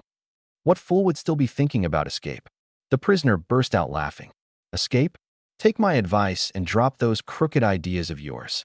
Yang Xueming was baffled. "I only came to talk things over, and now I'm being lectured by a convict? I'd be grateful if you'd enlighten me, young man." "Fine. Since you're new, I'll be kind enough to explain." The prisoner said, "All of us who get to go out and work, we're basically petty offenders. Before long, we'll have served our time and be released. Only a fool would try to run. Besides, Magistrate Su said this is called reform through labor. When we come out to work, not only do we get 3 meals a day, but our sentences get reduced, and we get out sooner. Why would we resist? But I've been watching, and no one seems eager to work. Most of them labor a bit, then rest a bit, clearly slacking off. Don't they want to get out sooner? Now that's where you don't understand. There's a famine out there. In here, do a little work and you get fed. Only a fool would want to leave." Being called a fool twice in a row didn't sit well with Yang Xueming. But considering how much useful information he'd gotten out of the man, he let it slide and cupped his hands. "Thank you for telling me, friend." The prisoner shot him a scornful glance. "We're both convicts. No need for all this politeness. Off you go. Off you go. I've said all there is to say. And here's a word of advice. Don't think about escaping. There's an informant system now. Anyone who reports and exposes an escapee gets a reward of 100 taels. Best you cut that notion out of your head." Yang Xueming took his leave and returned to Hua Xiuwen's side, relating everything he'd learned in detail. When Hua Xiuwen heard it all, he was genuinely puzzled. "Teacher, this Su Huayan doesn't seem quite as awful as the rumors made him out to be, does he?" Yang Xueming had to agree. "From all I've seen along the way, this Su Huayan is indeed not the wretch the rumors claim. It's just..." Halfway through, he let out a long sigh. Hua Xiuwen knew what he meant and didn't press further, only quietly sighing along with him. Meanwhile, more and more refugees came pouring in, farm tools over their shoulders, to join the land-clearing effort. Yang Xueming found a few more solitary refugees to probe, and only then did he learn of the several new decrees I'd issued. This shifted his view of me yet another notch. Crude and heavy-handed the methods might be, but they were the best solutions available for the moment. It seemed he'd have to reassess me, this local magistrate. "Achu, in the signing office, I let out a giant sneeze and couldn't help cursing under my breath. Damn it. Who's talking trash about me behind my back this time? By now, Clerk Song beside me had grown accustomed to my crazy outbursts. My lord, the wind's been strong these past few days. You'd do well to bundle up more, lest you catch a chill. I know. I didn't even look up. The room was quiet for a while, until Clerk Song finally couldn't hold back. My lord, do you really intend to spend 50,000 taels to open a general goods store? What else? My lord, this is madness. Clerk Song counted off on his fingers. These past days, wages for the runners, grain and seeds, dedicated disaster relief funds, medicine at the clinic. There are big expenses everywhere you turn. Where would we find spare money to open some general goods store? It's just money. What's the big deal? I pulled a key from inside my robe and tossed it to him from across the room. Clerk Song scrambled to catch it. My lord, what's this? Didn't I have you clear out a room a few days back to serve as my private treasury? Go take a look for yourself and you'll understand. Why so mysterious? Full of questions, Clerk Song nonetheless took the key and withdrew. He was gone for barely the time it takes half a stick of incense to burn before he came rushing back, his face wild with joy, so excited he could barely get his words out. And my lord, where did you get all this money? What's all the fuss about? I rose and walked to the door, glancing around outside. Only after making sure no one was near did I firmly shut the door. Clerk Song, you're the subordinate I trust most. This matter must stay between the two of us. Not a third person can ever know. Clerk Song nodded vigorously and pressed on. My lips are sealed. But my lord, where on earth did you come by so much money? I knew I couldn't dodge this question. I could hardly say it fell out of the sky. No one would believe that anyway. I gave a dry cough and forced out an explanation. Of late, an immortal came to me in a dream. He said that since I've toiled day after day on disaster relief, keeping the common people always in my heart, he would bestow his blessings and watch over the people of Yansha, so they might soon escape this famine. This silver is a gift from the honored immortal. So it was a gift from an immortal. Then it had to be true. Clerk Song dropped to his knees with a thud, pressing his forehead to the ground. My lord, your benevolence and virtue are what drew the immortal's grace. I shall proclaim this throughout the district at once, so all the people know this silver was bestowed by the immortals, not embezzled or ill-gotten, to set their minds at ease. Quite quick on the uptake. It seemed this whole business of divinity wasn't useless after all. It was practically a heaven-grade weapon for ruling the masses. Even though Clerk Song's words went against his true feelings, I still grinned from ear to ear. All right, no need to make a big spectacle of it. If anyone asks, just answer the way I've instructed. As for the land registration matter, you'd better keep a close eye on it for me. I've noted it down, my lord. Come nightfall, in a guest room in the side courtyard of the county office, Zheng Wanbu jabbed a finger at his two juniors, seething with anger. You two little brats, feeling awfully bold now, are you?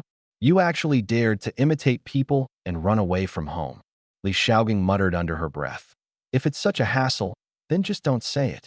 Her voice was too low. Zheng Wanbu didn't catch it. What did you say? Nothing, nothing. Li Xiaogang quickly put on a coaxing act. Uncle, we know we were wrong. Please, just forgive us. This trick again. Zheng Wanbu abruptly raised that big palm of his. Fierce as the gesture looked, when it came down it landed light as a feather on Li Xiaogang's head, doing no damage at all. Li Xiaogang faked a cry of pain, clutching her head and wailing. Uncle, you're bullying me. I'm going to go home and tell mother. At the mere threat of tattling, Zheng Wanbu immediately caved. No, no, no. Uncle was just venting. I've forgiven you, all right? Then, halfway through, he caught himself and pinched her ear. Oh, so now you dare to threaten your own uncle. Ow, ow, ow. Uncle, I was wrong. I won't ever do it again. Xie Shutong, who'd been silent this whole time, cut in. Uncle Zheng, you came all this way. Surely not just to scold us? The moment he spoke, Zheng Wanbu redirected all the anger he hadn't dared unleash on Li Xiaogang squarely onto him, planting a kick on his backside. I nearly forgot about you, brat. Uncle Zheng is way too biased. Xie Shutong took the kick square on and thought to himself, well, at least once he's hit me, he can't very well hit me again. Zheng Wanbu heaved a long sigh. Fine, I'll let you both off this once. But you, He turned to Li Xiaogang. You kept insisting you didn't want to marry that Su fellow, so how did you end up sneaking your way right into his household? I'd heard Su Huayan was a great corrupt official, so I figured I'd come collect some evidence of his crimes, so father and mother would change their minds and call off the engagement. Nonsense.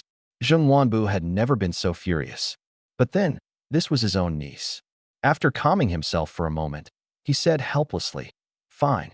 At least you haven't given away your identity. But from now on, you are not to go collecting any evidence of crimes. Li Xiaogang gave a flat, Oh, after all, she didn't even need to go collecting evidence against Su Huayan. He'd bring it right to her door himself. So why bother with the effort? There was no way Zheng Wanbu couldn't see through her little scheme. He spoke earnestly and gravely. Niece, this is a matter of life and death. Your whole family's. Uncle is not joking. At this critical juncture, nothing can happen to Su Huayan. Even if you truly get your hands on ironclad proof that he's corrupt, you'll have to pretend you know nothing of it. Why should I? Wouldn't that mean I'd have no choice but to marry him? Xie Shutong seized the chance to tease her. That's right, Gengwan. From what I've seen these past days, Su Huayan doesn't seem nearly as terrible as the rumors say. Why not just go along and marry him? Easy for you to say. You're not the one getting married. Li Xiaogang glared at him viciously. Zheng Wanbu chimed in too. Niece, young Xia is right. Su Huayan is tall and strapping, and handsome to boot. Why on earth won't you marry him? Li Xiaogang studied him closely. Uncle, you've only been here a few days, and already you're speaking up for him. Did he give you some kind of payoff? You know what kind of man your uncle is, don't you? Besides, what could a lowly little magistrate possibly offer me? But as Zheng Wanbu spoke, his gaze drifted about shiftily. If that's not a guilty conscience, then what is? Li Xiaogang decided to just expose him on the spot. Uncle, don't be fooled by his surface act. I've got Su Huayan's ledger of bribes and a whole stack of confessions in hand, witnesses and evidence both. He's a corrupt official through and through. Once his crimes are made public, it'll be too late to call off the marriage. Slap. Zheng Wanbu couldn't stand to hear another word and struck her across the face. Li Xiaogang's face flushed red. Clutching her cheek, she stared at her uncle in disbelief. Born into silks and delicacies, cherished and doted upon her whole life. When had she ever suffered such an indignity? Now her own uncle had struck her for the sake of an outsider. The wave of grievance surging inside her could no longer be held back, and tears streamed down at once. Uncle, you hit me. Her eyes were bloodshot. Sobbing, she flung out one last line. Fine. Since you all insist I marry Su Huayan, then let me tell you this. Su Huayan has grown so bold he's thrown an imperial envoy into prison. You just wait to collect the corpses of our whole family. And with that, she stormed off in a rage. Zheng Wanbu stood frozen in place. Snapping back to himself, he demanded urgently, Young Xia, is this true? In reply, Uncle Zheng, Su Huayan has indeed thrown Lord Yang into prison. 3 days passed in the blink of an eye. Refugees kept pouring into Yunsha County, while others, seeing no way to make a living, gradually left. Between the influx and the outflow, the population slowly stabilized at around 30,000. Those now assigned to serve under the county office numbered more than 1,500. On Wenliang's suggestion, I divided the people into 6 teams: cooking, supply transport, farmland supervision, security and patrol, construction and public works, and household registration and epidemic prevention, all working full tilt on clearing land and resettling people. And yet, even so, brawls and disputes within the county never ceased, leaving me worn ragged.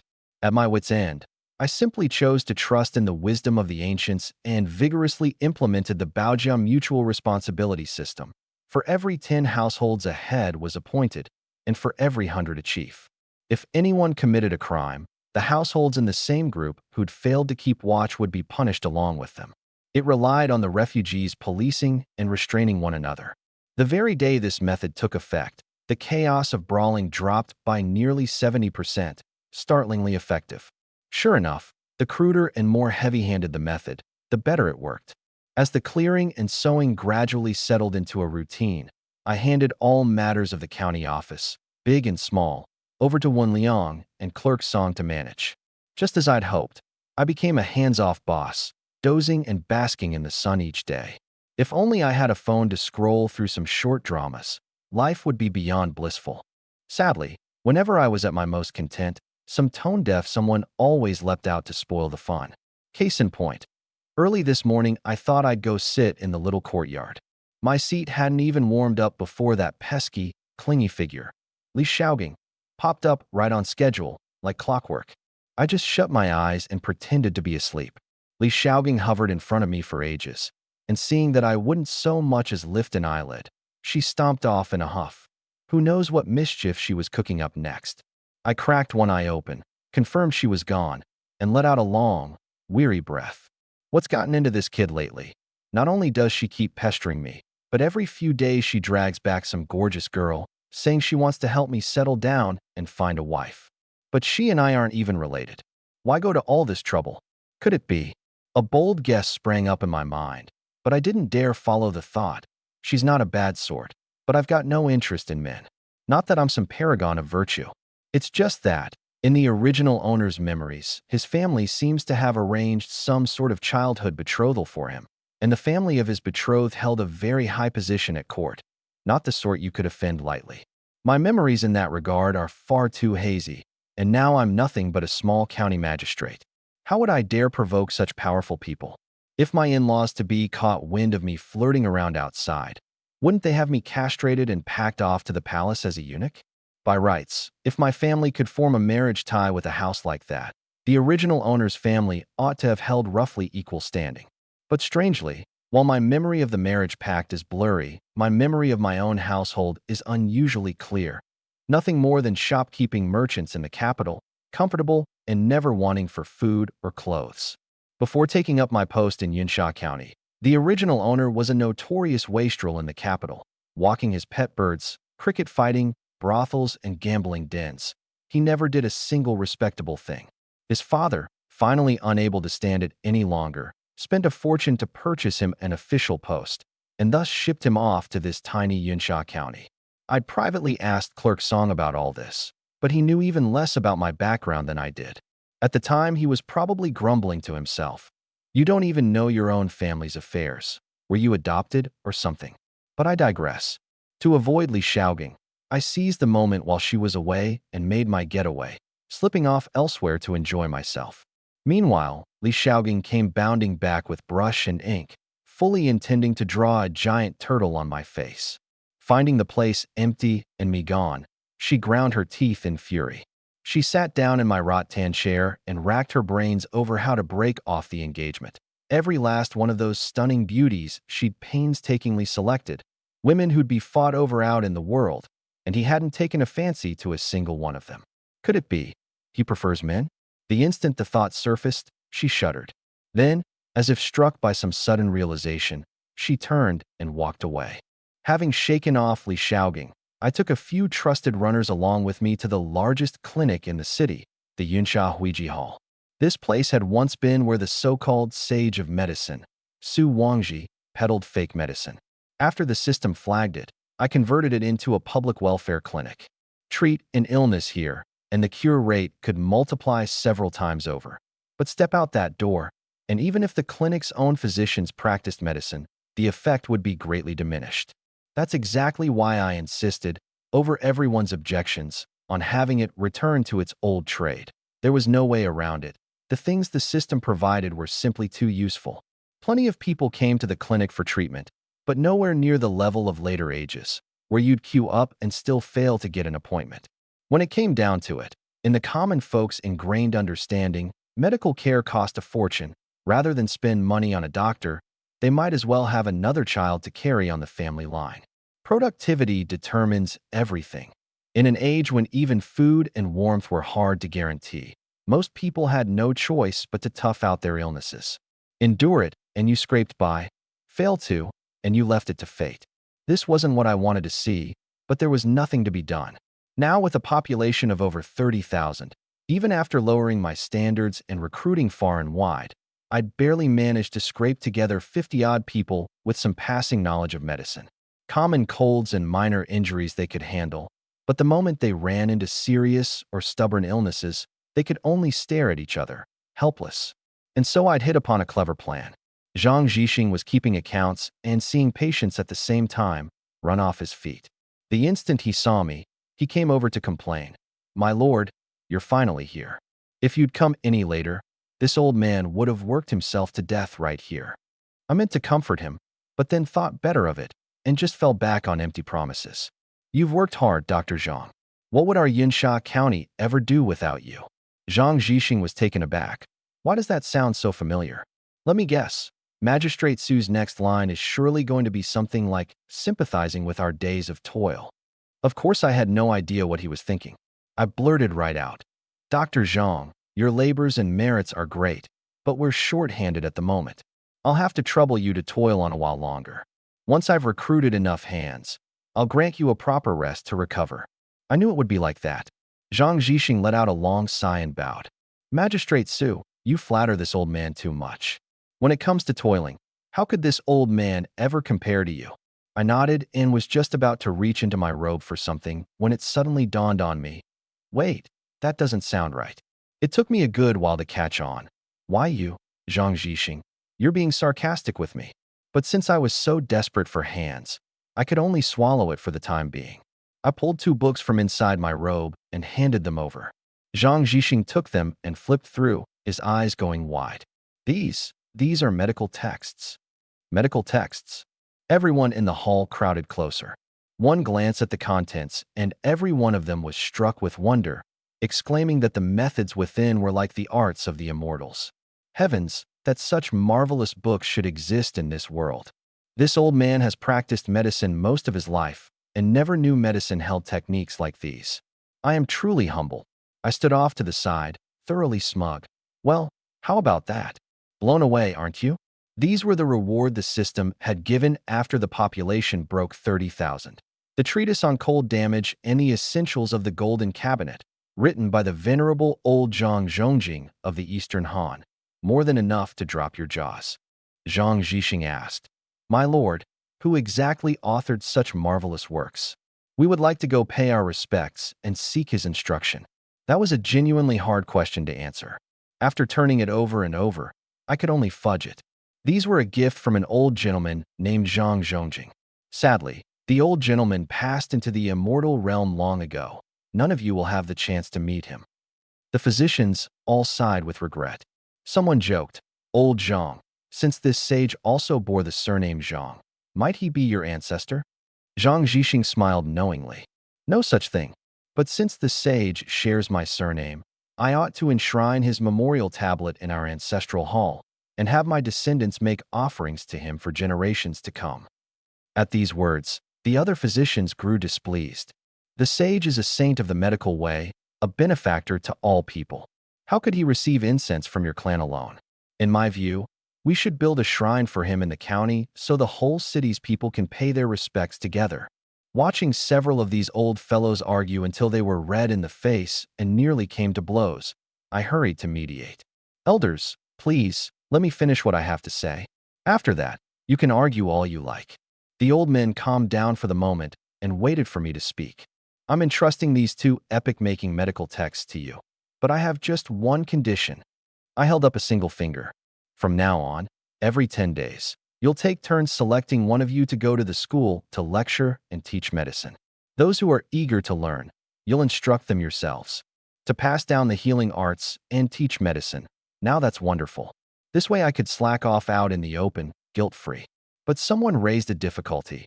Passing down the healing arts is a fine thing, but the students at the school are all Confucian scholars, bent on winning official rank through the examinations. They may not be willing to study medicine. Such a trifling matter, and you have to ask? I shook my head. From now on, the school will be divided into 2 tracks, one to study the classics and prepare for the exams, one to delve into medicine. The 2 kinds of students won't interfere with each other. As for those already pursuing official careers, if they have a fondness for medicine, they may dabble in it during their free time. No one will stop them. Everyone's eyes lit up, and they showered me with praise. "Magistrate Su, this measure serves both purposes beautifully." I preened with self-satisfaction. With just a small move, I've inadvertently created the prototype of the later ages vocational colleges. If heaven had not given birth to me, Su Huayan, The true path would have remained an endless night. From now on, who dare say I'm not a genius? All right, I'll have Clerk Song arrange this matter. Elders, just wait patiently. Having said my piece, I turned and left, a chorus of farewell, my lord, trailing behind me. Now, back to the city. Ever since the various grain merchants set up porridge stalls and generously handed out fine rice congee, the once bustling disaster relief grounds run by the county office quickly grew deserted, all but abandoned. In just a few days, they had achieved their original aim. Yet every one of those grain merchants wore a long face, showing none of the joy of having gotten their way. The reason was simple. Though the county office's relief grounds now stood empty, the county office nonetheless kept its stalls open and its porridge flowing, day after day, without fail. As a result, the county office's losses of grain and provisions actually dropped sharply, saving a good deal of its stores. Meanwhile, all the hard cash, manpower, and materials the grain merchants had genuinely poured out won them not a shred of momentum in the end. The moment any of them withdrew their porridge stalls and halted their relief efforts, all the calamity they'd deliberately been fanning up would burst forth at once, and what awaited them would surely be utter ruin. But if they kept dragging it out like this, wouldn't all their painstaking scheming end up handed to Su Huayan on a silver platter? Zhai Guangji, as the spokesman for the local grain merchants and one of the instigators of the whole affair, naturally couldn't sit still. Under cover of deep night, he set out a banquet and summoned all the grain merchants for an urgent overnight discussion of their next move. Brother Zhai, when in the world are these porridge stalls going to end? Exactly. It's only been a few days, and more than half the grain stockpiled in our houses is already gone. How do you expect us to survive? Barely arrived and already whining. Zhai Guangji's temper flared. You pack of useless fools, losing your nerve this quickly. What good are any of you? Everyone lowered their heads, their eyes dark and grim. Zhai Guangji drew a deep breath and soothed them. Enough. That certain lord already knows of this matter, and he's given me his guarantee. Within this month, he will cut off Su Huayan's relief grain. Bear with it just a little longer, all of you. The grain merchants voiced their agreement to his face, but in secret each harbored his own designs, thinking only of dragging their feet and stabbing each other in the back. Deep in the night, after seeing off all the grain merchants, the Zhai residents received another guest.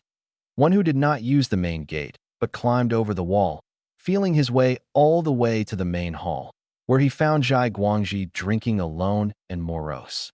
He crept up quietly behind the man. Just as he was drawing closer and closer, in the darkness his blurred eyes betrayed him, and he knocked over a wine jar, making a faint sound. Who's there? Zhai Guangji bent sharply, drew the dagger hidden at his foot, and spun to point it at the intruder. The man was dressed all in black, about 30 years old, with a fierce face and 2 scars at the corner of his eye that stood out sharply. He hurriedly threw up his hands. Brother Zhai, it's me. Qinqianxiu? Why is it you? Zhai Guangji glanced around, and only after confirming no one else was near did he lower his voice. Why are you here? No one saw you, did they? Of course not. I came over the wall. Qinqianxiu plopped down on the table, grabbed a pair of chopsticks, and started eating the leftovers. Quite the lively gathering at your place today. No manners eating, no manners sitting. Zhai Guangji shot him a look of disgust. What's with that get-up of yours? It's not yet the agreed-upon day. Why have you come down from the mountain early? They've changed the garrison at the city gate, and security's gotten tighter and tighter. Without a disguise, how would I ever slip into the city? Qinqianxiu took a swig of wine. I came to tell you something. Su Huayan has hooked up with some 8 great merchants from Huayan Prefecture, sunk nearly 50,000 taels of silver into it, and is gathering supplies through them. What? Zhai Guangji shot to his feet. There's such a thing? You're not lying to me. That's what the garrison officer I bribed told me. Believe it or don't. Rumor had it the 8 great merchants of Huayan Prefecture had channels spread across every prefecture and could mobilize supplies from anywhere. Who'd have thought Su Huayan would manage to tap into that network? Damn it, Zhai Guangji muttered to himself. If we really let them ship those supplies into Yunsha, won't everything we've plotted turn into so much wasted effort? His fill of food and drink taken, Qinqianxiu asked curiously. So what do we do next? Have you found out when those 8 great merchants are heading out of the city to buy? First thing tomorrow morning. That's soon. Su Huayan, you're forcing my hand. Same as always. You head straight back to the stronghold and gather the men. Set an ambush out in the wilderness and butcher every last one of them for me. Leave no one alive. Chun Qianqiu sneered. Why bother with all that trouble? If you ask me, just kill Su Huayan and be done with it, once and for all. No. Su Huayan's identity is too sensitive. He can't be touched. Then have it your way. I'll head back and get ready first. Chun Qianqiu leapt down from the table and went over the wall. At the midnight hour, in the county office, Wen Liang gave a soft knock at my door. My lord, are you asleep? I have an important matter to report. I lit a candle and opened the door, yawning. It's so late, what is it? Wen Liang stepped inside and cast a glance around. Apart from some clothes and bedding and a few crude tables and chairs, there was nothing of value. One could tell that Magistrate Su lived in tight, meager circumstances. I sat down on the edge of the bed and urged him on. If it's something, spit it out. Don't hold up my sleep. In reply, my lord, the information we put out has reached Chun Qianqiu's ears. He went to the Zhai household tonight and has already left the city. Tomorrow we can close the net. At once my drowsiness vanished. And that spy of theirs we bought off. Have we taken him in?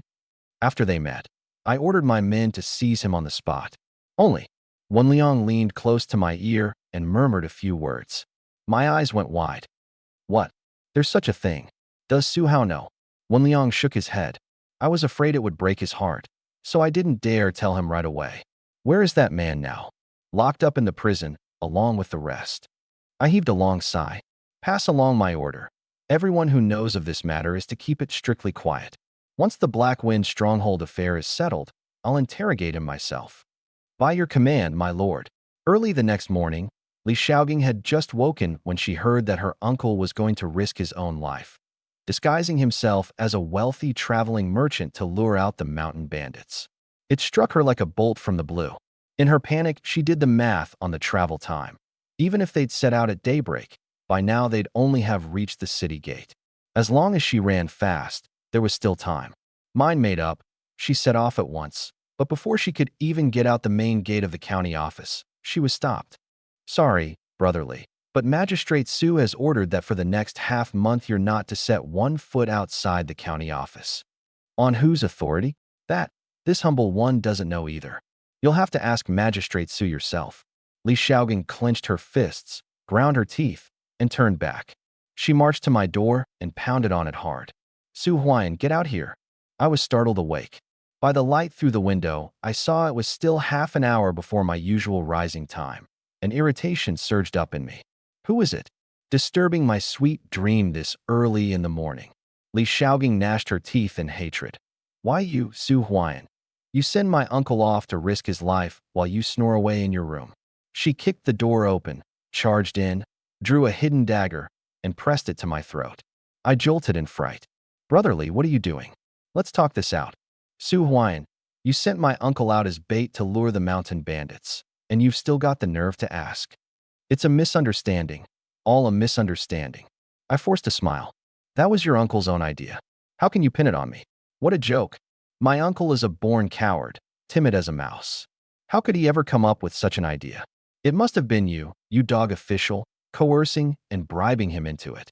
The dagger inched a little closer. The injustice, the sheer, terrible injustice of it.